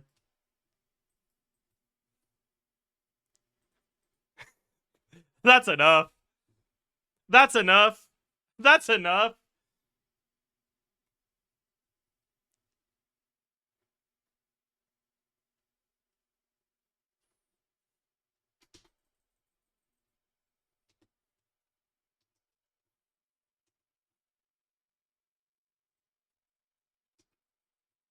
Yeah, I probably just do that, right?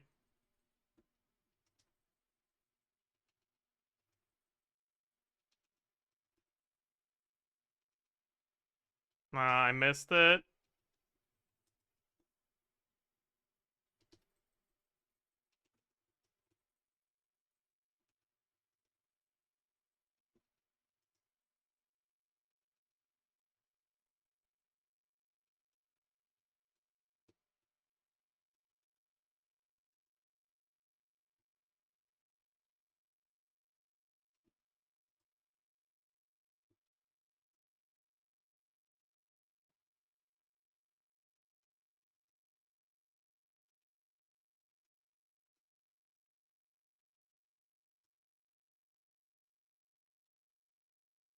What am I doing?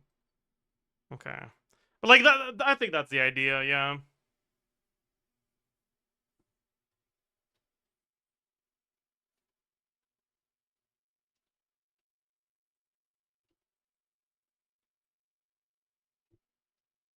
Yeah, it's kind of like, eh.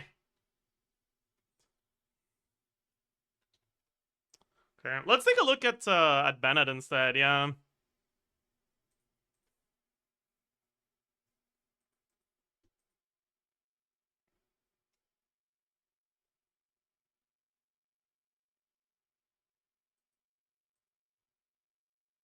Durin, this gun doesn't have Durin.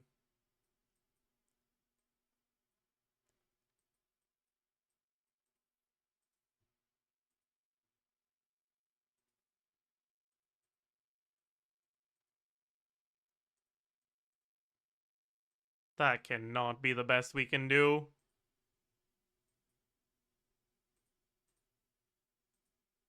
Yeah, okay.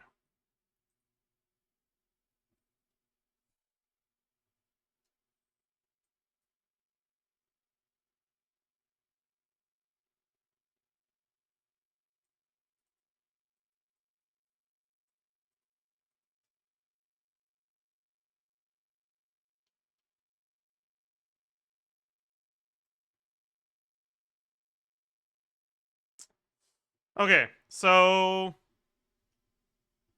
what's the rotation here again? I kind of forgot.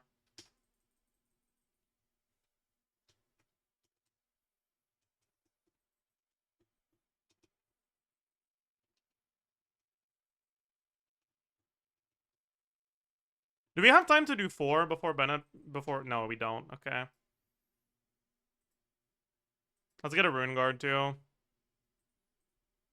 Okay, so we do 3, then refresh, probably.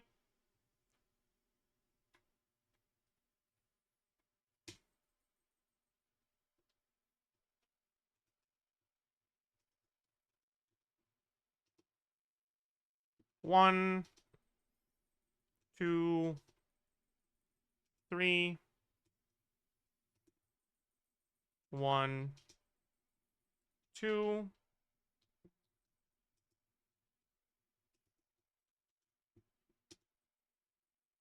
One, 2, 3. We probably keep going here.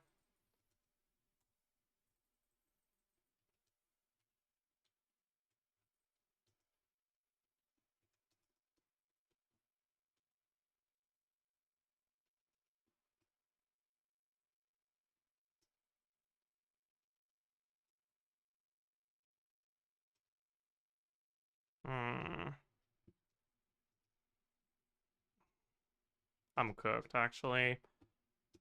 I think I was wrong. I don't think we... I think we swap back to Bennett no matter what.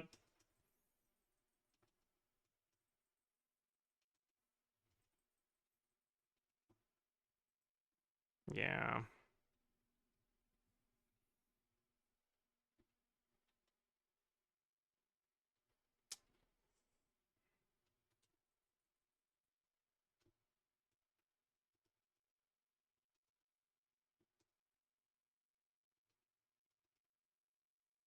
Two, 3. 1, 2.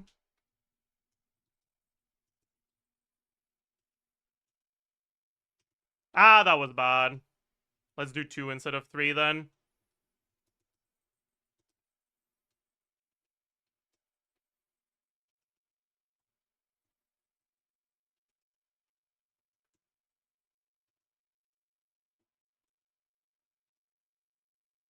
Let's do 2 again. I fucked it up, actually.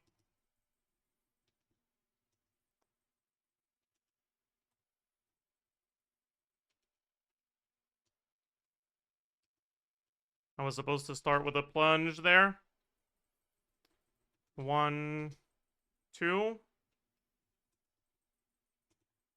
And then 1, 2, 3.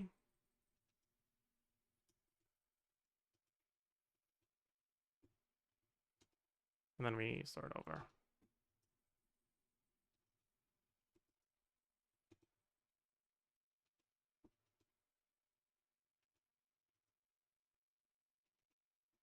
Yeah. I like this one.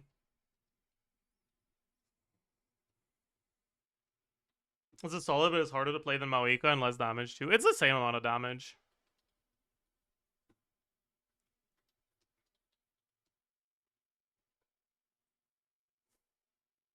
Let's get back to Maoika and try just the default C0 combos. With 4 plunges.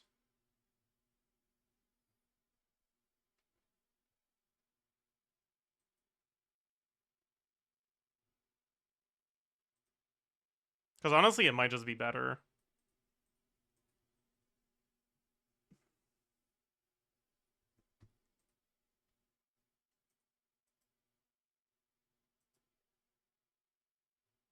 Hmm.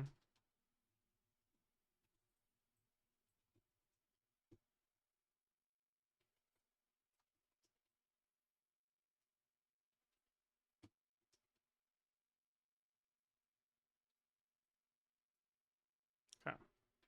So, probably do, yeah. I guess we spend a little bit less time on Maoika than I'm used to, though.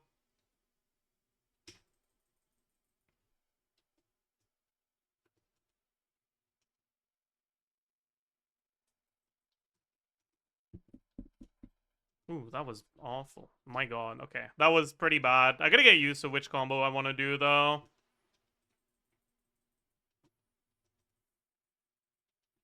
Yeah. But I don't think this is the one anyways. Oh, I started poorly.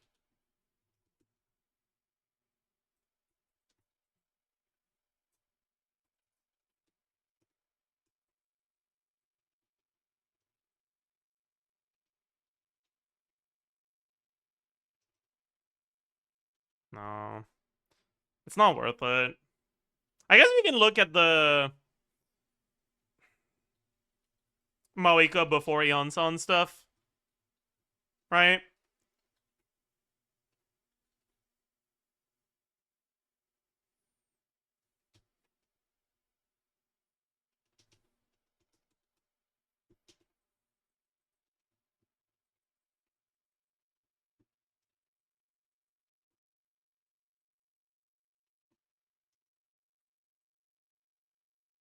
Nah, this shit sucks. I don't like it. I don't like it. I don't like it.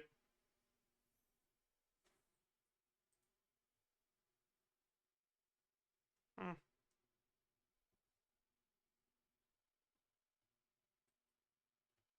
Try Farina, Yonsan, Shilonen. Ugh.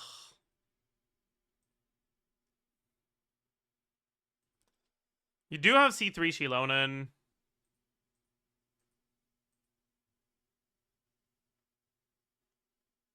Does that even fucking matter, though? Like, ooh. 25 energy for Varessa. She sure needs it.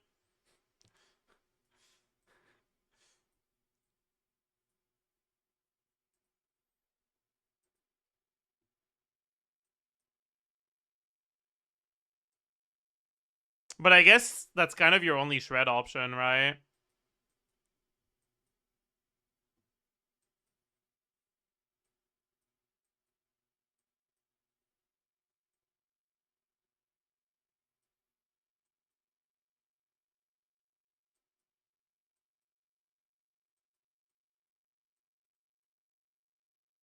Oh, I hate it. I hate it so much.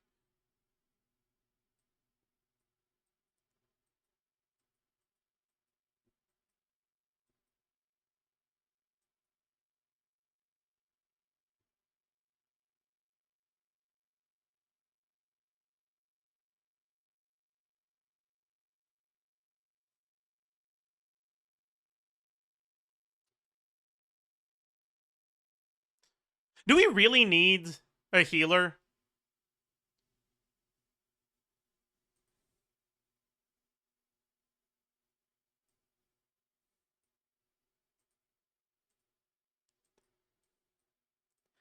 Like, is Yonsan healing enough to stack Farina's with C2?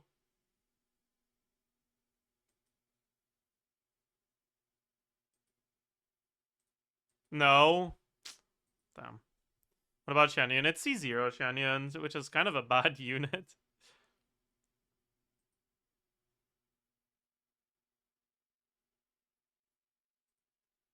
But I can take a look. Like, fine. I don't mind.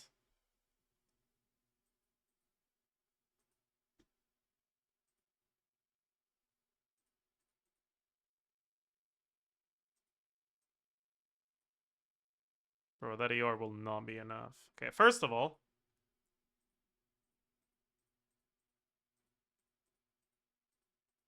Right, it's sorted by... Okay, you know what? We'll try it with this. First. Yeah, we gotta... make sure that Shilonen is on Fav. Or not Shilonen, that Maui... Farina is on Fav. Otherwise, we're gonna have some problems.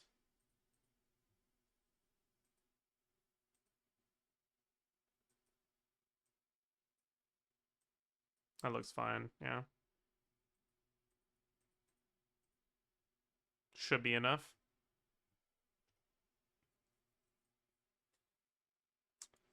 And we can probably do 18-second rotations with this.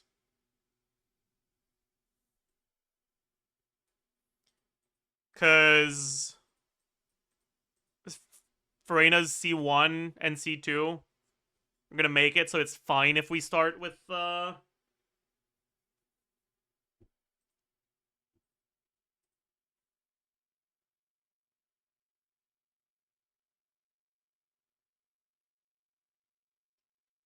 it's fine if we start with full HP.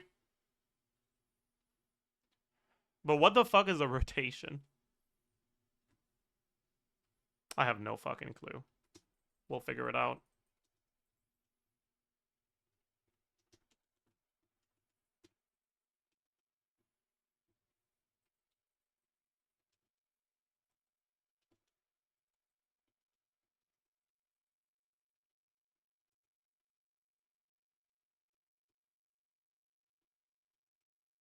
Okay. That was not it. I guess Varista's C2 makes you not need Xianyun stuff anymore, right? Like, the main thing that makes Xianyun, like, usable in Varesta teams is that it allows you to do manual plunge attacks without having to do the charge attack. But that's only useful because your field time is too short otherwise, right? But with C1, it's not, or with C2, it's not as big of a deal.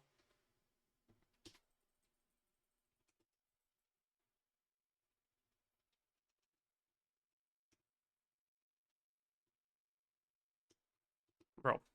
Like, if I just straight up do not use it at all...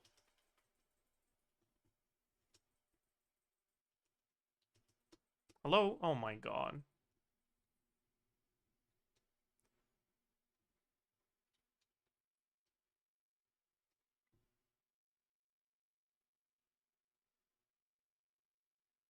Wait. I have an idea. How bad could this really be?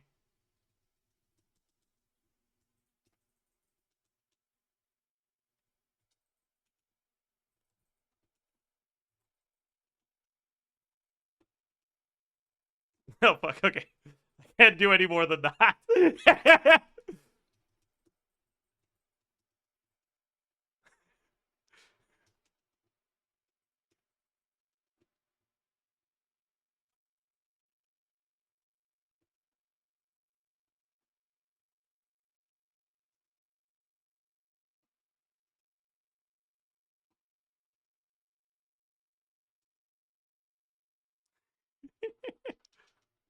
Oh yeah, I should do 1E, that's true.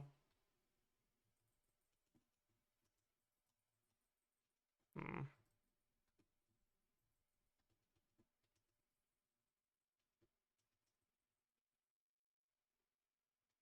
Okay.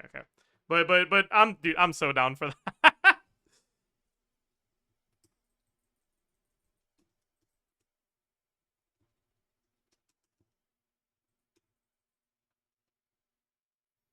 1E. Then 1, 2, 3. Then probably do 2 more. No. Yes? Yes. Yeah, it's 2 more. So 1E. 1, 2, 3.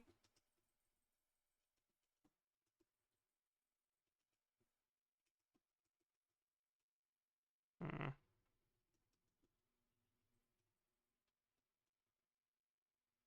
One E.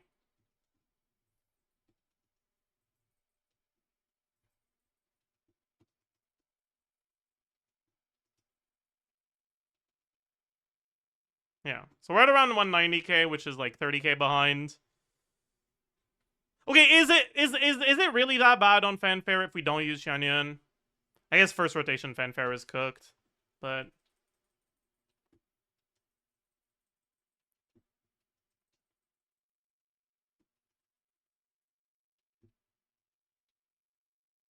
we'll look at it on the second rotation.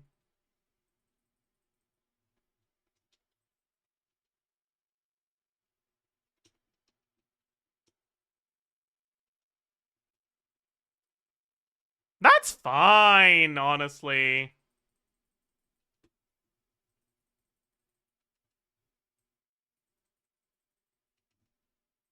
Like, that's not a problem for Fanfare. It goes on after the third even more. I see.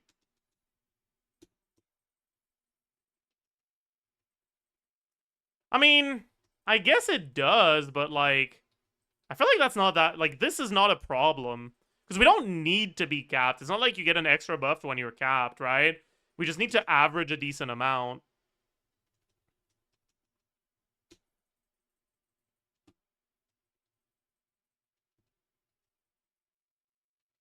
And we are averaging a decent amount. Yeah, okay, let's try...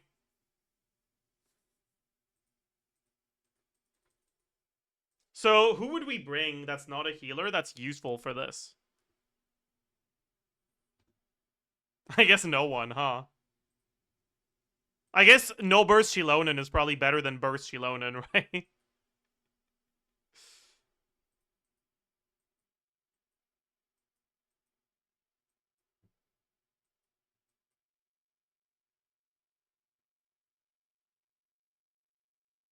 Maybe we burst every 3 rotations on Shilonen? I think it's time for Chevy. We have no Shred if we do that, though. Like, we do want some Shred.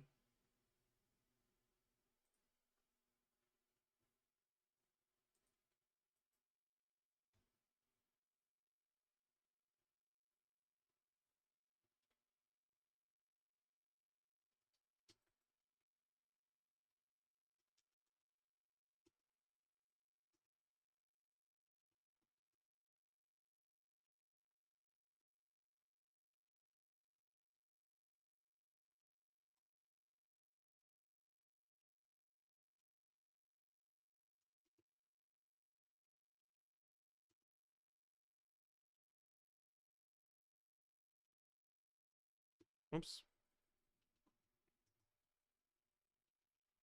Okay, I'm gonna go get the Rune Guard, I think.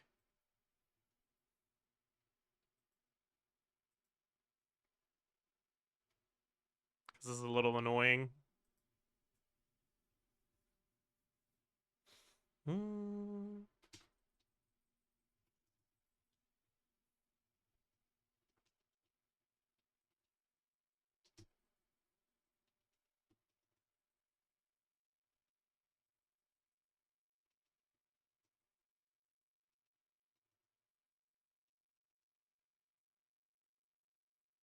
Okay, I stayed way too long. What am I doing?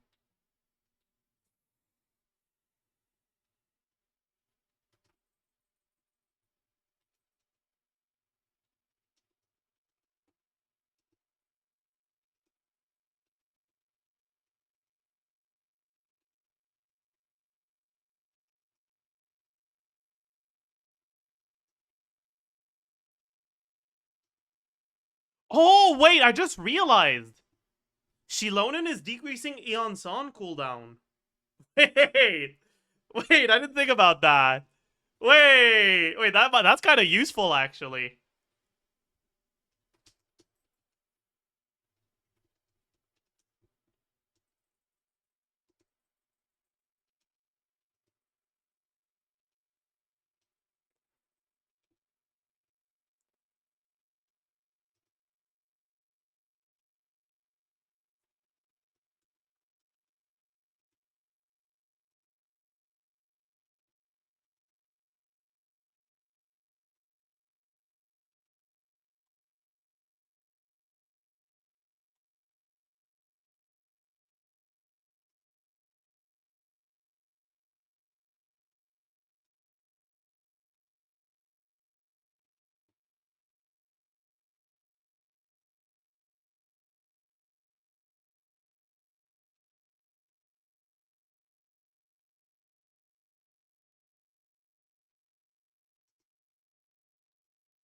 I kind of fucked that up, but it's fine.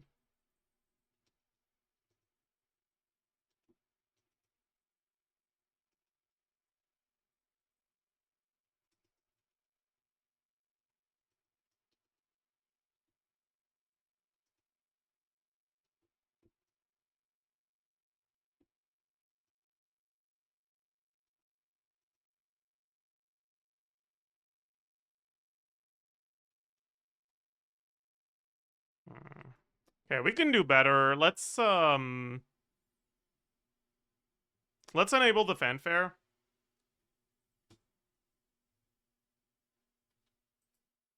I didn't fucking okay.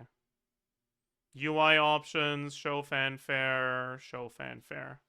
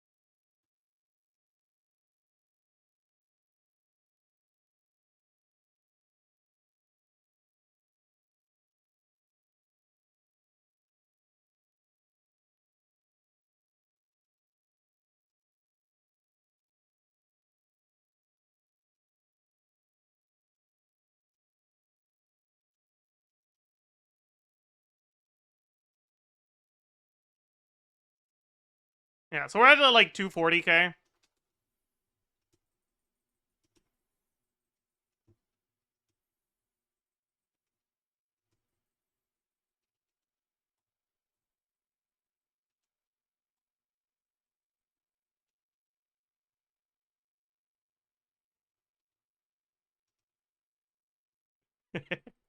It's really funny that the reason why she loaded is good here is because she reduces Aeon Son cooldown. Like, that's so funny. That's so fucking funny. Oh. That's also why she's good for chloride. That's so funny. That's actually hilarious. But yeah, I mean, hell, we increased your Varesa DPS by 20k. Easy clap.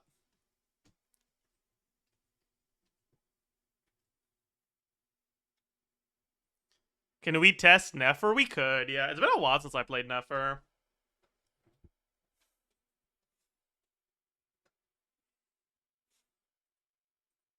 The thing with Nefer is, like, this is... I don't know.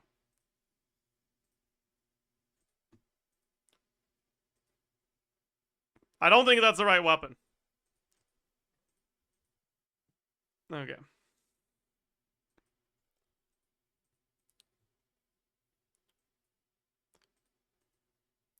So...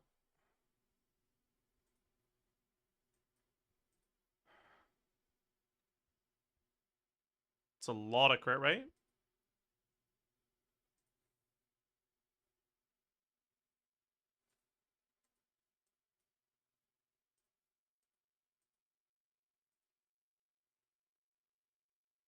But is that even your best piece? Because, like, you're overcapped by 6% here.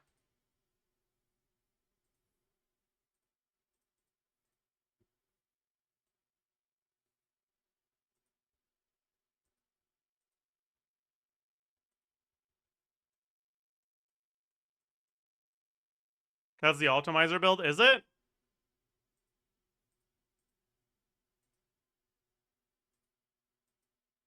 I guess you don't have any really high EM pieces to replace it with. Okay, sure. I can believe it then. Because this piece has as much EM as pieces that have like 10% less crit rate.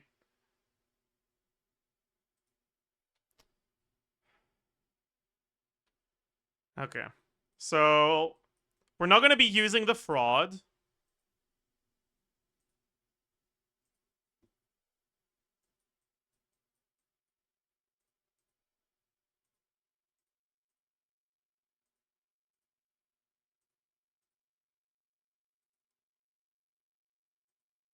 $20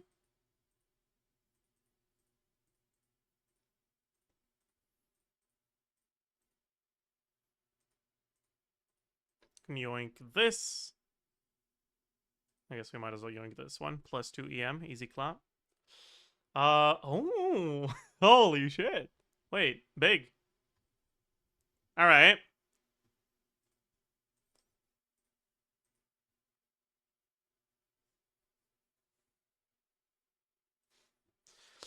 Okay, so... That's good. Llama next. That's good. Cheese on Serenade. That's not good.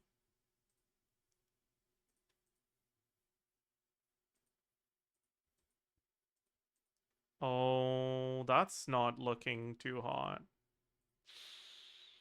Ooh. I see.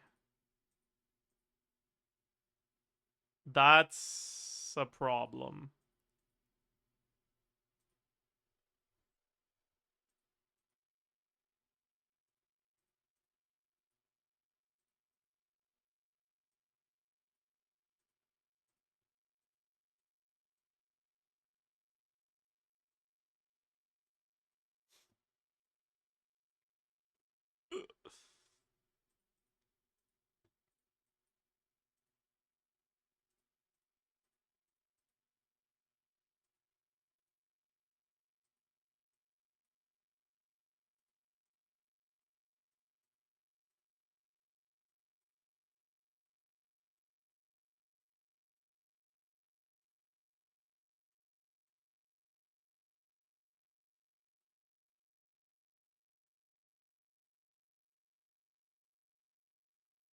That can't be correct. I think it is.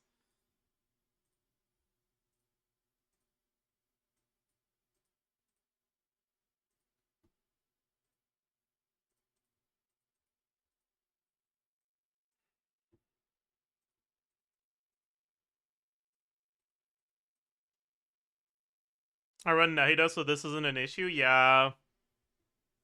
But we're benching the fraud, so we have to use Sucrose.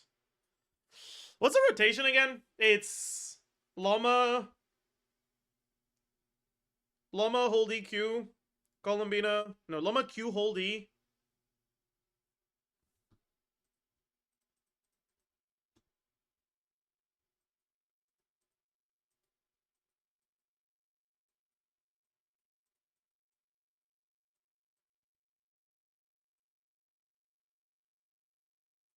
Columbina QE. Oh yeah, the Columbina doesn't have enough HP, does she? Okay. Yeah.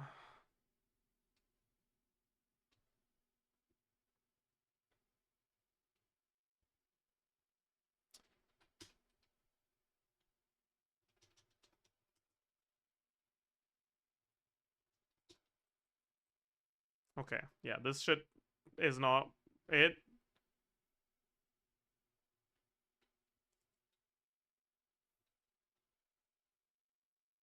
Try 3E initial rotation on Nefer. Meh.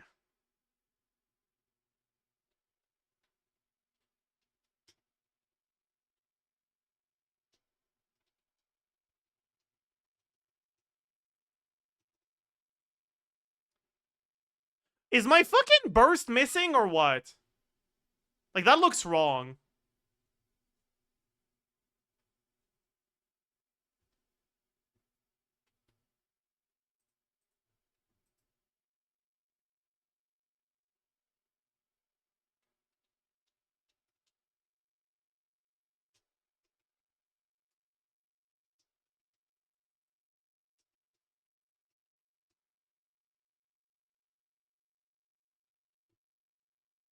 It's because I'm supposed to EQ on Columbina. Wait. I think my E on Columbina isn't hitting. I think that's the problem.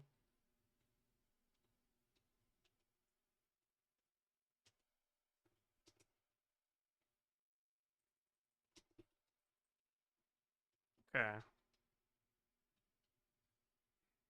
I just gotta get used to it, because I'm not entirely sure. Do I hold EQ, actually? I probably hold EQ. That's probably the problem.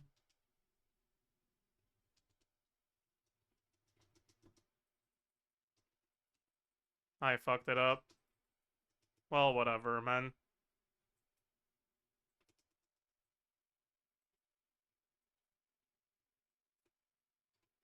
Hmm.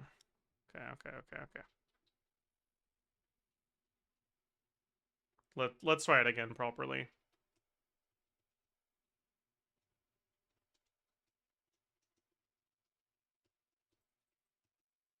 Okay. What the fuck am I doing wrong here?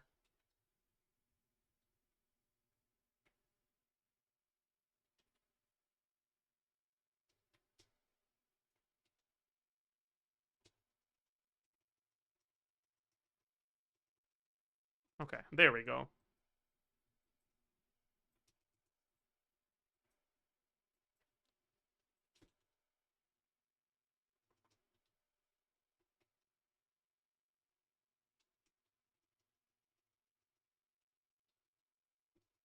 I missed the swirl.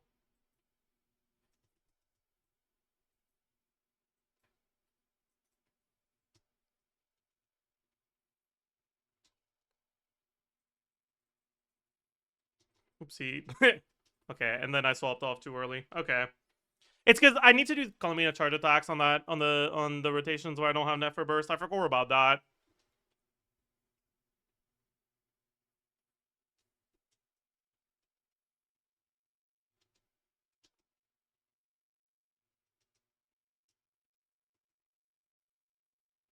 I fucked that up pretty bad, but it's fine.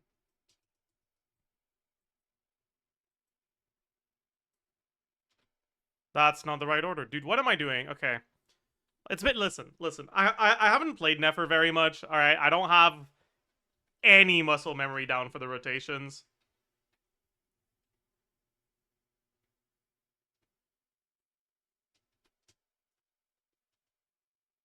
Yeah, I just wait a little bit before using the llama. Yeah.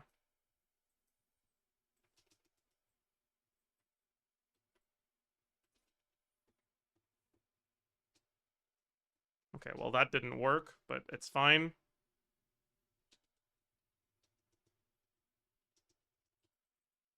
I didn't get it here either. Oh my god.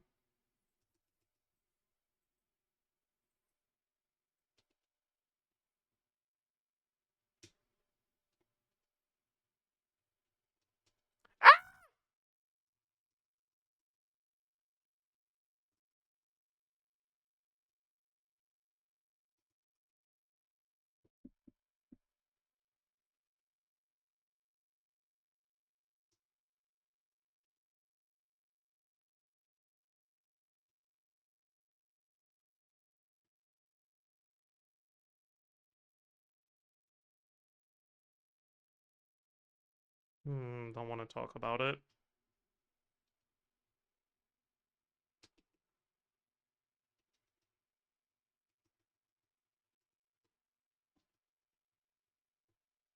Don't want to talk about that either.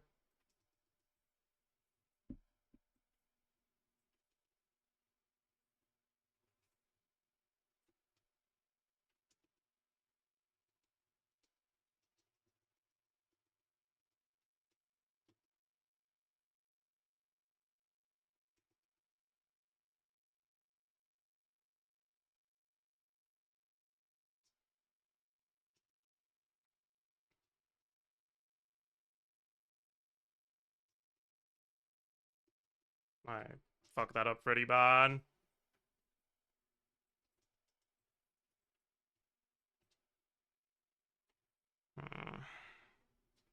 We can definitely do better. We can definitely do better.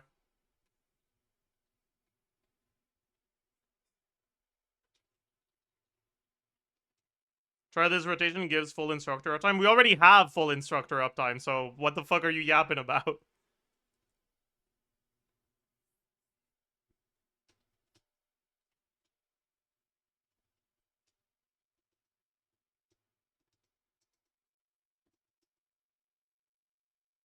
Did I not get it?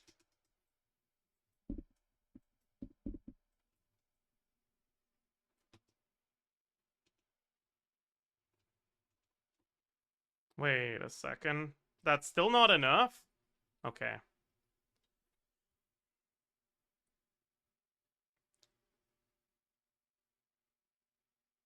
Isn't Bina EQ N1 instead of doing QE? You don't need it.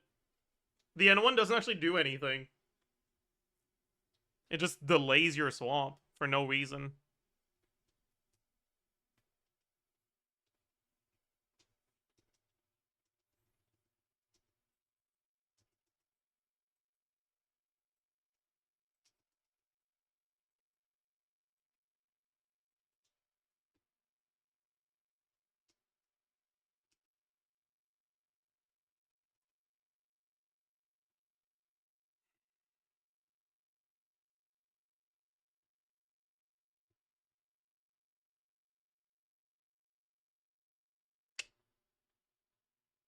Alright.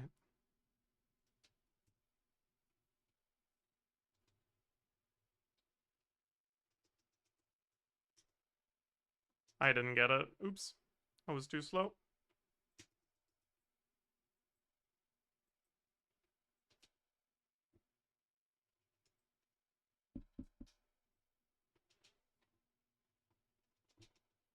Okay. Something went deeply wrong there. What the hell?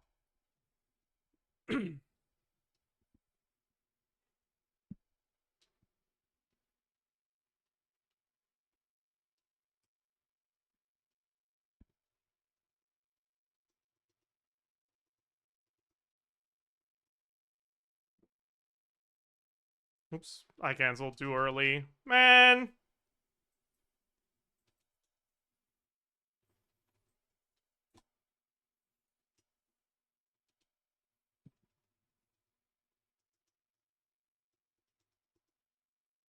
I didn't get the swirl.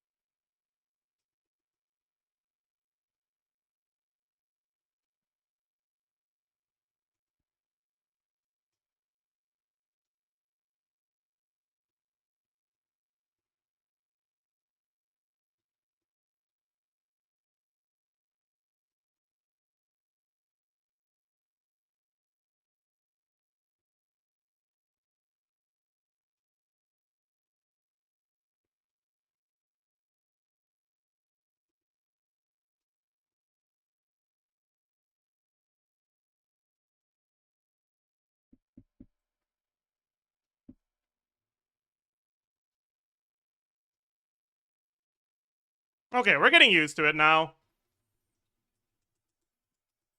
I shouldn't have fucking said anything.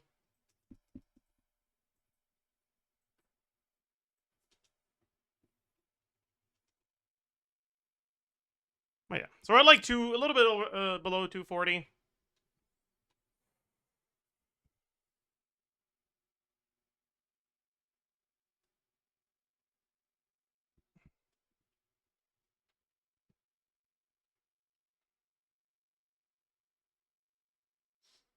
God, I hate playing it after. Yeah, me too, man. Me too. It feels so bad.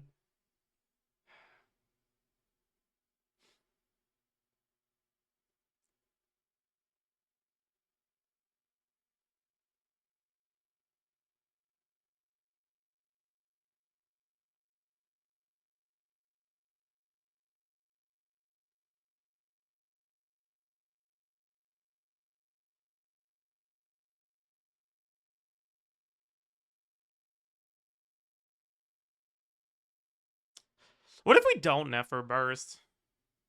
Is that better? There's no way that's better. This is gonna be worse. I can't be bothered. That's enough of that.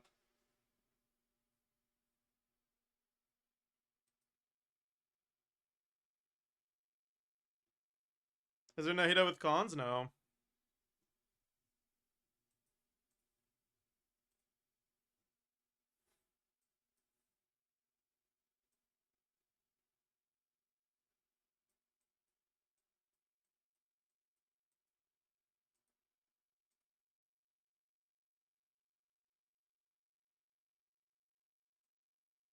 Can you show my Varissa goblets real quick? See, the fact that you're asking me to do that makes me a little worried, and it makes me not want to. No.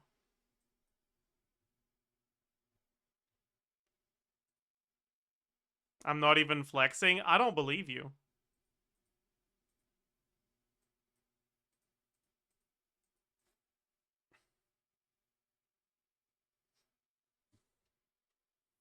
And what's the rotation even supposed to be for this?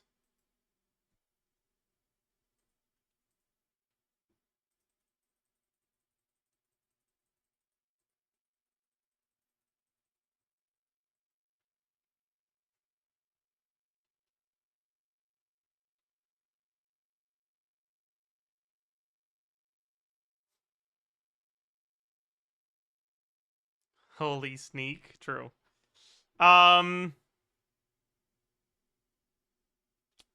Yeah, you probably do.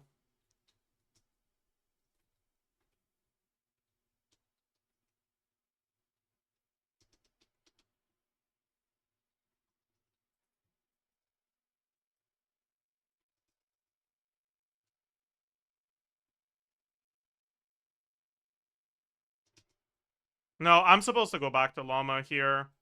I forgot.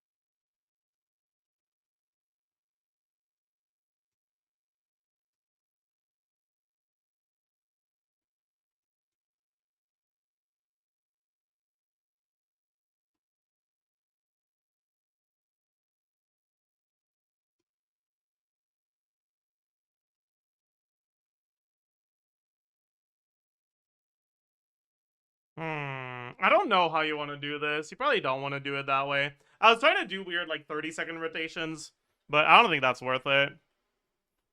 I think you just do standard ones.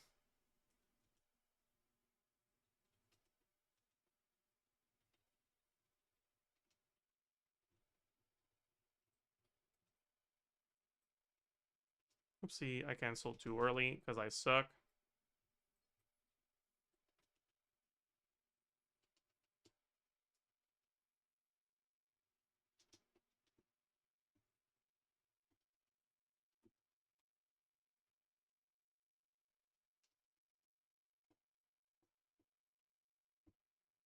I'm also probably supposed to do Colomina before Llama.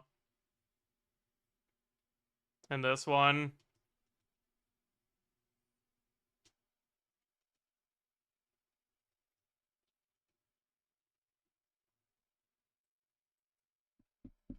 Fuck.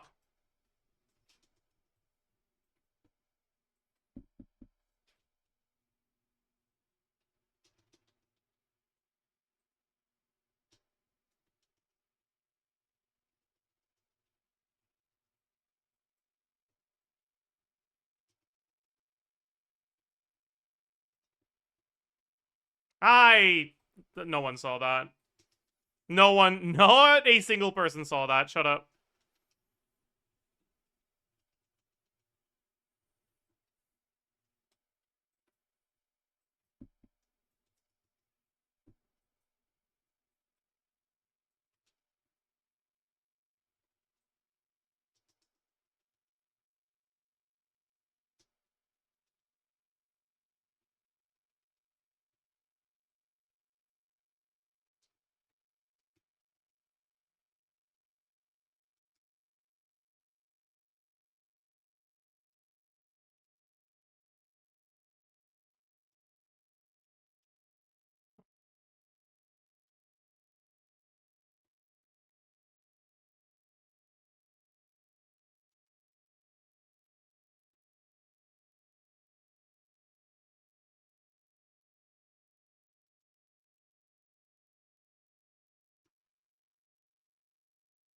Yeah. I guess it makes sense, though. Like, at higher investment levels, Sucrose is just kind of goated.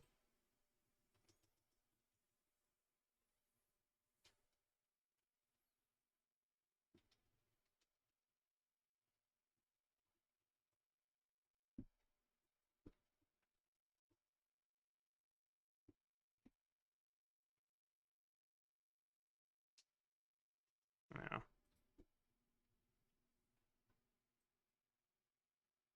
Yeah, yeah.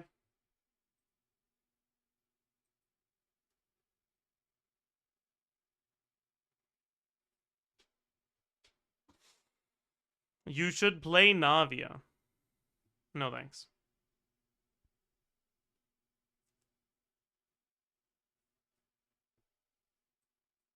I have a better idea.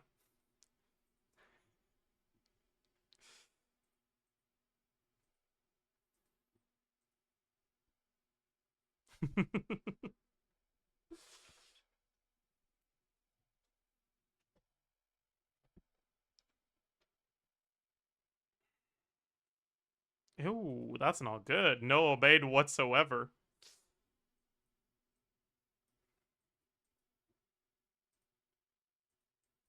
What about Golden Troop?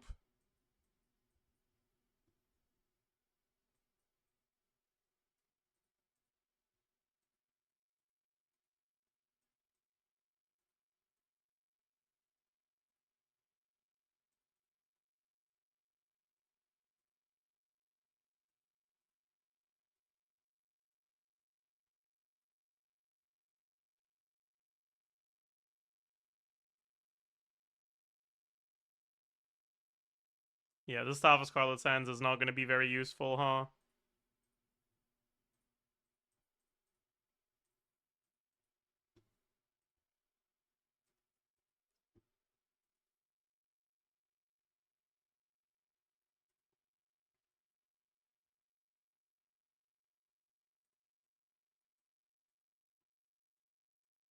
Yeah.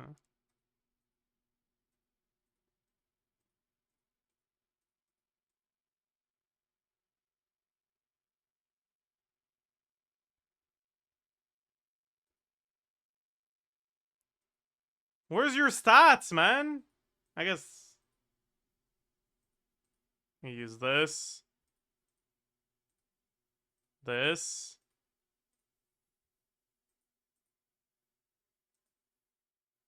This. 103, that's a lot. That's pretty good.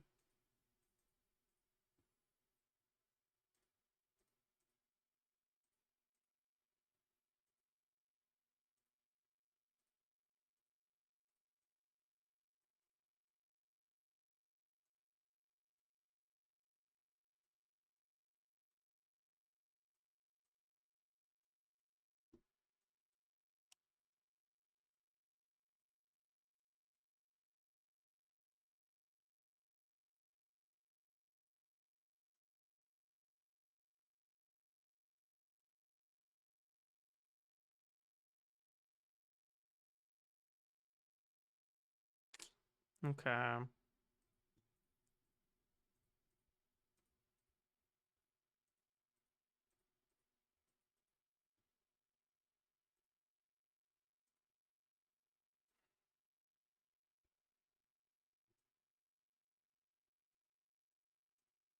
I guess it's the best stat stick, right? No, we have R5 Sack J, but we're probably Omega overcapped with this, right? Yeah. Well, that's like that's an impressive level of overcap. We're already overcapped by like 10% right now.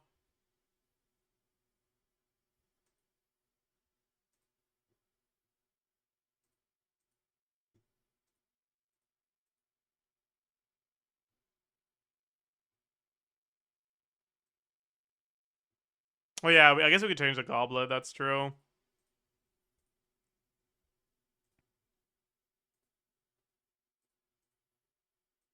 No, we can't. Okay.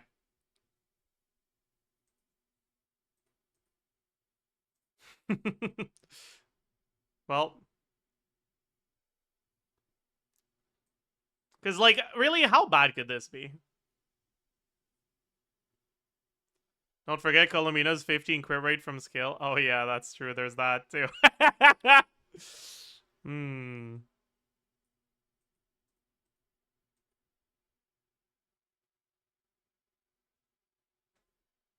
Well.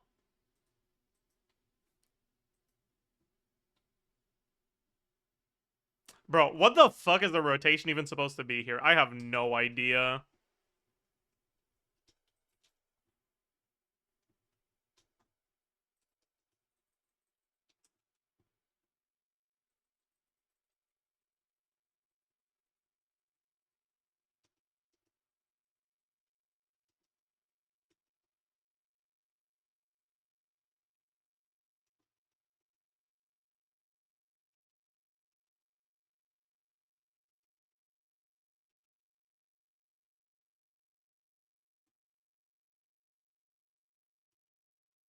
Okay.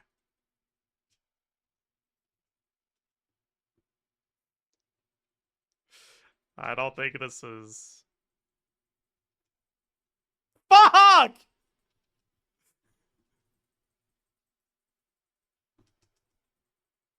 Yeah, our build is too cooked, actually.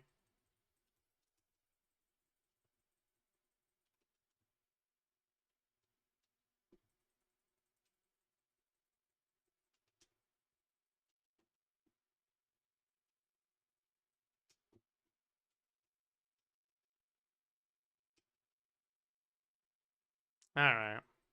Well, I tried, okay? I tried. We could probably get this to like 150 if we keep going, but I think that's enough.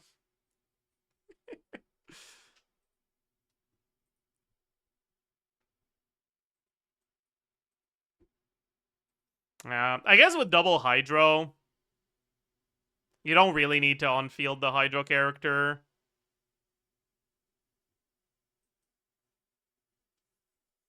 Hmm.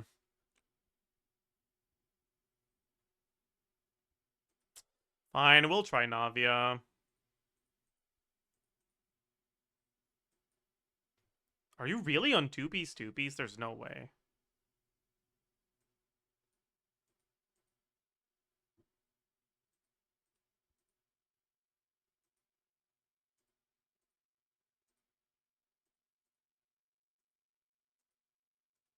Sky is worse? I don't believe you.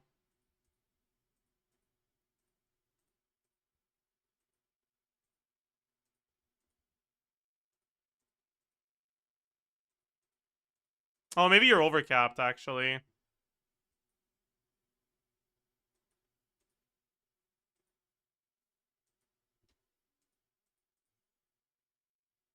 Yeah.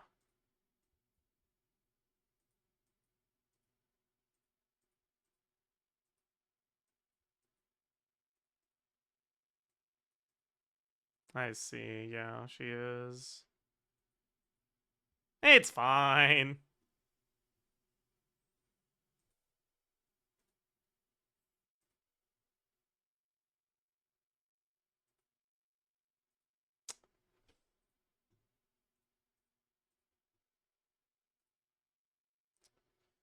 This is probably a golden troop, right?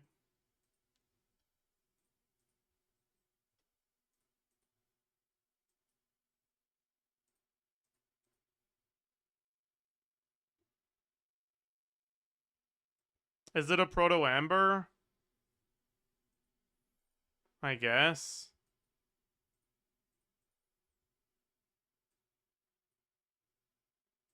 You can really. I guess we can do 2 swap Navia, actually, that's true. Or 2 swap Shilonen. Yeah, let's try this. Sag Jade, we're already at 95 crit rate. I don't think Sag Jade is gonna be very useful.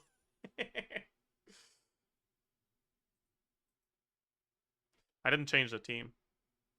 Idiot. Idiot. Idiot.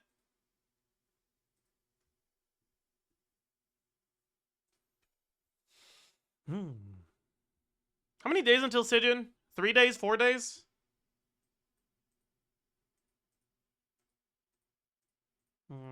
Let's do this.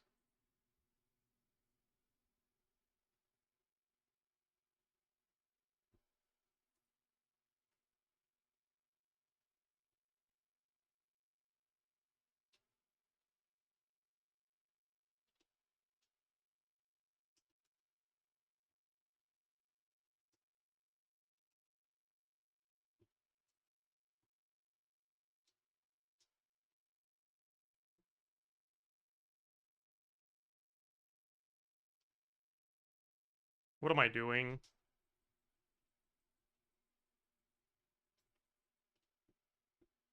Yeah, it's fine. We'll get more use of the... Ah!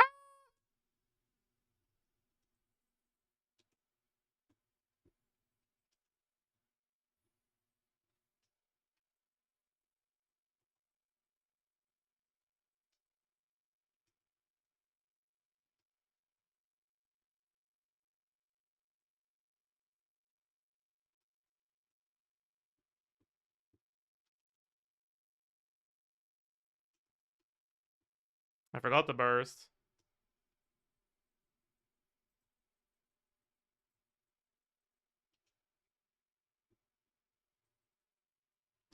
Well, yeah, you're right. I don't need to hold E.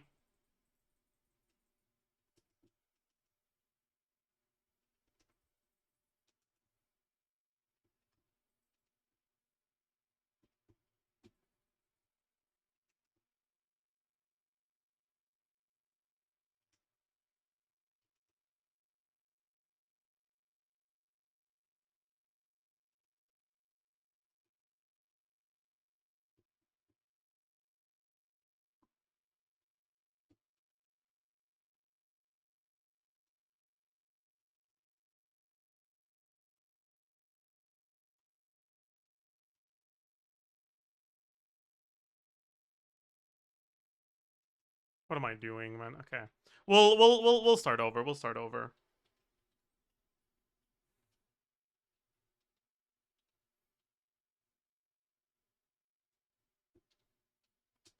Let's just say fuck the Navia burst at the start, so we can have the burst active during our field time.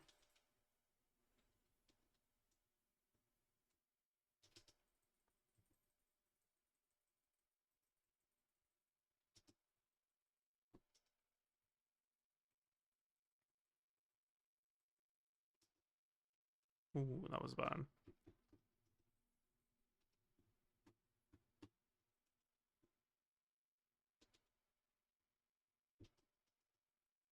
Also, these rotations are longer than I thought they were, so I should do 3 Navia E's.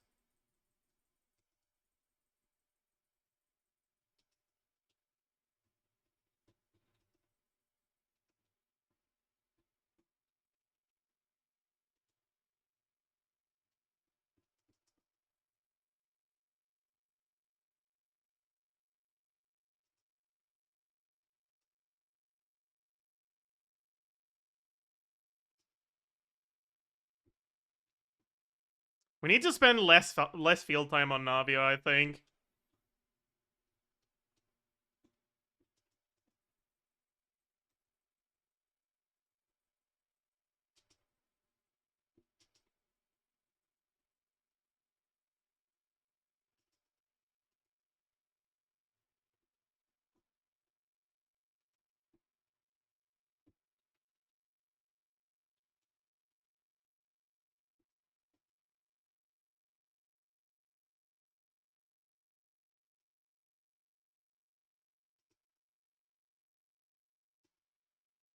Was that too short? It was. Okay.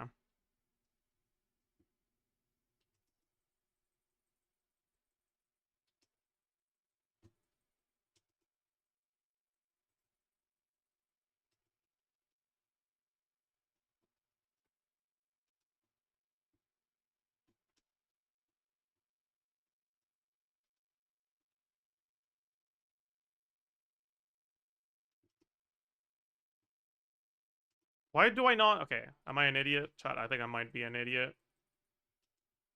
Yeah. We gotta spend less time on oh, on Navia.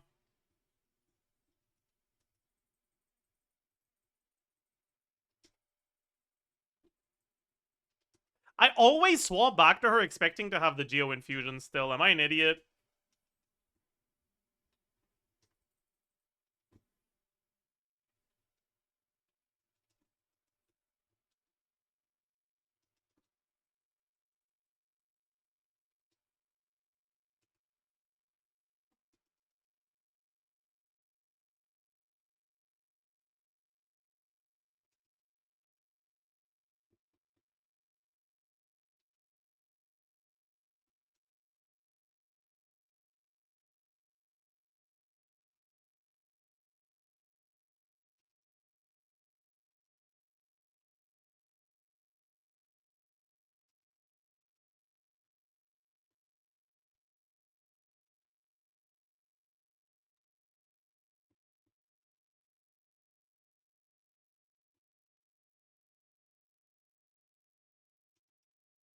What am I doing?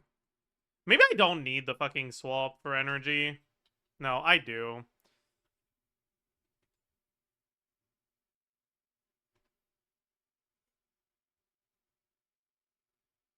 Hmm.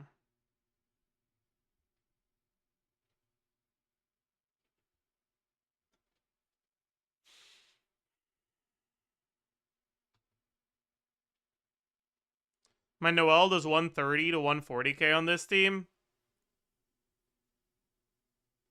Really? That sounds low.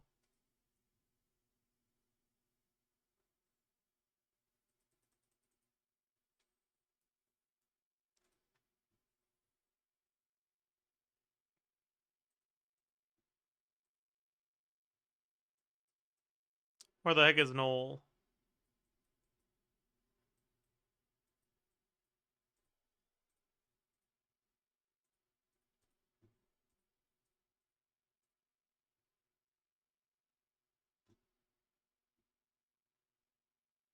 Where is it?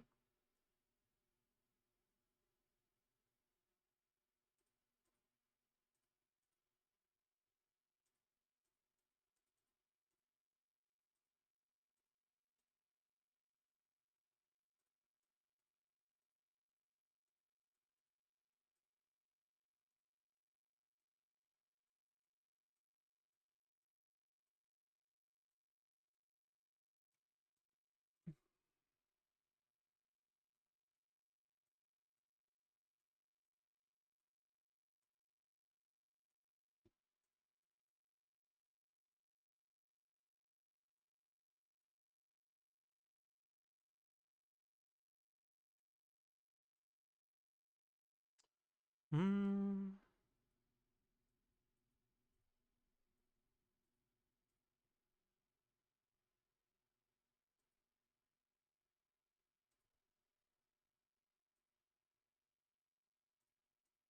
Probably have to go fob in this one.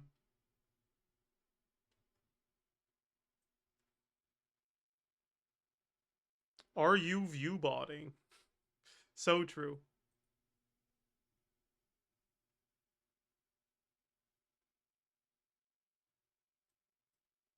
So true.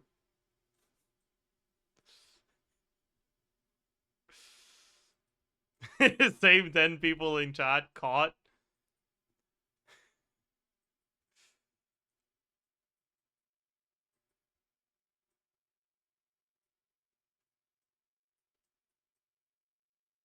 Chat type caught if you're one of my view bots.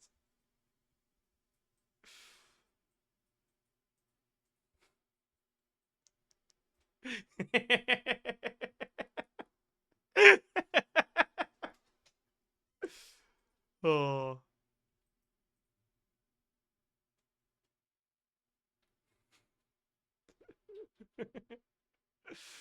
First time caught. What's the rotation for this? Honestly, we probably Farina before this time. Actually, no, we don't need to Shidon and Burst. I forgot.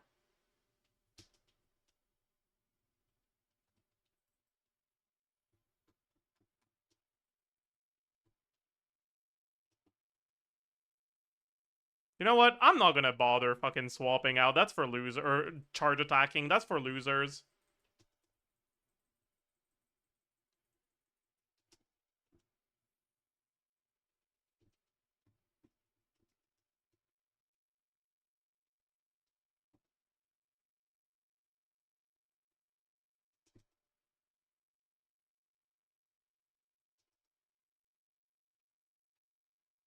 I am not used to these rotations at all, though.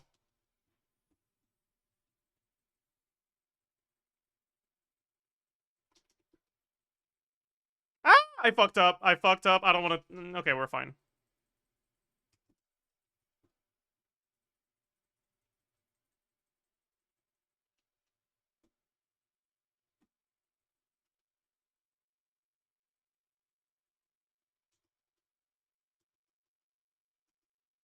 What am I doing, man?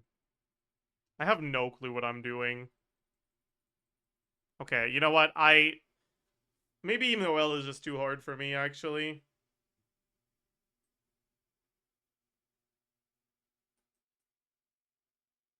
What? That's not...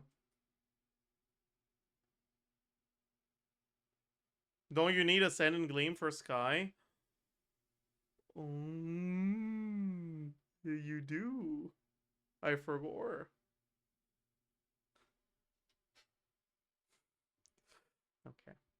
I think that's a sign. That's a sign that maybe I'm too much of an idiot. Maybe we need to fucking take the rest of the day off.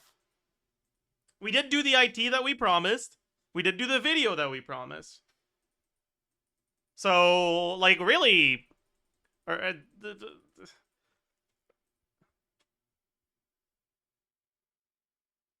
Have you read my bias gets on the last train? I haven't. Maybe I will.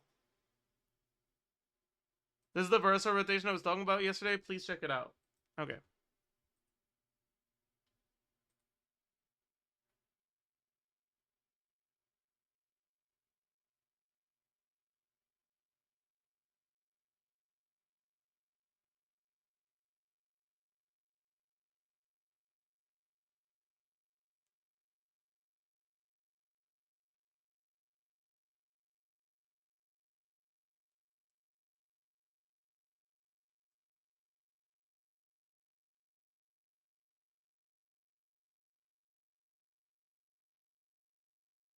Classic.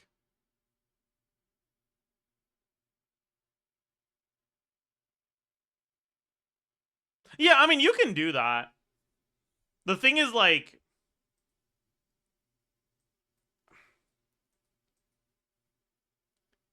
It's just a tiny little bit suboptimal.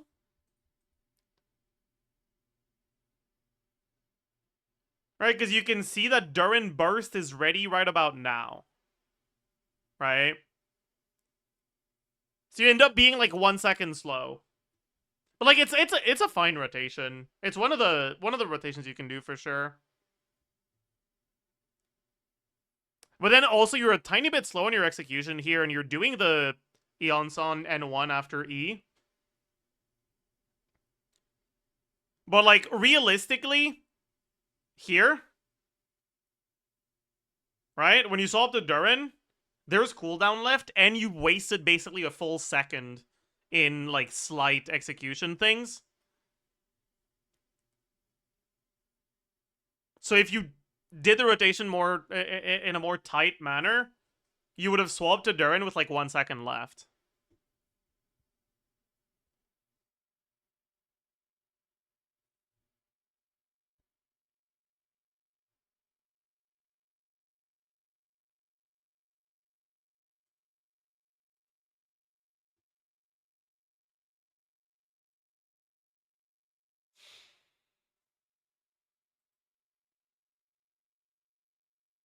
For me, I had it better than double manual charge attack every rotation. Oh yeah, for sure. But double manual charge attack every rotation isn't the best rotation.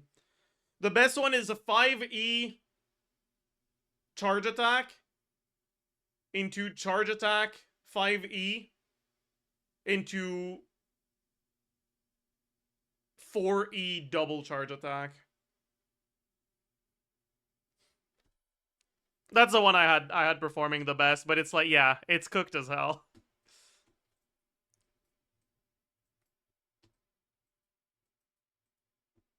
Is that worth doing on hyping? No, because on hyping you get force slowed down, so you have less uptime before your support abilities are back up.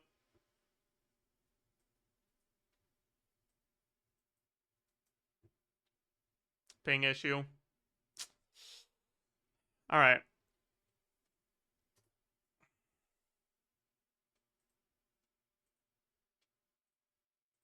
We stare. We pound.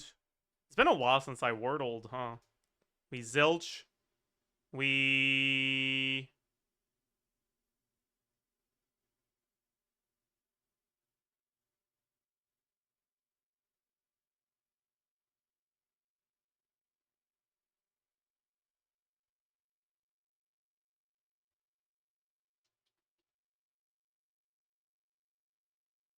Is this a word? No.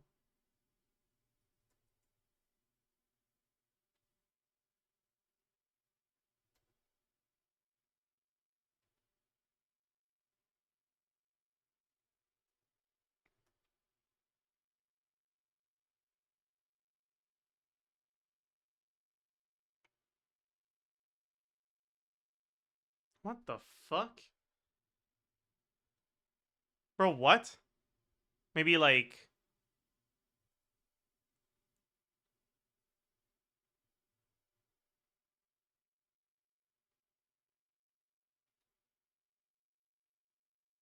What in the hell? Like, we need to basically have these 3 letters at the start, right? Like, the A doesn't have to be at the start, I guess. Oh, Hydra! Ooh. Ooh. Ooh, that makes sense. Oh. What the hell? Cry a river. Clean Air Act org. Org that pays the bills. IRS? No, they don't pay the bills. Okay, we. Is it oft? I feel like it's not, but it might be. Narrow gap between the underside of a house and the ground. Bro, I don't know what that's called. Young lady.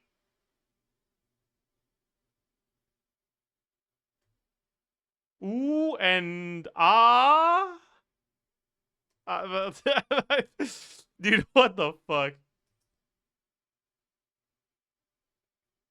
By the way, maybe?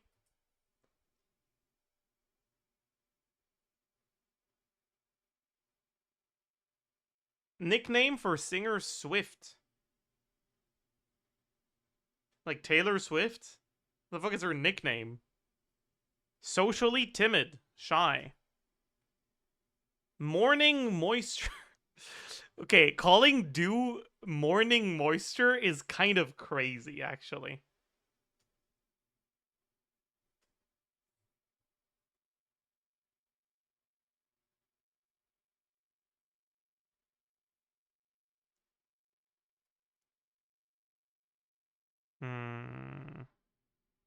Good sportsmanship.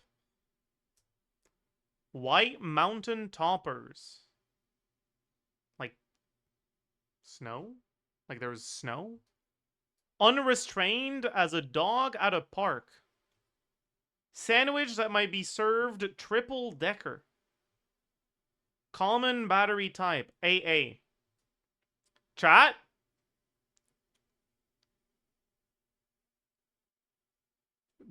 Chat? Any chat? It's for horses in a classic joke punchline. What the hell?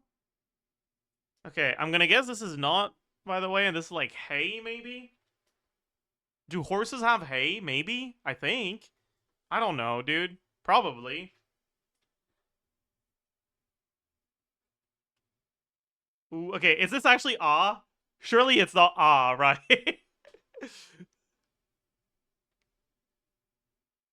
Snow?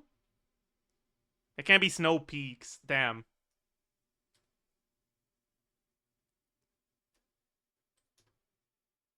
Dude, I'm gonna be honest.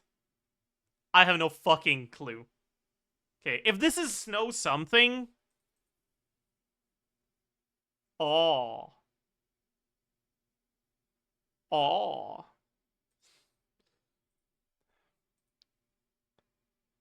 I'm giving up. I don't fucking know, man. I give up. I give up. Today is not my day. Sob. That makes sense. Is there an NFL team called the Bills? I didn't know that. Okay, it was oft. Crawl space. Ooh. Gal. Okay, it was actually the aw. PGA, what the fuck is that? PSA, that makes sense. Tay. I mean, I guess I could have, like, guessed that. Sure. Epic Saga. Okay. Fair play. Snow caps, not snow peak. Oh. Off leash. BL. Chad GPT. And it was hey. Dude, okay, whatever, man. No. No. It's fine. We get the angle in one. This is... That's, like, kind of weird.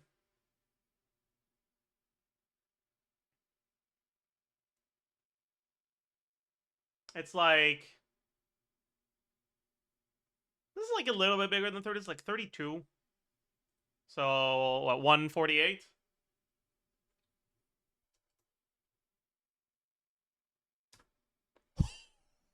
It was an angle in one. Okay. Okay. Okay. He's Unk still got it. Unk still got it. Unk still got it. Unk still got it. All right. I wonder what this is.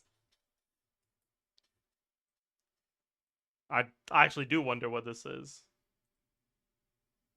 What is wrong with her leg? Arm?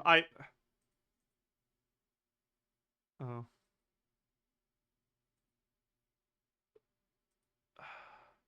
Why? Why are there French subtitles? I don't know. The Legend of Hero. Why were there French subtitles? Alright. I don't know any of these. Chat, I'm cooked as hell.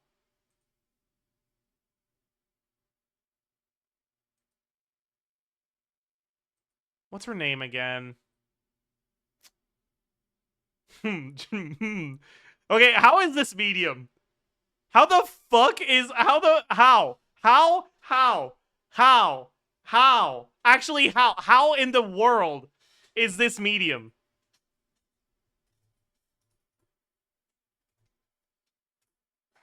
I don't fucking remember her name, man. I don't know who this is, but this is the Magi art style. That Jafar. Charmy, that's her name. Right. How? How is Goldie Roger in medium? Like, really? Do people who don't watch One Piece not know what he looks like? I don't know him? Dude, there's no way. Okay, I mean, I guess.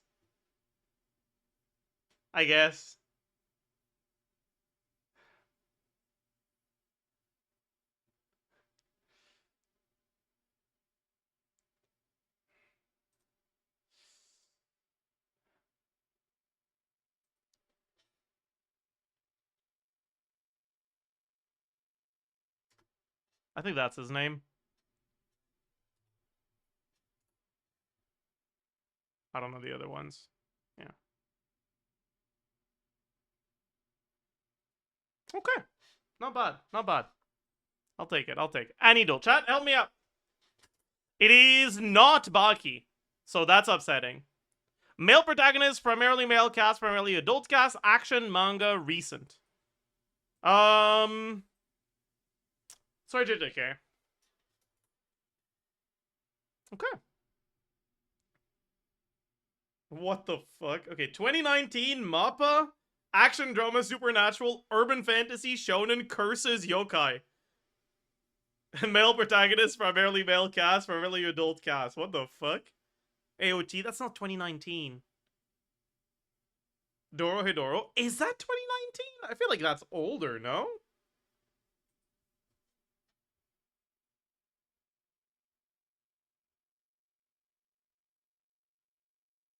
Chainsaw Man? Surely Chainsaw Man isn't worse rated than JJK, right?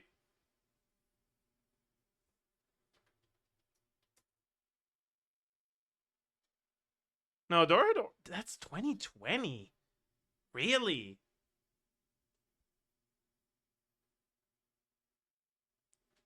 Dude, what? Hell's Paradise? No. Dororo? Oh, it was Dororo. Alright.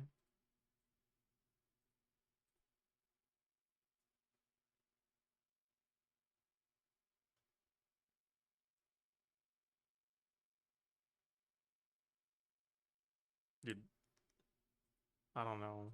Give me the video clue. Oh, that's Goblin Slayer.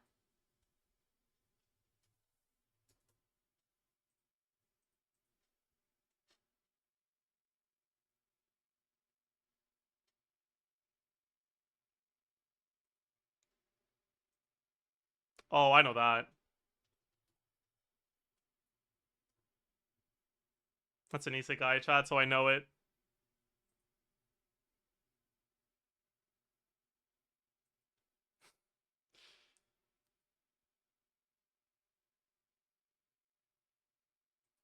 No clue.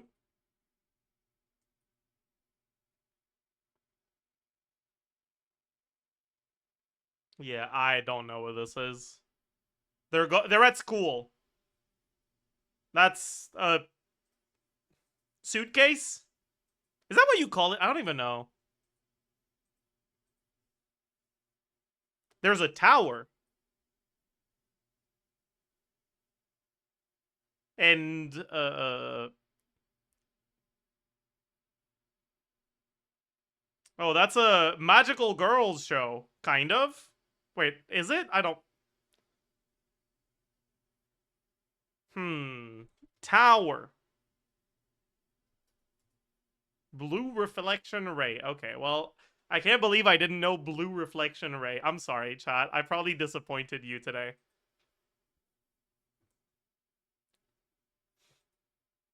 No idea. Oh. I know that.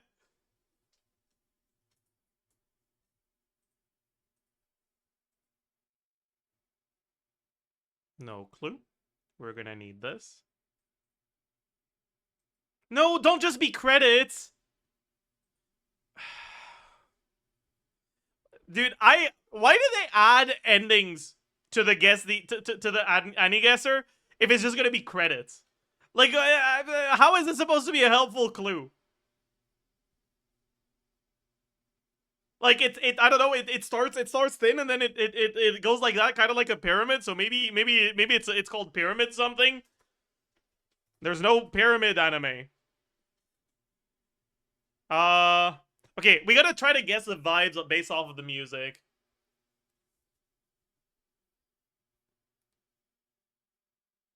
This is a slice of life.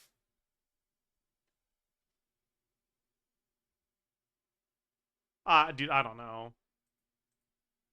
The Anthem of the Heart. Yeah, okay. I would have never guessed that.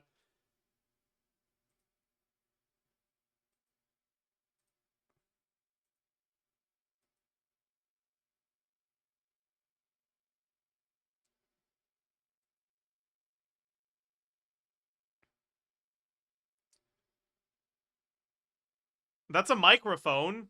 Like the credits were like shaped like a microphone. So I'm gonna guess it's Sing Yesterday for Me. No. Nijion Animation. Alright, well, 32k. That's not bad. That's acceptable. That's acceptable. Okay, let's enclose a horse real quick. Ooh, interesting. Alright. So, we are gonna have to close something here. This is relatively cheap to close. And then this, it costs 2 to close it here. It costs 1 more to close it here, but we get a lot out of it, right? But like for now, let's just look at lower limit.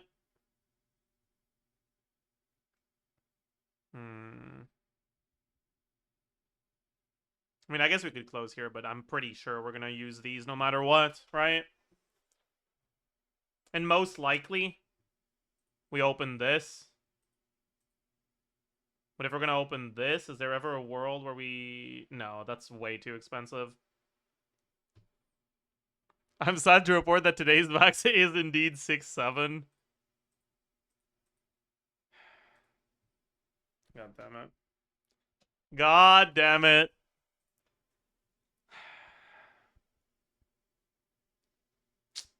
Damn it.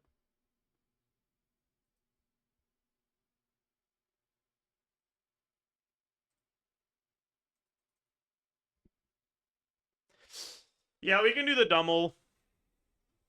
I like calling it Dummy Guesser more than Dummel.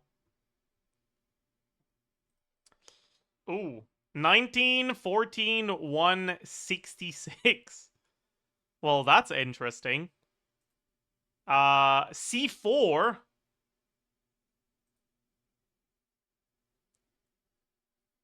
C4. C4.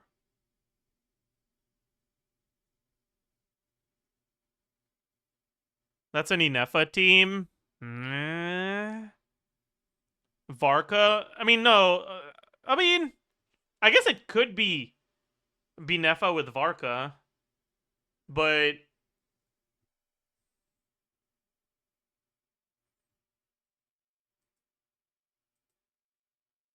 I mean, yeah, maybe. Could also be Durin. Yeah, I can put chat on screen. My bad. Could also be Durin. Like... C4 Durin. Nah, I don't know. That seems a little low for that.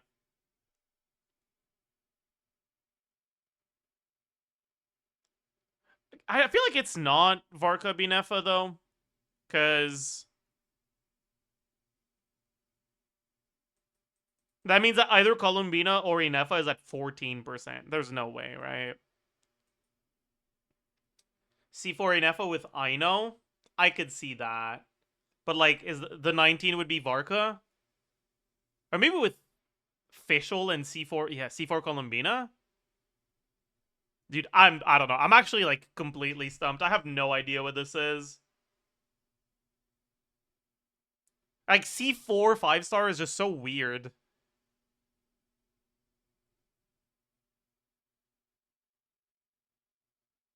This is endless. Oh, okay, never mind. Fuck that then. Let's do this one. Okay. So 84k DPS and hidden cons. Oh, that's annoying. All right, 38, 1, 37, 24.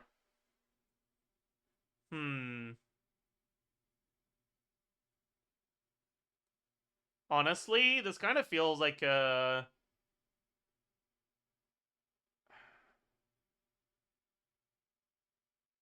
like cooked Binefa. Like Binefa Hu Tao.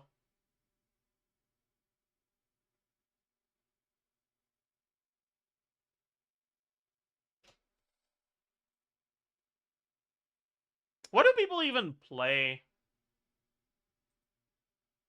I guess Shilonen? That's kind of high damage for Shilonen, though.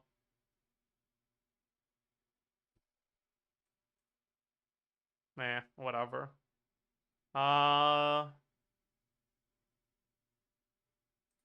Inefa. Columbina. Alright. No, it was not. Okay. It's not Hu Tao wheelchair. So we probably have Bennett then.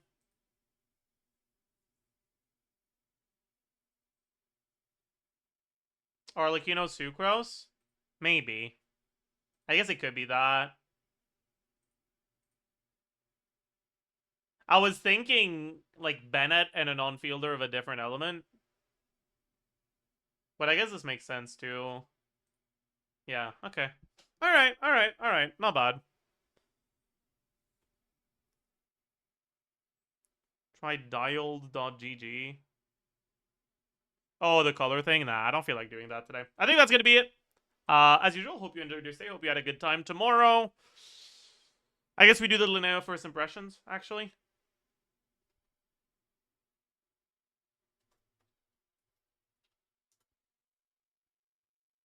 Any video to post? No. I should actually tell editors about...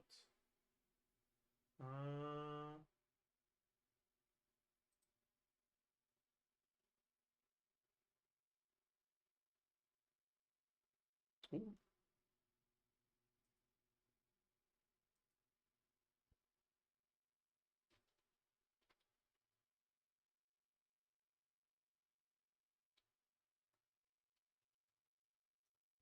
All right. Let's... You know what? I don't feel like rating anyone. I'll just see you guys tomorrow. Bye-bye.